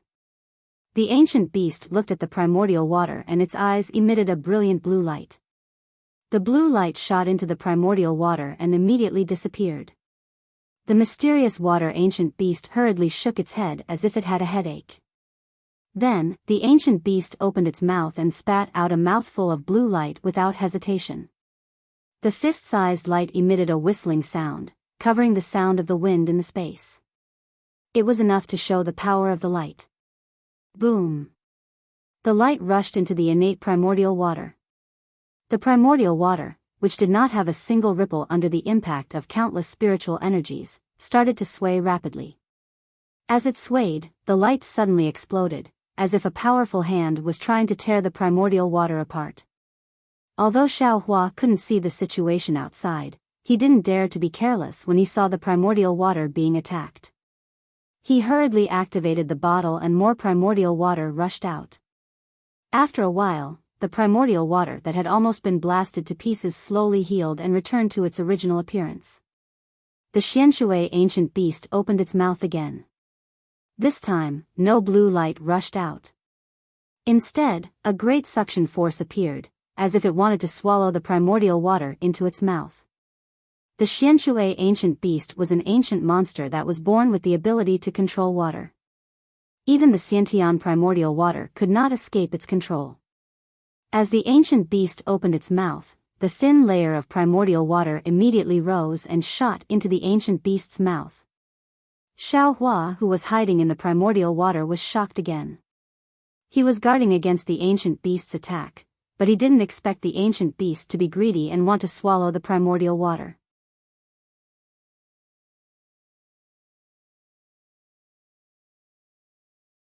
Caught off guard, not only was the primordial water sucked up half a foot of the primordial water, even the bottle almost fell from his hand. Xiao Hua's heart clenched again. He hurriedly activated his telekinesis and hit the bottle with Buddhist seals, trying his best to resist the ancient beast's suction force. Unfortunately, Xiao Hua's opponent was not a profound ancient beast. Even if he used all his strength on telekinesis, he was far from being able to resist the ancient beast's gentle opening of its mouth. The primordial water was being sucked up and was about to be thrown into the ancient beast's mouth. Once the primordial water disappeared, Xiaohua and the others would naturally be exposed. At that time, their lives would probably be in danger. Of course, his own life was more precious than the primordial water. Xiaohua understood this better than anyone else. Therefore, he didn't hesitate to pour out the primordial water from the bottle. He even happily poured out the poisonous water that he just put into the bottle. He wanted to see what would happen when the poisonous water was sent into the ancient beast's mouth. The Xianshui ancient beast was clearly taken aback by the surging poisonous water. It looked around in confusion and then impatiently opened its mouth. As it roared, the poisonous water and the Xiantian primordial water obediently fell into the Xianshui ancient beast's mouth. Hee. Although Xiaohua couldn't see the situation outside the primordial water, just the thought of the poisonous water falling into the ancient beast's mouth made him secretly happy. Xian and the others didn't know what was going on outside. They couldn't even open their eyes, so now they were like blind people. Previously, it was still silent, but now, it was as if thunder and lightning were flashing in the surroundings. It was even more frightening than the sound of the wind in the space. After the time it took to brew a cup of tea, the gluttonous ancient beast didn't swallow much of the primordial water, but drank a lot of the poisonous water. It seemed to be choking a little. Its body trembled slightly, and light flowed out like water. Aoo. Another roar sounded. It seemed to come from another ancient beast. It seemed to have lost its patience and stopped devouring. Then, it raised its head and roared in response. The two ancient beasts roared at each other. Then, the ancient beast opened its mouth again, as if it wouldn't stop until it had devoured all of the primordial water. Suddenly, a strange rumbling sound came from the slowly rotating triangle of the profound water palace in the distance. A faint layer of mist seeped out from the blue radiance, and the entire protrusion of the profound water palace began to tremble rapidly. Along with the trembling, an indescribable fluctuation filled the entire space. In an instant, the spiritual energy of heaven and earth was thrown into chaos. Not only that, but when the fluctuation came, the ancient beast was stunned. A trace of fear actually flashed through its eyes. Before its fear disappeared, a series of sobbing sounds came from the vortexes in the walls. This time, it wasn't pure water-type spiritual energy that rushed out of the vortexes, but true Saint River water mixed with bones, corpses, birds, and fish. After the formation was opened, the Saint River water poured in like a formation. The ancient beast seemed to be extremely shocked. It no longer cared about the primordial water and raised its head to roar. It spread its wings and turned into a stream of light, rushing towards the profound water palace. The profound water palace, which looked like it was being rotated by a giant, also slowly stopped. In just a moment, the entire space was filled with river water. Apart from the thousands of tiny vortexes that were still spinning rapidly, the so-called walls had disappeared. The entire profound water palace was completely submerged in the Saint River.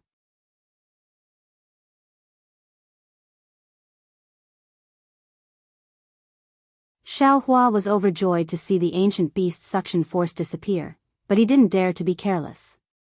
He still carefully urged his telekinesis to control the suction force of the clear water bottle, preventing the ancient beast from launching a sneak attack. Junior brother Ti-Pu. Ci Hui closed his eyes and didn't dare to release his Buddhist awareness, but he still keenly sensed the change in Xiaohua's telekinesis. He didn't speak when Xiaohua's telekinesis was at its peak, but now that he felt much calmer, he said softly, "Is the ancient beast nearby? Can the primordial water stop the ancient beast? Did the ancient beast attack the primordial water just now?" Ci Hui's voice was very soft, so soft that he didn't want to disturb the ancient beast outside the primordial water. However, it was quiet inside the primordial water, so the other three heard him clearly. "Shoo." Xiaohua also lowered his voice and said, "The ancient beast came just now and seemed to have discovered us." "Oh, it's not us. It must have discovered the innate true water and wanted to devour it. However, this little monk fed it with the poisonous water just now and it's not moving anymore. I wonder if it was poisoned to death by the poisonous water." Humph, how is that possible? Xian snorted and said contemptuously, the ancient beast is a part of the profound water palace. The poisonous water is also a part of the ancient formation. It would be a huge joke if the ancient beast was poisoned to death by the water.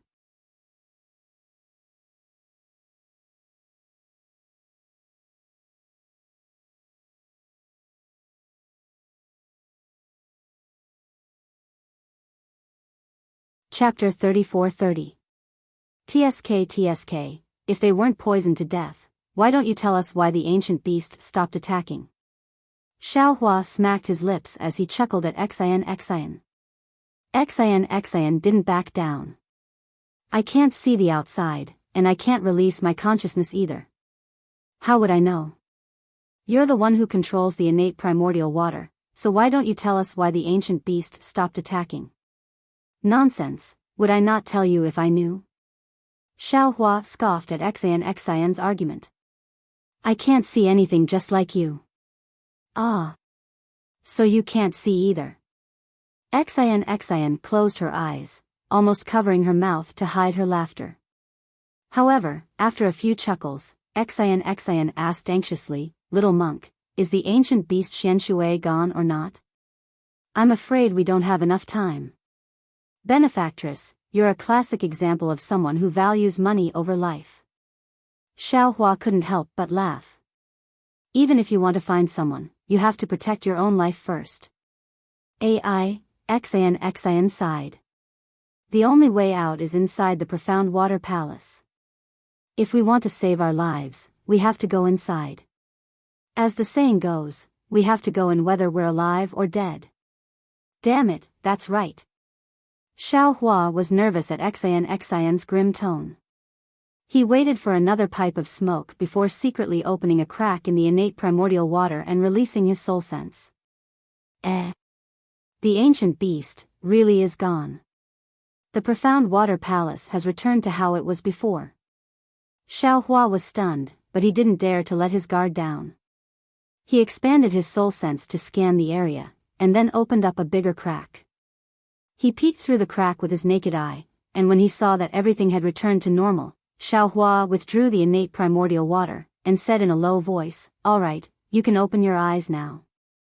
When Xian and the others opened their eyes, they saw that the palace was exactly the same as before. The enormous profound water palace was still in its inverted triangular shape. As for whether or not it was the same as the one they saw before, no one knew. Little monk, Xian bit her lips and whispered, Thank you. Shoo. Xiaohua whispered back.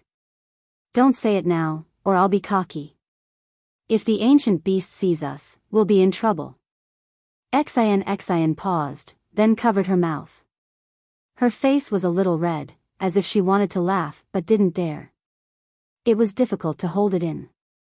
Cai Hui looked helplessly at the two.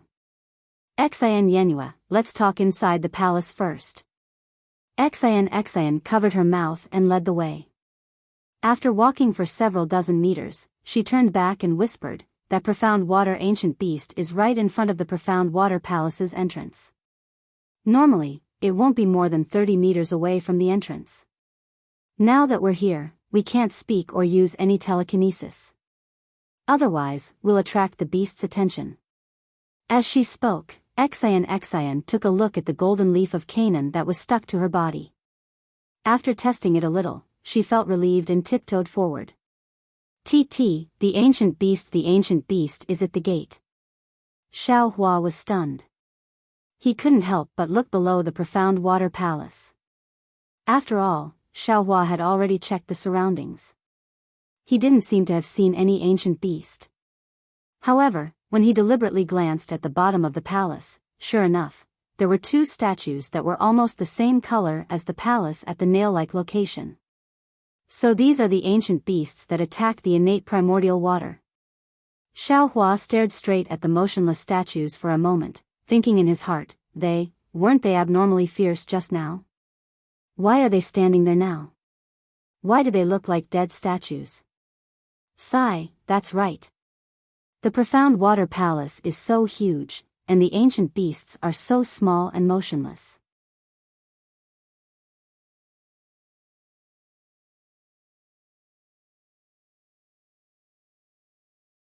Who knows if they're profound water beasts? At this moment, the profound water beasts really stood there like clay statues. Their eyes, which were as bright as stars, were abnormally dim. There was no light at all. However, Xiaohua and the others only glanced at the beasts. They didn't dare to meet their eyes. They even gradually approached the profound water palace. Looking at the two beasts that looked exactly like the statues in front of the temple, they couldn't help but feel a sense of absurdity. Yes, if they hadn't heard the profound water beasts roar earlier, if they hadn't experienced Xiaohua using his innate primordial water to resist them with his innate primordial water, and if they didn't have the records of profound water beasts in the ink cloud pupil, they would never have thought that these two lifeless statues were real ancient beasts. Suppressing the indescribable fear in his heart, Xiaohua raised his head and looked at the profound water palace that was even more oppressive than a mountain. Under the huge inverted triangle was a pillar that was dozens of meters tall. A pillar that was dozens of meters tall would be considered huge if it were anywhere else. However, under the profound water palace, it seemed so thin and fragile. A chill appeared in the eyes of the others. They were really afraid that the inverted triangle would suddenly fall on them and smash them into meat paste. After a few more meters, the four would be close to the profound water beasts. At the front, Xian couldn't help but stop slightly. The two profound water beasts stood there and looked forward calmly. The distance between them wasn't small, at least dozens of meters. However, in Xian's eyes, this distance was as narrow as the pillar under the profound water palace. An indescribable aura spread out in front of the profound water palace. Perhaps it was the residual power of the profound water beasts, or perhaps it was the formation's restriction after the profound water palace absorbed the energy of heaven and earth.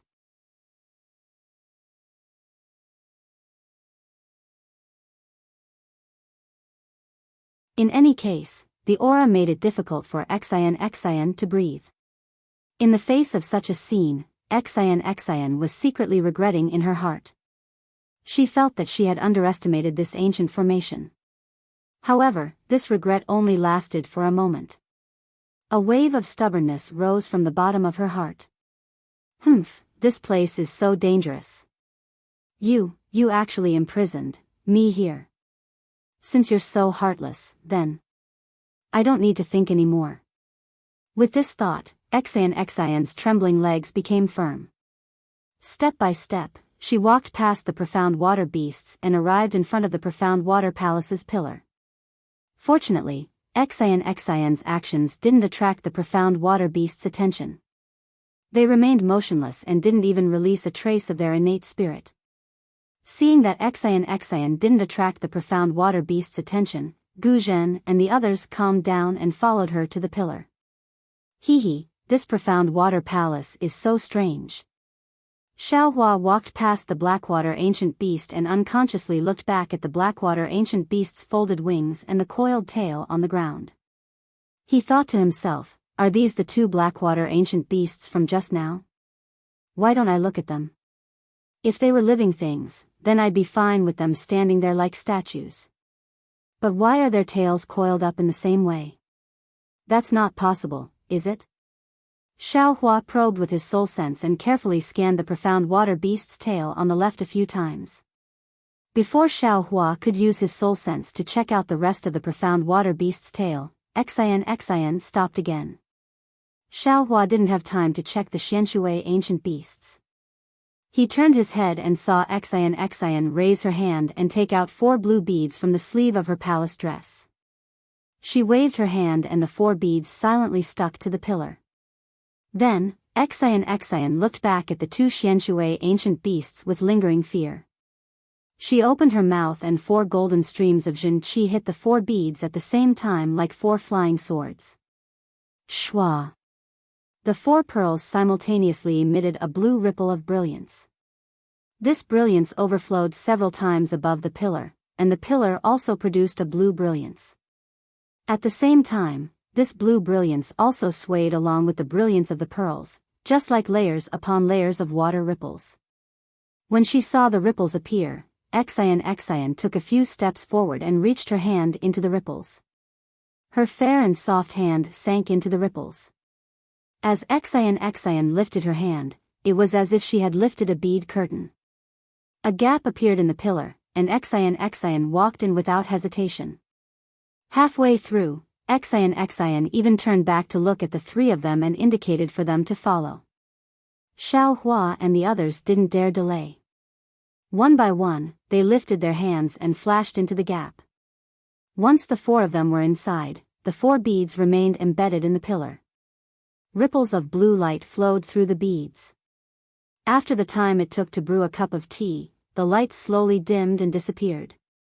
Finally, the beads disappeared into the pillar. There was no longer any movement outside the profound water palace. The two profound water beasts stood there for tens of thousands of years. It was as if the entire space had returned to normal. However, this calmness only lasted for a few breaths of time.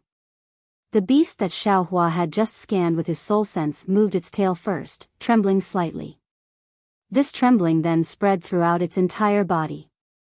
Following that, the beast's four hooves moved, the beast's head moved, and finally, its lifeless eyes moved. The black water ancient beast looked around in confusion.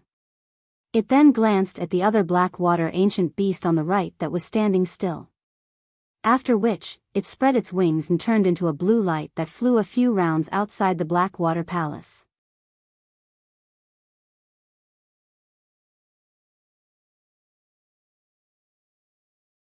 When it did not discover anything, it pushed off the ground and charged into the sky as if it was flat ground.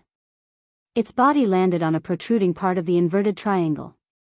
The profound water beast opened its mouth and spat out a mouthful of blue light onto the protrusion. With a crack, the protrusion floated into the air. The profound water beast didn't even look back as it charged into the gap below the protrusion. When the profound water beast disappeared, the protrusion fell back down. In a flash of light, the inverted triangle returned to its original state. The profound water beast entered the profound water palace. Xiao Hua and the others were unaware of the danger that was about to befall them. Xiao Hua stood dumbly in front of the profound water palace's doors as he looked at the scene in front of him. His heart was filled with disbelief.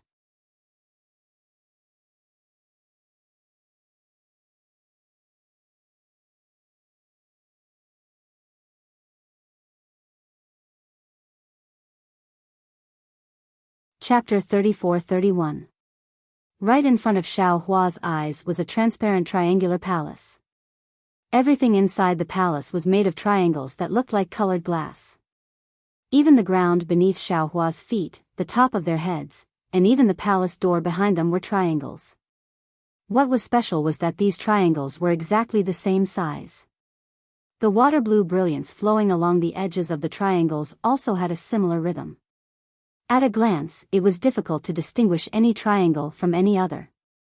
At a glance, there were countless strange triangles inside the mysterious water palace.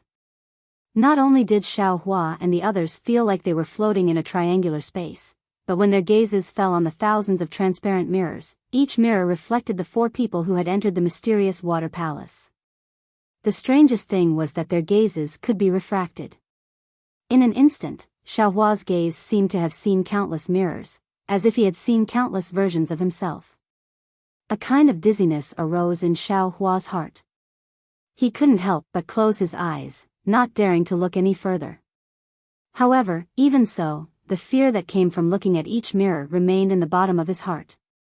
Moreover, in the darkness before him, there were still countless broken mirrors flashing, and in each mirror was a pair of horrified eyes. Damn it! Xiao Hua almost blurted out a curse. This mysterious water palace was too deceptive. The shock from walking past the mysterious water ancient beast had yet to subside, and the feeling of being lucky had yet to subside. In an instant, it gave his eyes such a terrifying baptism. Even a cultivator with a firm Tao heart like him couldn't help but feel his heart palpitate.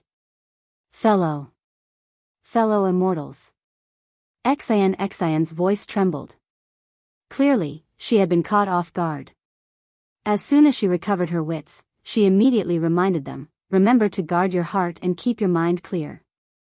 Mo Yuntong didn't mention the dangers of the mysterious water palace. She only said that thousands of Dharma images would appear here. If you couldn't find your true form, you wouldn't be able to find your way out. Even I didn't think that this Dharma idol would be so deadly. If we weren't cultivators, we would have lost ourselves just by looking at it. Who knows which one is the real person in the mirror? Ci Hui also didn't dare to raise her head and whispered, "The eyes are the heart, and the soul is born from the heart. Dazzling the eyes is seizing the soul." His gaze wandered as he looked at his feet. Beneath his feet was the same as the surroundings in front of him. There were also many tiny triangles. Xiaohua calmed his mind and slowly raised his eyes. His gaze was not too far away, but it was also rapidly sweeping around. This situation was somewhat similar to the innate primordial water. He already had a similar experience. When he saw that things were not going well, he immediately retracted his gaze. Among the four of them, he was the one who suffered the least damage. However, he still sighed with emotion. This primordial magic formation is really powerful. Now that we can't release our Buddha's consciousness, we can only rely on our eyes. Who knows that such simple eyes can also be taken advantage of by the formation? Amitabha. Fortunately, I can't release my Buddha's consciousness. Guzhen's Dharma was not as good as Ci Hui's, so it was difficult for him to find himself when he was lost.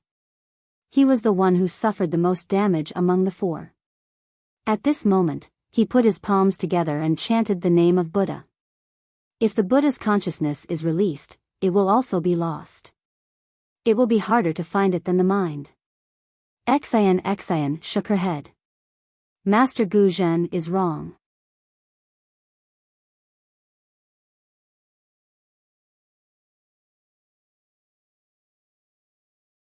The profound water palace's formation was set up for us Confucian cultivators' clear sight arts. Because this place imprisons divine sense and Buddha's consciousness, the Taoist's divine sense cannot leave the body. Only our Confucian clear sight arts can be used. In order to prevent us from finding the true entrance to the profound water palace, the primordial magic formation set up this secret formation here. Oh. So Xian Tanua can use the clear sight arts in front of the profound water palace? Guzhen was slightly taken aback. Xian nodded slightly. This one can use it, but it's not even 10% of my usual power. Xian then looked to the left and smiled bitterly. As for this place, this one wouldn't dare to use it even if I had 10 times the courage. So the palace door or the profound water ancient beast isn't the true entrance to the profound water palace. Xiaohua took a deep breath and said with a smile, "In that case, the triangular maze in front of us is the real entrance?" Xian nodded. That's right. Only one of these tens of thousands of mirrors is the true entrance to the profound water palace. We must find it from there. Damn it, how is this possible? Xiaohua jumped up and shouted, "Not only do we lack Buddhist awareness, we don't even dare to look. How are we supposed to find the entrance?" Ahem. Junior brother Tipu, watch your mouth, Ci Hui hastily coughed and reminded him, "Don't let the Buddha blame you." Amitabha. Senior brother is right. Xiaohua became listless and put his palms together. However, he cursed inwardly, "Alas, it's this Zhao's primordial spirit that shaved the Buddha's Sarira, not this Zhao's." This Xiao was just casually complaining. Ci Hui was very satisfied with Xiaohua's reaction. She looked at Xian with a smile and said, "Since this is recorded in Imo Yuntong, then Xian Tanua must have made preparations?" "Yes, indeed." Xian nodded. This is the last record of the primordial magic formation in Imo Yuntong. At the same time, it's also the problem this one has been pondering for the longest time.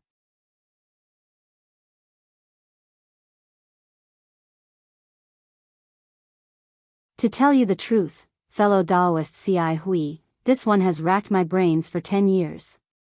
It was only after meeting you that I suddenly saw the light. Little monk? Ci Hui was slightly stunned. However, She immediately raised her eyebrows and said with a smile, "This little monk understands."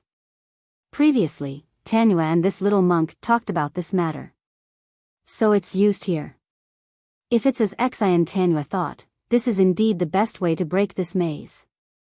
However, speaking of this, Ci Hui frowned again.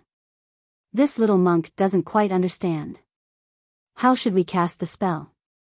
Xian glanced at Xiao Hua's thoughtful expression and then at Guzhen's confused face. She smiled bitterly again. This one only knows about the primordial spirit and the Dharma idol. As for how to find the primordial spirit from the Dharma idol, I'm afraid that's something you have to consider. However, in this one's opinion, it's really difficult for you to find the Dharma idol from the thousands of mirrors by yourself. Don't you have Tipu and Master Guzhen now? It should be much easier for you. After hearing Xian's words, Xiao Hua understood a little. The so-called primordial spirit was naturally the physical body. There were thousands of triangular mirrors in the maze of the mysterious water palace. Each mirror could reflect the intruder's shadow. However, there was only one real mirror. All the other mirrors were illusions of the maze. It was precisely these mirrors that had the effect of bewitching the mind. The real eye of the formation only played the role of illusions. Since the maze only worked on Confucian cultivators' eye-clearing technique and the naked eye of cultivators, all Buddhist senses, divine thoughts, and elemental thoughts could be used. Since the Dharma idol of the Buddhist sect was condensed from karma, it wasn't restricted by the maze. Therefore, the mirror couldn't reflect the Dharma idol's shadow. However, the problem was that even if Ci Hui or Guzhen released their Dharma idols, how would they find the mirror that could reflect the Dharma idol's shadow? What would they use to check? Thinking of this, Xiao Hua's mind raced. He had many methods. He could release the Dharma idol, release the Buddha's Sarira, or release his nascent soul. He could deal with all of them. Even the simplest method was to use his soul sense. Perhaps he could find a way out. Of course, Xiao Hua could also use the heavenly vision of the Dharma eyes. However, he couldn't be sure if his Dharma eyes could defeat this ancient formation.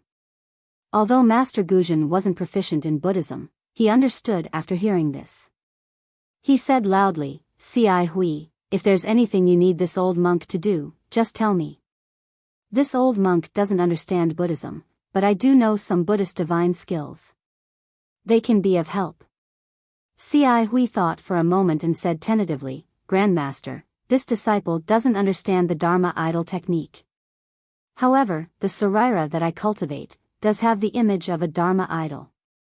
How about this disciple release the Sarira first to see its effect? Grandmaster, why don't you use the Dharma idol technique?" I'll listen to you." Guzhen naturally had no objections. Xiao Hua's heart skipped a beat. He thought to himself, the Sarira of a Dharma idol? Isn't this the Buddha's Sarira? This monk Ci Hui really has some background. However, Buddhist light surged around Ci Hui's body. After a moment, it slowly disappeared. Ci Hui's expression was somewhat unnatural.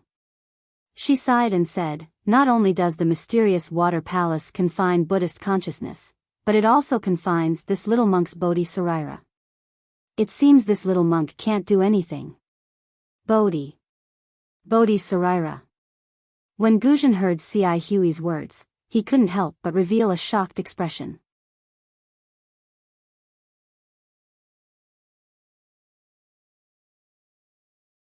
He cried out involuntarily, "Ci Hui, you actually cultivated the Bodhi Sarira?" This.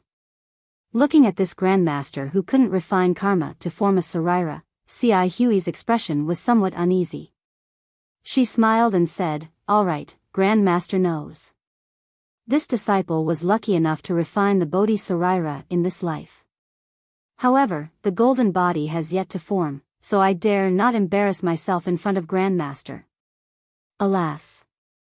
Ci Hui couldn't hide the disappointment on her face.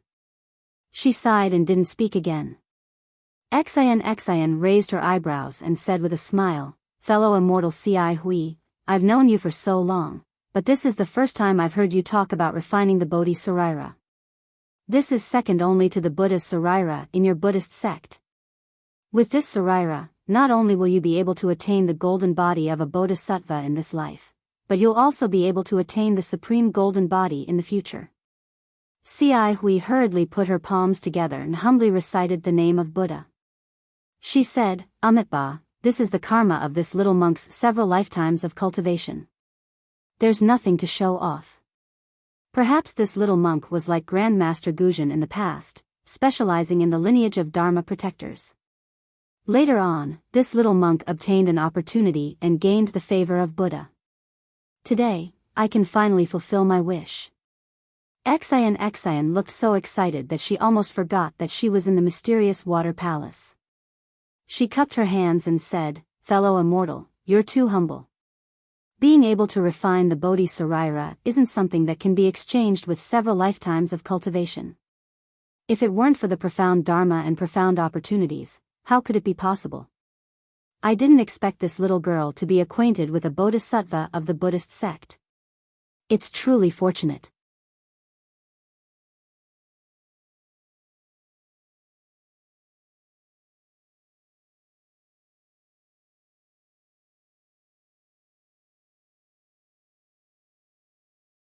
Chapter 34-32. Ahem. Before Xian could finish, Cai Hui coughed twice and even winked at her, interrupting her. Xian Tanua, no matter what kind of relic it is, it can't be used in the profound water palace. What's the use of that? It's not as useful as Ancestor Guzhen's golden Buddha statue. That's true. Xian suddenly came to her senses. Her eyes narrowed and she almost covered her mouth with her hand. She hurriedly covered it up. Everyone has their shortcomings and strengths. That's right. To the side, Xiaohua frowned. He knew that if Cai Hui's Bodhi relic couldn't be used, then his Buddha relic wouldn't be able to leave his body. Since his relic couldn't leave his body, then his nascent soul couldn't either. Perhaps he could only use his soul sense and heavenly law embodiment technique. Thinking of this, Xiaohua was about to quietly release his soul awareness. Roar. Guzhen roared and clenched his fists. Buddha light flashed all over his body. Guzhen's originally tall body grew bigger and bigger. In a moment, a Buddha statue of several zhang tall slowly appeared, majestic and awe-inspiring. Clang, clang, clang. Just as Ancestor Guzhen's golden Buddha statue appeared, countless sounds came from the profound water palace's mirrors.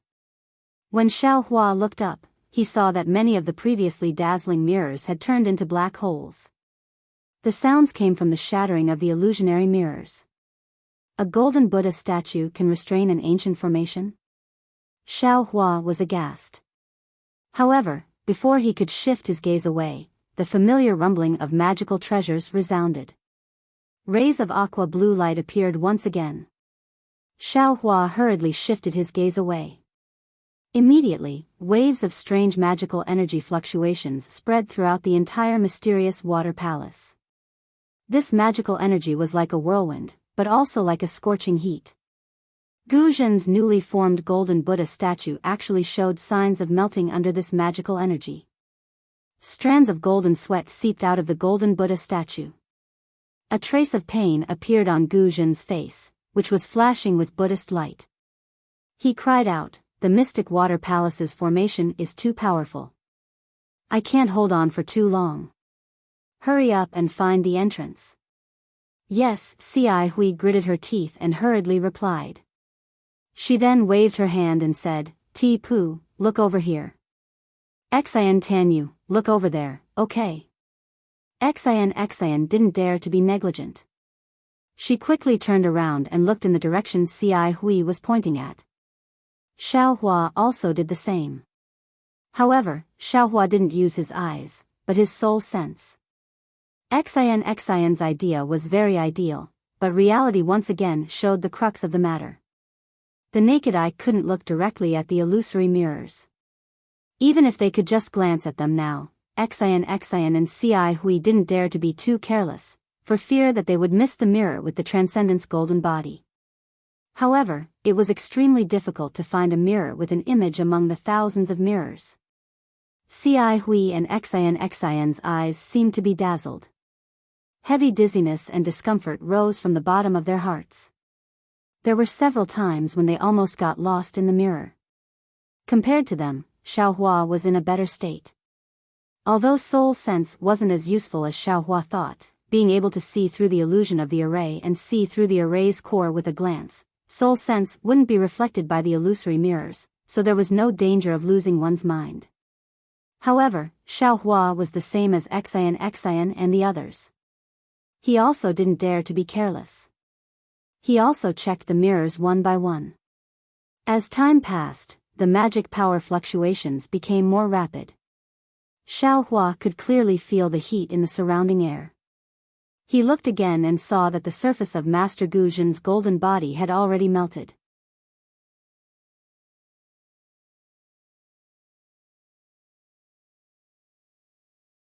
Just like Xiaohua's Buddha Saraira, it had turned into golden liquid and flowed down the golden body. When it dripped to where Gu Zhen was standing, it immediately turned into small golden Buddhist lotuses.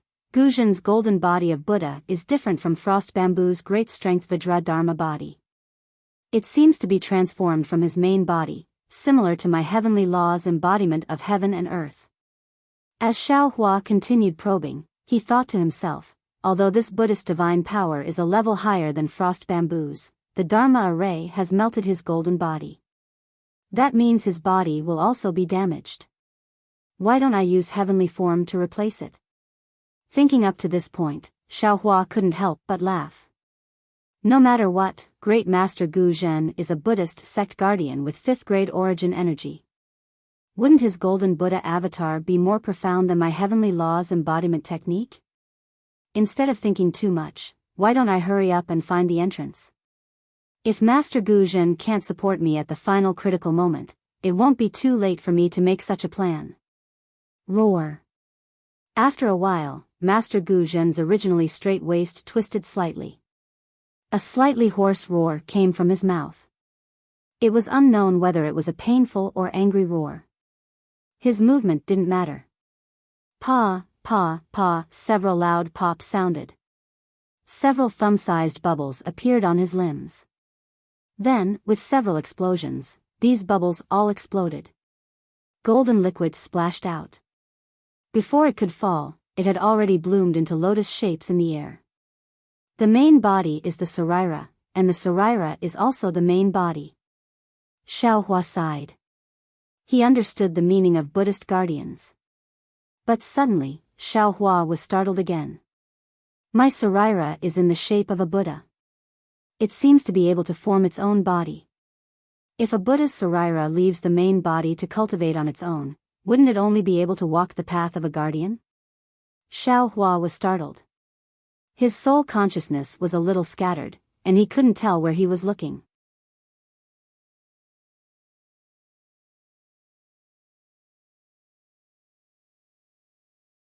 Xiaohua hurriedly composed himself and grumbled in his heart, although my Buddhist cultivation is at 5th grade essence power, and according to the records of the Buddhist scriptures in Exquisite Temple, I can be considered to have reached the lotus realm.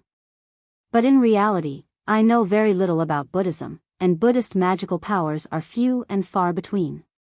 Doesn't Ci Hui also have a Bodhi Saraira? He's not in a hurry, so why should I? Isn't this the entrance to the formation? People often say that one can wear out iron shoes in fruitless search, but by chance, one will find it without any effort. Xiaohua was like that at this moment. He was focused on searching for the entrance, but he didn't find anything. But in a moment of absent-mindedness, his soul consciousness scattered, and he actually found a triangular mirror. On this mirror, other than Xiaohua, Ci Hui, and Xian, there was also Grandmaster Gu Zhen's golden Buddha statue that was much taller than the others.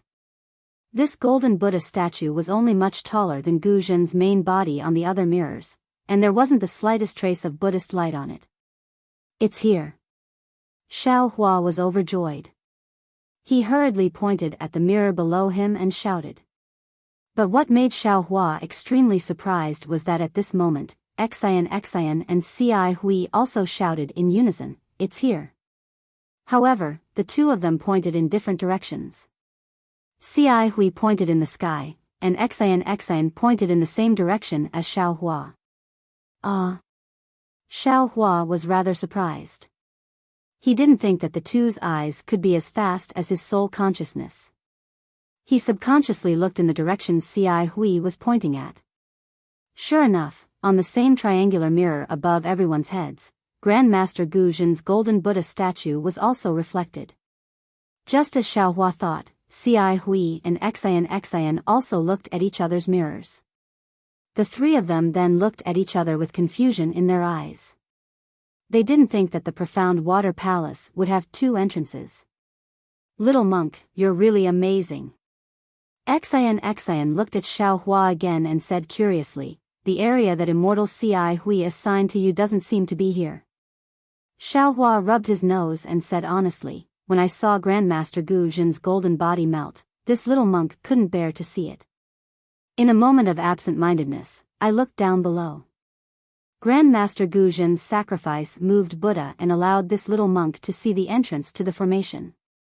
"Oh, Grandmaster Gu Zhen, you can take back your avatar now." Phew. Gu Zhen let out a long sigh. The Buddhist light around him quickly disappeared and then shrank like a bubble. His golden body also shrank rapidly and returned to its original form. However, Grandmaster Gu Zhen's face was pale. Not only was his body trembling, but his arms and legs were also trembling. He looked like an old man who had just recovered from a serious illness. "Grandmaster, you've worked hard." Ci Hui hurried forward to support him. Gu Zhen shook his arms and wanted to break free, but he seemed to be powerless and could only let Ci Hui do as she pleased. Xiao Hua ignored Xian's reproach. He raised his head and glanced at the mirror Ci Hui pointed at, and then at the mirror he discovered beneath his feet. He asked with a wry smile, "Xian Yenhua, this mysterious water palace actually has two entrances. Is there any record of this in your Moyun eyes?" "No," Xian answered without hesitation. "Then which entrance should we use?" Ci Hui asked from the side. Xian thought for a moment, then clapped her hands and took out two jade boxes. She said, "Although we found the entrance to the profound water palace, we still need to use the Dao Gate to enter the real profound water palace. These are the two talismans I found according to Mo Yintong's records. These two talismans are exactly the same. I prepared them in case of an emergency."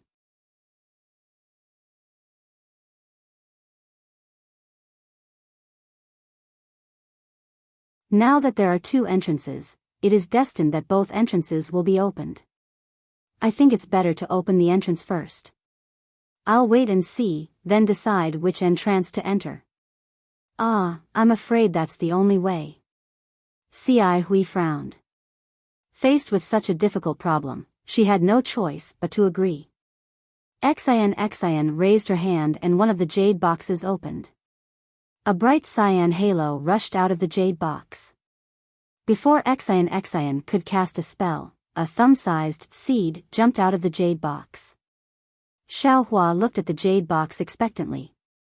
He wanted to know what kind of rare talisman Xian had taken out, but he was still shocked when he saw the seed jump out. Looking at the seed again, it leaped into the air and flickered with an emerald green halo. The halo slowly unfolded and the seed also unfolded along with the halo.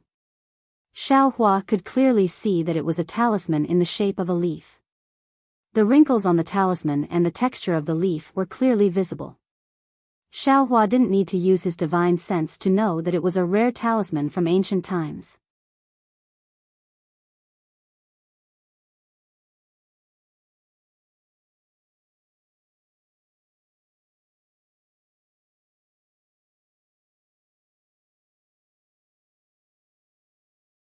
Chapter 34-33. Sure enough, Xian promptly explained, "This is a Taoist wood spirit talisman. It said that it specializes in breaking water-type formations. The specific refining method has long been lost, and these 2 talismans were found after spending more than 10 years of painstaking effort. They're also the last preparations I've made before entering the formation. I don't know what I'll encounter after entering the profound water palace. Xian opened her mouth again and was about to blow out true energy when she suddenly closed it again. She glanced at Xiaohua and said, "Little monk, can you help me next time?" "Oh. How can I help you?" Xiaohua was somewhat puzzled. "I don't know any Taoist magic, so how can I help you?" "Of course, if you can teach me how to use Buddhist telekinesis to activate talismans, I'd be more than happy to." "Hee, you wish." Xian glanced at Xiaohua. "The telekinesis you use is completely different from Taoist magic. I'm a Confucian cultivator, so how can I know this kind of secret technique? If you want this secret technique, you might as well ask your senior martial brother who'll definitely become a bodhisattva in this lifetime." After speaking, Xian opened her mouth and a golden true energy shot out like a sword and hit the leaf talisman. CSI. The moment the true energy came into contact with the talisman, it immediately produced a corrosive sound. Following this sound, the emerald green brilliance on the leaf flickered rapidly, as if the leaf was being devoured by insects. Xian saw that the talisman's brilliance was faintly flickering. She hurriedly pointed at the talisman. The leaf, like a falling leaf on an autumn night, fell towards the mirror surface that Xiaohua and Xian had identified at the same time. From afar, the mirror surface looked extremely small, but the leaf that fell on it was insignificant. However, as soon as the leaf-like talisman touched the mirror surface, a water-blue brilliance flashed and submerged the entire talisman in an instant. The emerald green brilliance completely disappeared. However, in just a few breaths, a wisp of emerald green brilliance emerged from the water blue brilliance like a sharp sword. Moreover, as soon as this light appeared, it immediately swayed and expanded. Strands of water-based heaven and earth spirit chi flashed with blue light and flowed into the emerald green light. Within this emerald green light, a vine-like branch stretched out, wood counters water.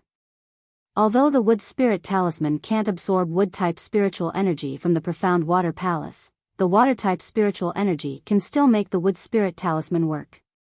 It seems, it's only a matter of time before the profound water palace is destroyed. When Xiaohua saw this situation, he immediately understood in his heart. However, the real situation had exceeded his expectations.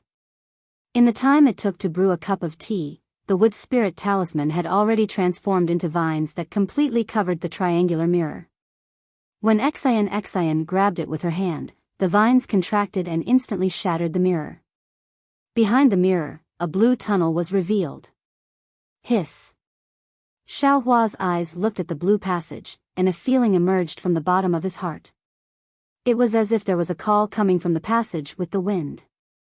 Xiaohua couldn't help but suck in a breath of cold air. He didn't know what this feeling meant. However, no matter what this feeling meant, there was one thing he was certain of. This entrance was definitely the real entrance. Xiaohua was certain of this. However, Xiaohua only glanced at it and didn't say anything.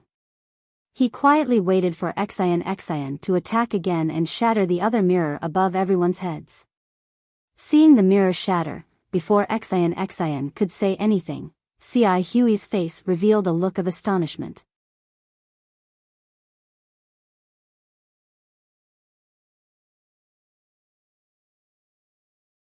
She asked curiously, "What? What does this mean? Why did this little monk feel a call? There seems to be a voice coming from inside. Could it be that this entrance is the real entrance? Damn, how is this possible? How can Ci Hui feel the same as me?" Xiaohua frowned as he looked at the passage that also flashed with blue light. His heart rippled. If one of the passages produced a call, then it would be fine. There must be something attracting this Xiao. However, the 2 passages produced 2 different calls. The biggest possibility is, there's something fishy about the profound water palace. "Little monk, what about you?" Xian didn't answer Ci Hui's question. Instead, She looked at Xiao Hua with eyes full of interest. Xiao Hua shook his head slightly. This little monk didn't feel the call from the passage. Moreover, contrary to senior brother Ci Hui, this little monk has a subtle feeling about the other entrance. What about Grandmaster Gu Zhen? Xian turned to Gu Zhen. Gu Zhen's face revealed hesitation. After pondering for a moment, he said, "This old monk's thoughts are similar to Ci Hui's. The entrance above us should be real. After all, this is the lowest level of the profound water palace. If there is an entrance, it must be facing upwards." Xian's expression turned grave. She glanced at Xiao Hua and said, "Although the profound water palace is above us, the entrance might not be. This little monk's feelings are similar to yours. I feel that the entrance below us is real." Ci Hui's expression changed. She said anxiously, "This is bad. Could this be the profound water palace's trick? The purpose of this formation is to separate the four of us? Anything is possible." Xian nodded. "We only have 3 choices. Either all 4 of us go up, all 4 of us go down, or we split into 2 groups and go our own way." This. Ci Hui was truly hesitant. However, she still insisted, "This little monk feels that it's better to go up. This little monk feels that it's better to go down."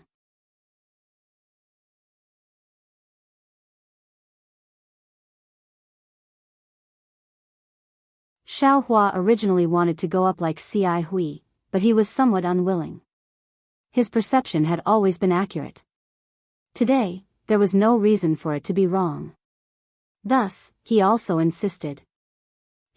This little one has heard that formations that have been set up for a long time will give birth to a formation spirit. Could it be that this ancient formation has already gained sentience?" Xian laughed. "I don't think that's likely to be strange. However, this little one feels that these 2 entrances might be different methods leading to the same result. Although the paths inside are different, they will eventually converge at the same place. Yes. As the saying goes, infinite scenery lies at the peak of a dangerous mountain. These 2 different directions might be a kind of fate and opportunity for us." Gu Zhen said. "No matter what you choose, this old monk has decided to go through the entrance above us." With that, Gu Zhen flung his hand, wanting to shake off Ci Hui who was supporting him. However, Ci Hui didn't pull her hand away. She just smiled and said, "Since Grandmaster has made his choice and this entrance was found by this disciple, it's naturally impossible for us to not go through this entrance. This disciple is willing to go with Grandmaster and help Grandmaster search for the ancient Buddha." "Fine." Xian glanced at Xiao Hua and nodded. "Since this little monk found the same entrance as us, this little one will go through the entrance below with you." With that, Xian winked at Xiao Hua and said with a smile, "Little monk, you have to protect me." "Of course." Xiao Hua smiled. This little monk was most protective of women before he entered the Buddhist sect. Cough cough. Ci Hui's throat wasn't good again. Once the assignment was completed, Ci Hui supported Gu Zhen and the 2 of them slowly flew towards the entrance above the 4 people's heads. Looking at the backs of the 2 people and then looking at Gu Zhen's tall figure, Xiao Hua suddenly thought of the frost bamboo. Naturally, he also thought of the Buddhist protector's unruly way of swallowing relics. Therefore, he immediately opened his mouth and transmitted a few words to Ci Hui. Ci Hui did not seem to have heard him. Not only did she not reply, she did not even slow down in the slightest. The 2 monks, one tall and one short, slowly flew towards the entrance of the blue brilliance in the mountain cave. When the 2 people's figures disappeared, the brilliance flickered slightly and a flat mirror surface appeared there. Now, even if Xiao Hua and Xian wanted to follow Ci Hui, it was too late. "Little monk, let's go. We'll go in too. Don't worry about Ci Hui. Grandmaster Gu Zhen isn't as despicable as you think." Xian waved her hand and landed first. How could Xiao Hua dare to be negligent? He hurriedly flew down with Xian and said with a flattering smile, "The ancients said that one shouldn't have the heart to harm others, but one must guard against others. It's normal for this little monk to be worried about senior martial brother Ci Hui. Who asked Grandmaster Gu Zhen to be a Buddhist Dharma protector? TSK. Xian smacked her lips as she flew and said mockingly, "Which ancient person are you talking about? Why do I often hear people talking about this? Moreover, why do I feel that you, a Buddhist disciple, are even more wary of Buddhists than me? Is that so?" Xiaohua rubbed his bald head and said with a smile, "That's because you're not a bhikkhuni of my Buddhist Dharma protector and don't know the details of my Buddhist Dharma protector. That's why you're not on guard. What are you on guard against?" Xian probed again. "Previously, you said that you came to the Profound Water Palace to protect fellow Daoist Ci Hui. At that time, I only thought that you were talking nonsense. But now, it seems that your Buddhist Dharma protector's cultivation is far superior to Ci Hui's.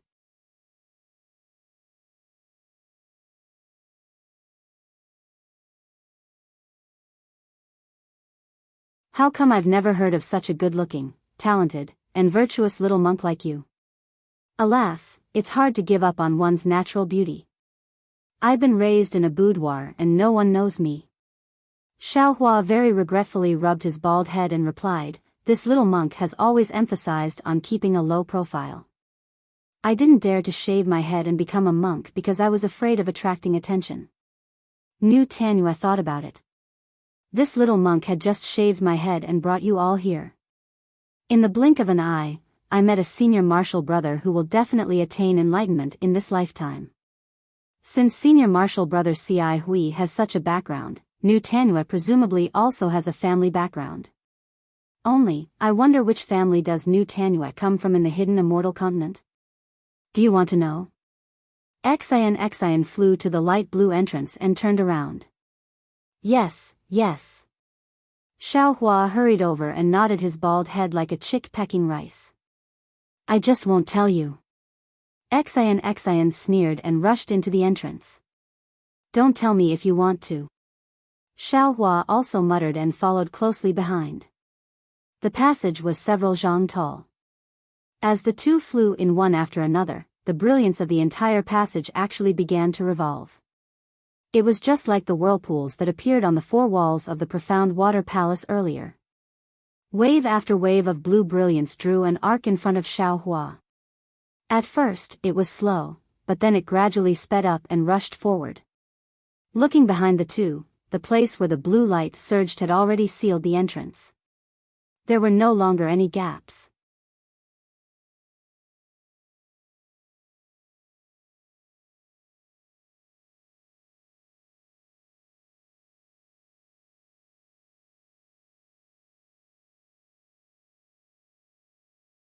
Chapter 34. Xian was on high alert. As soon as she entered the entrance, she took out her flexible sword without waiting for the light to change. With a slight twist of her wrist, the blade coiled around her right arm like a spirit snake. Clear chi gushed out from between Xian's eyebrows. Her limpid eyes flickered like the light in the passageway, but the golden light in her eyes only flashed for a moment. Alas! Xian sighed. She knew that she still couldn't use her eye-clearing technique. Her five senses were similar to those of ordinary people in the mysterious water palace. Just as Xian was sighing, she suddenly felt a heavy weight on her shoulders. Startled, she hastily looked up and saw that the blue light in the passageway was gradually stabilizing, and its color was getting denser. What's going on? Xian frowned. Her flying figure slowed down, and she turned to ask in a low voice, "Little monk, do you feel something strange?" Xiaohua was right behind Xian. Seeing her slow down, he understood what she was thinking. He hastily flew to her side and stood shoulder to shoulder with her. He answered, "This little monk feels a little heavy on my body. It seems to be the mysterious water palace's restriction again." Alas, that's what happened. Xian sighed again. After all, it's an ancient array with layer upon layer of strange restrictions. Without strength, it's really difficult to move even an inch. Xiao Hua hesitated for a moment, then advised, actually, this little monk still has to persuade Lady Benefactor.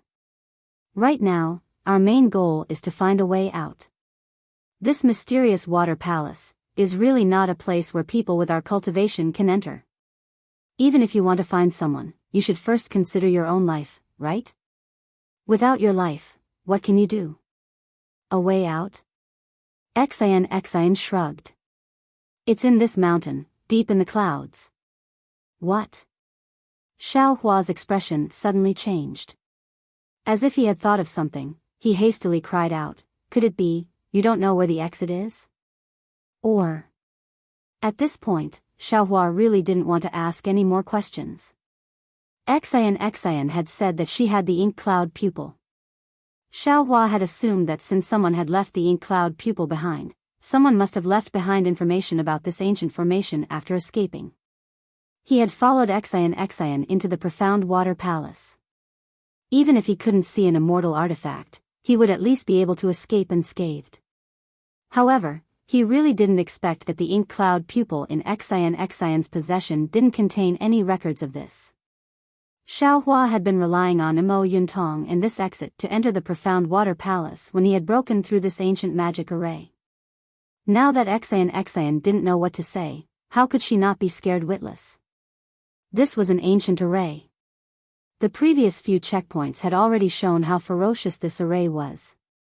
And that was only the outer perimeter of the profound water palace. Now that he had truly entered the profound water palace, the passageway once again gave off a heavy feeling. Who knew what he was about to encounter? He had originally thought that he would be able to find a way out if he braced himself and forced himself through this passageway. Who knew? Xiao Hua couldn't help but want to cry. Before Xiao Hua's tears could fall, the heavy feeling on his body increased again. Xiao Hua glanced at Xian. This strange woman was flying with her head held high, looking like a dead pig that wasn't afraid of boiling water. He didn't bother to say anything more. His head drooped as he flew forward with Xian. At this point, he had already made up his mind. Self-preservation was self-preservation.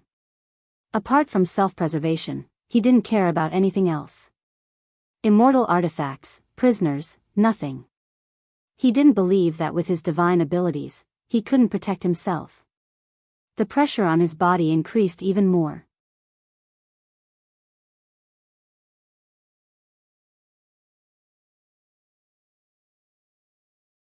In half the time it took to brew a cup of tea, Xiao Hua and Xian had only flown a few dozen meters. Although there was nothing tangible in the passageway, Xiao Hua felt that the entire passageway was like a quagmire. He was currently wading through the water. The quagmire that was difficult to walk through was definitely not too far away. Sure enough, as Xiao Hua expected, the blue brilliance suddenly changed when it reached the depths of the passageway. Strands of blue blossomed from the deep blue, as if the blue had surpassed the blue. They rapidly rotated within the blue passageway, similar to the blue light that appeared when Xiao Hua had just entered the passageway. Oh no! Feeling the heavy pressure on his body increase again, Xiao Hua came to his senses and shouted, Xian, hurry up and leave. The pressure in this passageway is increasing layer by layer. In the end, it will crush our bodies into minced meat. As he spoke, Xiao Hua no longer dared to conceal his cultivation. He activated his transcendence energy and displayed the wind escape technique, rushing towards the front of the passageway. Who would have thought that it would be fine if Xiao Hua didn't activate his transcendence energy, but the moment he displayed the wind escape technique, an enormous force crashed into Xiao Hua's body along with his transcendence energy. Caught off guard, Xiao Hua's entire body fell with a whoosh sound, directly reaching half of Xian's waist. This. Xiao Hua's body sank. His eyes narrowed slightly as he looked at the passageway in the distance. He understood in his heart that this was the Tao's sex formation. The method to restrict the Tao's sex disciples was naturally easy to use. At this moment, he had to either give up on using the Dao Sect's divine ability or forcefully rely on the Dao Sect's divine ability to charge out.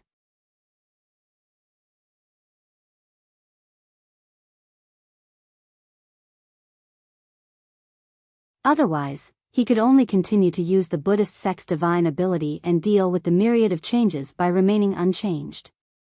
Xian naturally also felt the pressure increase. However, before she could activate the auspicious cloud, Xiaohua suddenly fell down. At this moment, she also looked at Xiaohua strangely. "Let's go." Xiaohua didn't explain in detail. He activated the auspicious cloud and rushed forward while rising up again. However, after flying for the time it took to brew a cup of tea, the azure brilliance deepened once more and the pressure doubled once more. Not only did Xiaohua not reach the same height as before, he even became half a foot shorter than before. Naturally, Xian's expression changed greatly and she also fell down like Xiaohua. "Little monk, I'm afraid we can't touch the brilliance of this passageway."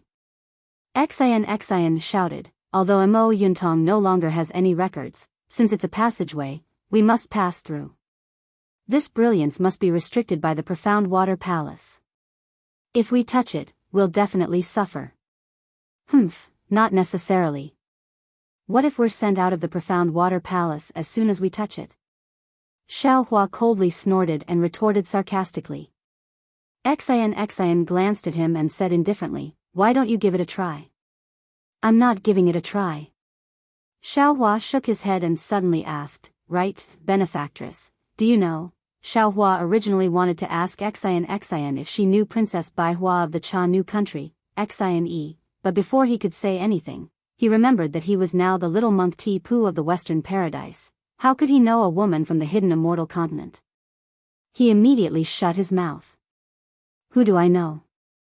Xian saw that Xiaohua didn't say anything and continued to ask. "Forget it, let's not talk about it. Let's talk about it after we get out alive." Xiaohua waved his hand. At this moment it was difficult for him to move his hand. Even his arm felt somewhat sore and numb. Xian narrowed her eyes and said, "You're not going to say it? Are you afraid I'll see through your intentions? If you have the ability, you can see through it even if I don't say it." Xiaohua argued. "Do you think I—" Xian couldn't help but get angry. Just as she was about to say something, buzz buzz. The whole passage flashed with a blue brilliance. Rings of light chased after Xiaohua and the others from behind and rushed forward. The speed of the rings of light was different. Each ring was faster than the previous one. The heavy pressure on Xiaohua and Xian's body was like a wave, each layer stronger than the previous one. "Hurry!" Xiaohua urged again, but at this time, the two of them were already doing their best, but the passage still seemed to be endless. Boom! When the blue rings of light chased after them, the whole passage shook, and the color immediately turned green. Along with the change in brilliance, bang bang bang. Sounds came from Xiaohua's body. It was the sound of the joints all over his body. Xiaohua's eyes flashed with shock. He had already discovered the pattern. When the blue brilliance disappeared, the pressure in the passage should be twice as heavy as before. Now that the blue brilliance disappeared again, the pressure should be twice as heavy as before. If he counted, it should be 4 times as heavy as before. Xiaohua didn't know whether this passage was similar to his bone tempering, which required the bone tempering of 7 colors. However, even if it was the 5 elements technique, in the end, the pressure was still 32 times as heavy as when he first entered the passage. Of course, this was only Xiaohua's estimation.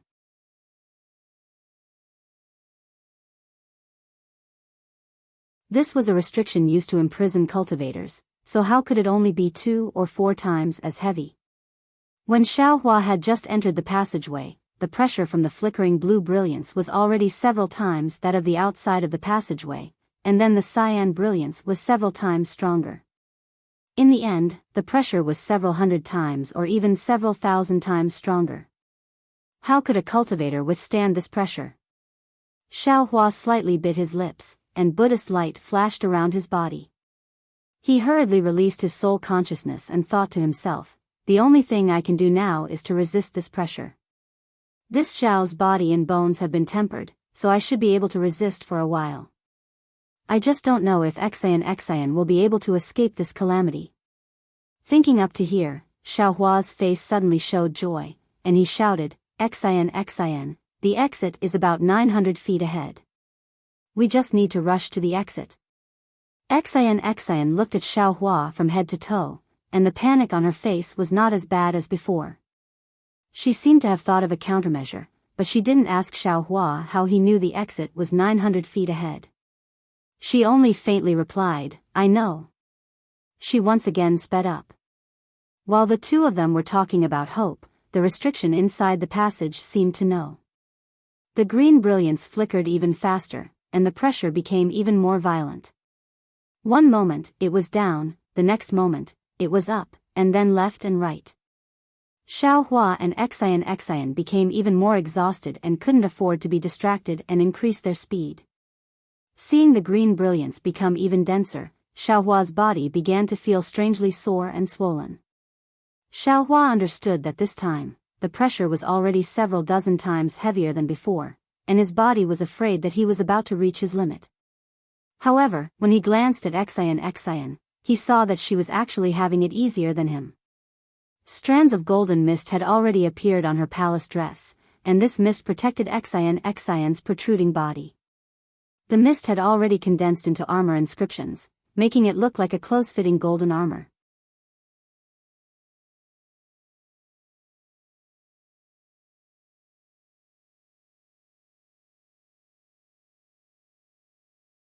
Chapter 34-35. Xian's golden armor was not only solidified on the surface, but it was also overflowing with golden mist from time to time. The golden armor had already been compressed into a thin layer, and was no longer as thick as before. It was obvious that the golden armor had reached its limit. The situation had already begun to become critical, and Xiao Hua could clearly feel that the auspicious cloud beneath his feet had also slowed down. The passage now seemed to be filled with silt. Not only were his hands and feet buried, even the karma of the Buddha's Sarira and the true energy in his dantian were wrapped up, making it difficult for him to use them.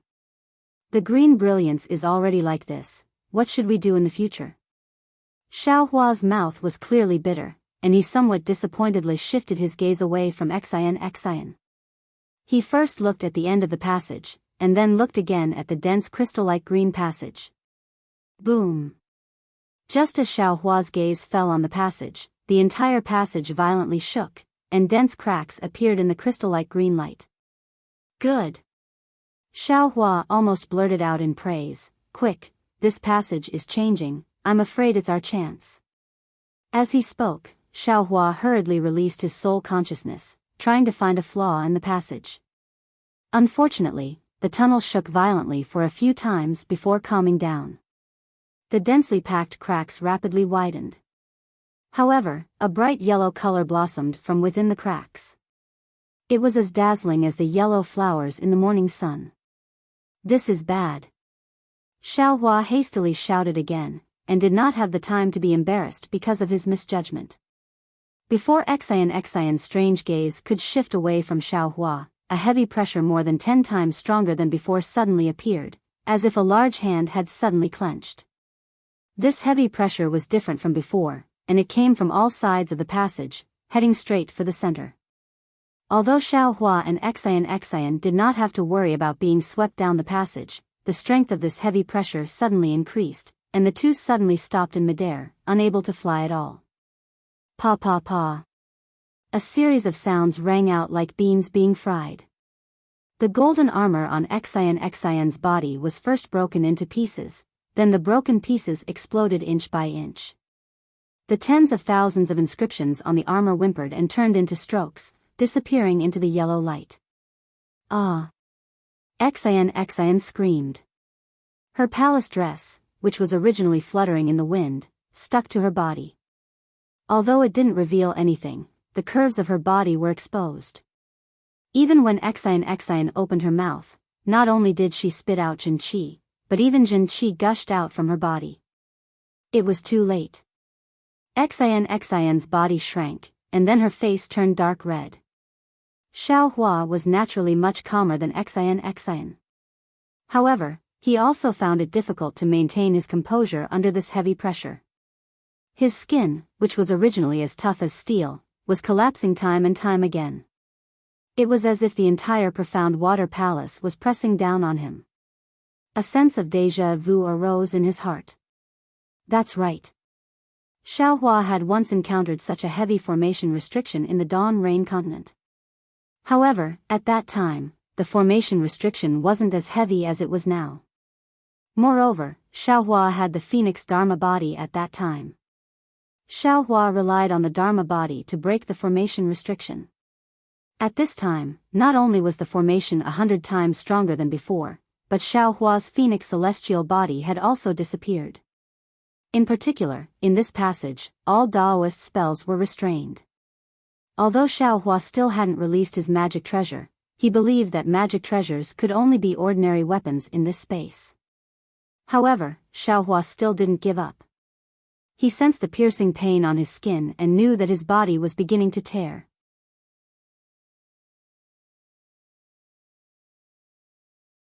He hurriedly raised his hands slightly. Even this small action expended a great deal of Xiao Hua's strength. Out, Xiao Hua softly shouted, and the seal of overturning the sea flew out of the space. Xiao Hua formed a seal in his hand, and his Jin Qi, which should have been surging like a tide, was now compressed into a trickle. When his magic power rushed into the air, it had already mostly disappeared. When it landed on the seal of overturning the sea, the brilliance on the seal of overturning the sea flickered. Where was its previous majestic appearance? Seeing the seal of overturning the sea in such a state, Xiao Hua completely gave up. He raised his hand and withdrew the seal of overturning the sea. Xian, who was beside him, was in a state of panic. Not only was her face flushed red, but her skin, which was not covered by her palace dress, had turned from snow white to golden yellow. Now, there were patches of blood stains on her skin. It was obvious that she had suffered serious injuries. However, she still keenly saw Xiao Hua's seal of overturning the sea, as well as the traces of Daoist magic power in it. Xian turned pale with fright. She was even more surprised than when she encountered the heavy pressure in the passage that she had never encountered before. However, she was even more shocked when Xiao Hua raised his hand again. 7 flying swords with different sword lights appeared with Xiao Hua's hand gesture. Xiao Hua opened his mouth and a mouthful of Jin Qi rushed into the air. Then, he formed a seal with his hand. Although the 7 flying swords were very difficult, they still turned into rainbows and pierced toward Xian, thief. Although Xian was somewhat on guard, she never would have thought that Xiao Hua would disregard his own safety and suddenly attack her in such a dangerous place. Xian unconsciously clenched her teeth and cursed, "Damn little bald donkey."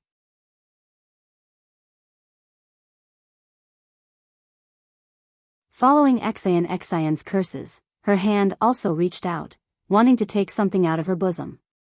However, it was already too late for her to fight back. The 7 flying swords had already rushed to about 10 feet away from her. However, just when Xian was feeling discouraged, the 7 Jin Qi from the 7 flying swords actually condensed in the air and surrounded Xian.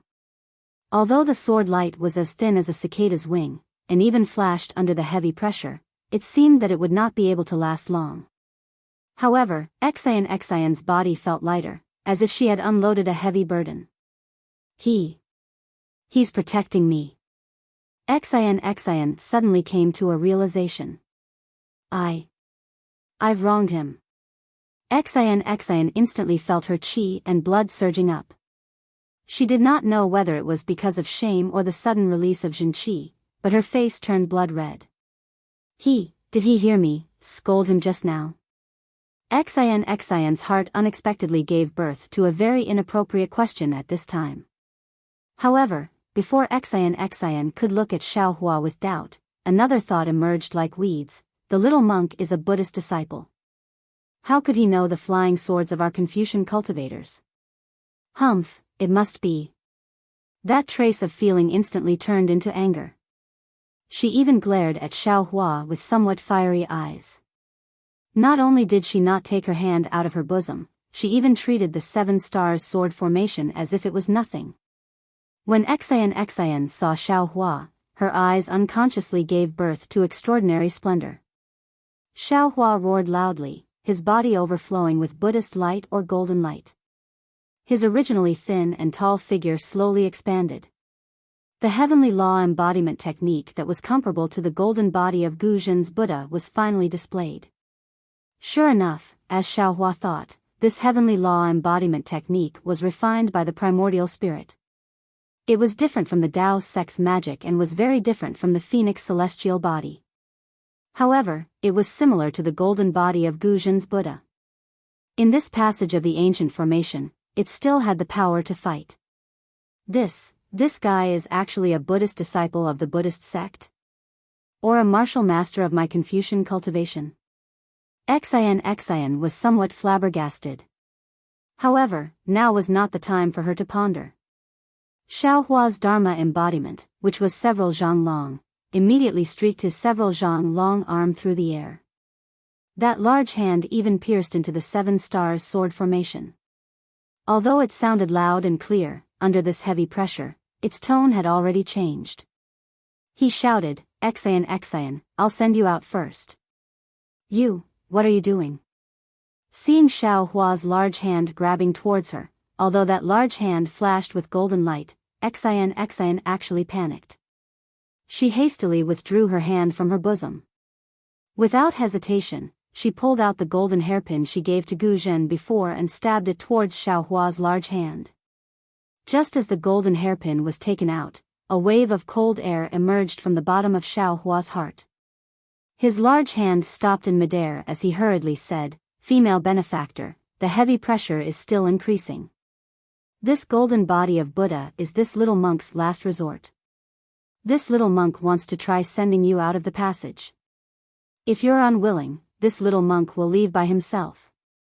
This. Xian looked at Ku Ko in the distance.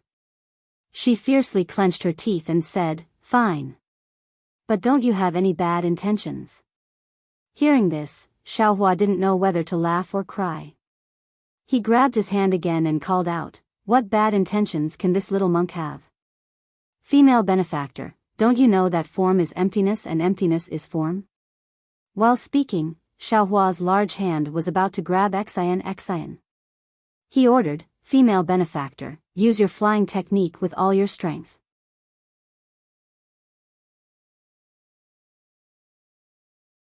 If you have any secret techniques, don't hesitate to use them. Success or failure, life or death will depend on this. Before he finished speaking, Xiao Hua shouted, "Go." Then, with a swing of his hand, he threw Xian and the 7 stars sword formation to the end of the passage. Xian only felt the wind whistling in front of her. That 7 stars sword formation's sword light was like splitting mountains and boiling water, carrying Xian straight to the end of the passage in the distance. A trace of joy flashed in Xian's heart. Then, with a wave of her hand, the golden hairpin in her hand produced a golden brilliance. This golden brilliance was like a blooming phoenix flower. In an instant, it protected Xian and the 7 stars sword formation. No matter how much the pressure in the passage increased, the golden brilliance only shrunk a little. This little monk. Although Xian didn't think much of Xiao Hua's seriousness, the steadiness in her heart had already been shaken. The golden hairpin was her last resort.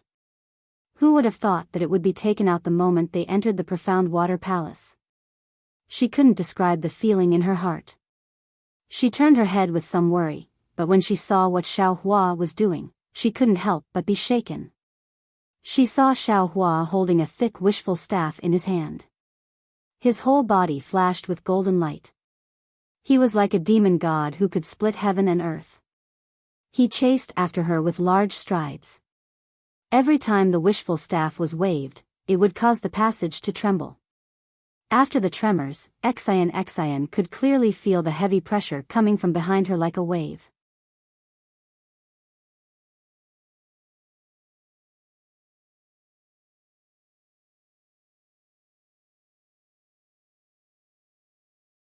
Chapter 34-36. This little monk. Xian's eyes narrowed. She knew that Xiao Hua was at his wit's end. Although the wishful staff in his hand could break the heavy pressure, it could only treat the symptoms and not the root cause. Xiao Hua was just drinking poison to quench his thirst. After this cycle, Xiao Hua's golden Buddha statue could not support it and his body could only end up as a meat paste. Xian clenched her teeth slightly and looked at the passage that had been flown nearly halfway. The end of the passage was already in sight, no longer as vague as before. Should I turn back? This was a rare thought in Xian's heart. At this time, Xiao Hua was also helpless. This time was really dangerous, unlike the previous time. He remembered that the last time the magic staff broke the restriction, the heavy pressure disappeared. This time, although the wishful staff was far more powerful than the magic staff, the restriction was one layer after another, each layer more powerful than the last, as if there was no end. Let's fight. Xiao Hua naturally also saw the golden brilliance of Xian in the distance, and his mouth was bitter. I don't know what this little girl's relationship with Princess Biyao is, but the protection of the imperial equipment is one after another. This is really embarrassing. While thinking, Xiao Hua waved the wishful staff again. The heavy pressure was pervasive, but the wishful staff was not to be trifled with. It could still break the restriction that formed the heavy pressure. Taking advantage of the fact that the restriction had not been broken yet, Xiao Hua's golden body was able to take the opportunity to escape. Xian naturally would not turn back at this time. She understood that although she had some means, everything was in vain before she could escape. She could not find a way, even if she went back, it would be in vain. Therefore, Xian urged her Jinqi again, and under the protection of the golden hairpin and the 7-star sword array, she rushed toward the end of the passage. In the time it took to brew a cup of tea, the end was in sight. Xian's heart finally relaxed. In her entire life, there had never been a period of time that was more torturous than the time it took to brew a cup of tea. There was also no distance that could compare to the distance of several hundred feet. Wang. Just as Xian saw a chance of survival, the entire passageway rumbled loudly again. A golden sun seemed to be born from the depths of the abyss, chasing after Xiao Hua from behind. The golden light didn't disappear at all. The moment it entered Xian's eyes, the golden light of the golden hairpin immediately swayed, and the brilliant phoenix flower instantly shrank by a lot. Seeing the sudden change in front of her, Xian had no time to think about anything else. She hurriedly stimulated her Jinqi and recklessly rushed forward. When the golden hairpin in Xian's hand started to tremble, Xian finally rushed out of the passage. She didn't have time to carefully check her surroundings. She hurriedly turned around and shouted, "Little monk." However, before she could yell out the word, "Hurry," the tunnel was already filled with yellow light.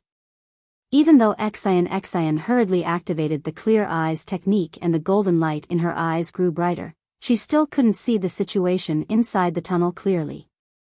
"Little monk."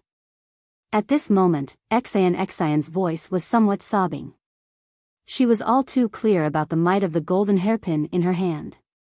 In the end, that yellow brilliance still hadn't reached its peak, yet even her golden hairpin was somewhat unable to withstand it.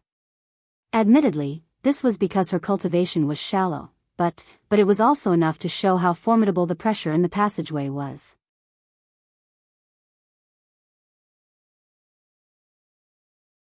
In this yellow light that was already several hundred times heavier than the initial pressure, could Xiao Hua still survive? Xian was extremely suspicious. However, Xian still held on to a trace of hope. She didn't give up looking at the inside of the passageway, hoping for a miracle to happen. After the time it took to drink a cup of tea, there was still no movement inside the passageway. Xian's eyes were already sore from watching. Sigh. Xian slightly sighed. Her heart was filled with complex feelings. It was indescribably desolate. It was as if she had just seen a beautiful scene, but before she could properly appreciate it, dark clouds had already densely covered it. This little monk, this was already the fourth time Xian muttered this little monk, in her heart within a short period of time. Io, something's not right. Just when Xian was about to give up and prepare to leave, she once again saw the 7 flying swords that had been protecting her all this time. The flying swords are still in midair. This sword formation is still there. That little monk might not necessarily be dead. Xian suddenly jumped up. A burst of joy rushed to her heart. Her eyes were somewhat moist. Sure enough, before she even got close to the passageway, an intense rumbling sound began to flash within the golden brilliance. Strands of faint blue color flowed within the golden brilliance. Flowers of lightning bloomed within the golden brilliance. The most bizarre thing was that strands of black gas were also flowing within the golden brilliance. Ha ha ha ha. Just when Xian was in ecstasy, Xiaohua's familiar laughter rushed out of the passageway amidst the lightning. The transcendent's golden body that was several tens of feet in size had already disappeared. Instead, strands of black gas slowly dissipated around Xiaohua's body. Seeing this, Xian's rushing figure came to an abrupt halt. Then, she suddenly turned around and flew several tens of feet away. Only then did she stop, standing still with her back facing Xiaohua. Xiaohua didn't care about Xian's actions.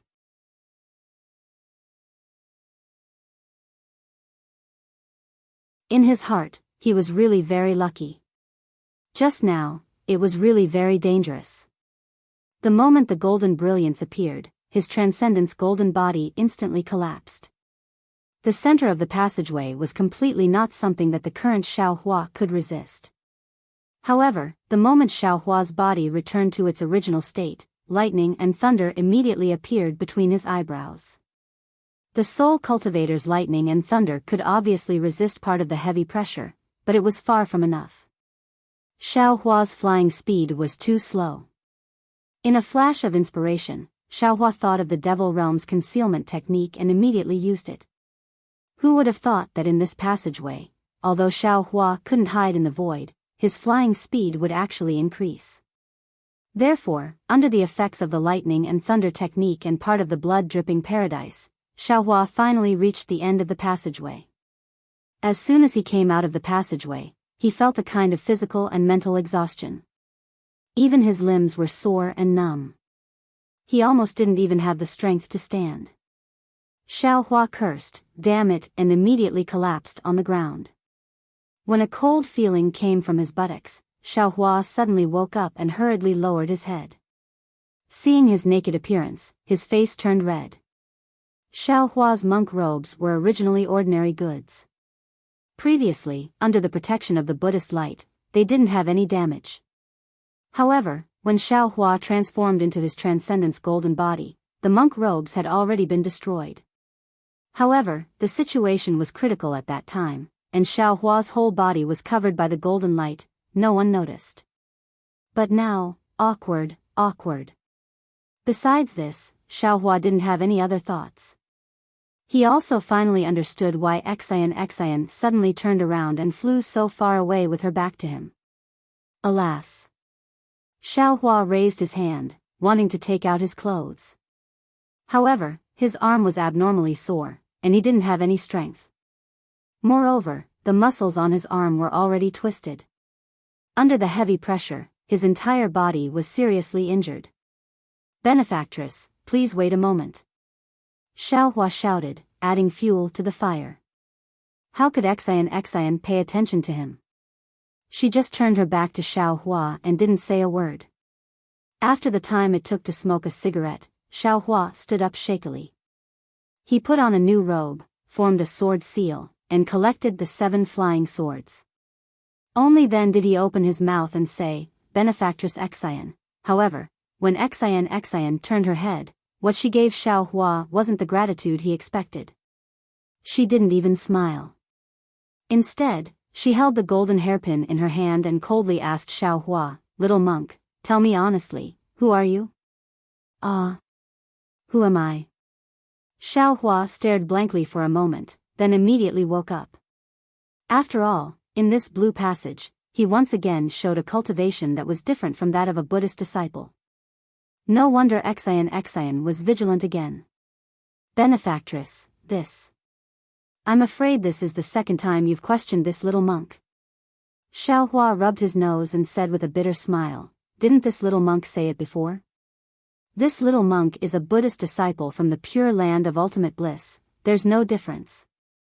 The only thing that made Benefactress suspicious is that this little monk knows a lot of secret techniques that are different from that of Buddhism.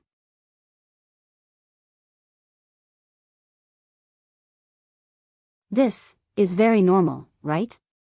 Benefactress shouldn't have suspected this little monk at this time. Would a Buddhist disciple call the pure land of ultimate bliss? Xian's face was still cold as she asked back, would a Buddhist disciple practice Tao techniques? Would a Buddhist disciple practice Confucian techniques? Xiao Hua shrugged and said with a smile, "Why not? Anyone who sees this little monk would think so, right? Speak, who sent you here?" Xian couldn't bear it anymore and shouted loudly. The golden hairpin in her hand once again emitted a golden light. "Who sent you here?" Xiao Hua was baffled, almost touching his nose red. This little monk was peacefully cultivating in the Great Snow Mountain, but you and Ci Hui brought this little monk here, and you actually asked who sent me here? Who could it be? Naturally it's Ci Hui. You still don't want to be honest? Xian shouted loudly as if she had been greatly deceived, her eyes faintly glistening with tears. Xiao Hua was helpless. He raised his hand and said, "Benefactress, remember, no matter who I am, whether it's Tipu, a Taoist cultivator, or a Confucian cultivator, I'm someone who has nothing to do with you. I won't hurt you. On the contrary, I'll protect you. In this mysterious water palace, I'm in the same boat as you. You don't need to know my origin, and you don't need to know who I am. As long as you leave the mysterious water palace, you won't meet me again, and I won't know you." Xian listened to Xiao Hua's words and stared at him for a long time, as if she was considering whether Xiao Hua was telling the truth. Then she put away the golden hairpin and said faintly, "That's true. What does your identity have to do with me? Even if you were sent by that person, you still have to protect me. If you weren't sent by that person, you've already saved me several times. What do I have to be afraid of? My purpose in coming here is to see if that person is here. If he is, I'll think of a way. If he isn't, as long as you and I leave the mysterious water palace, we'll go our separate ways. Even if you've deceived me, what can I do?" "Good." Xiao Hua clapped his hands, "That's how it should be." After saying this, Xiao Hua finally had the chance to look up and see where he was. Why doesn't this place look like a palace?" Xiao Hua looked around and couldn't help but be surprised.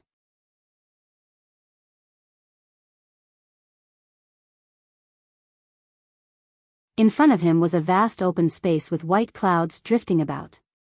The sky above the white clouds was blue.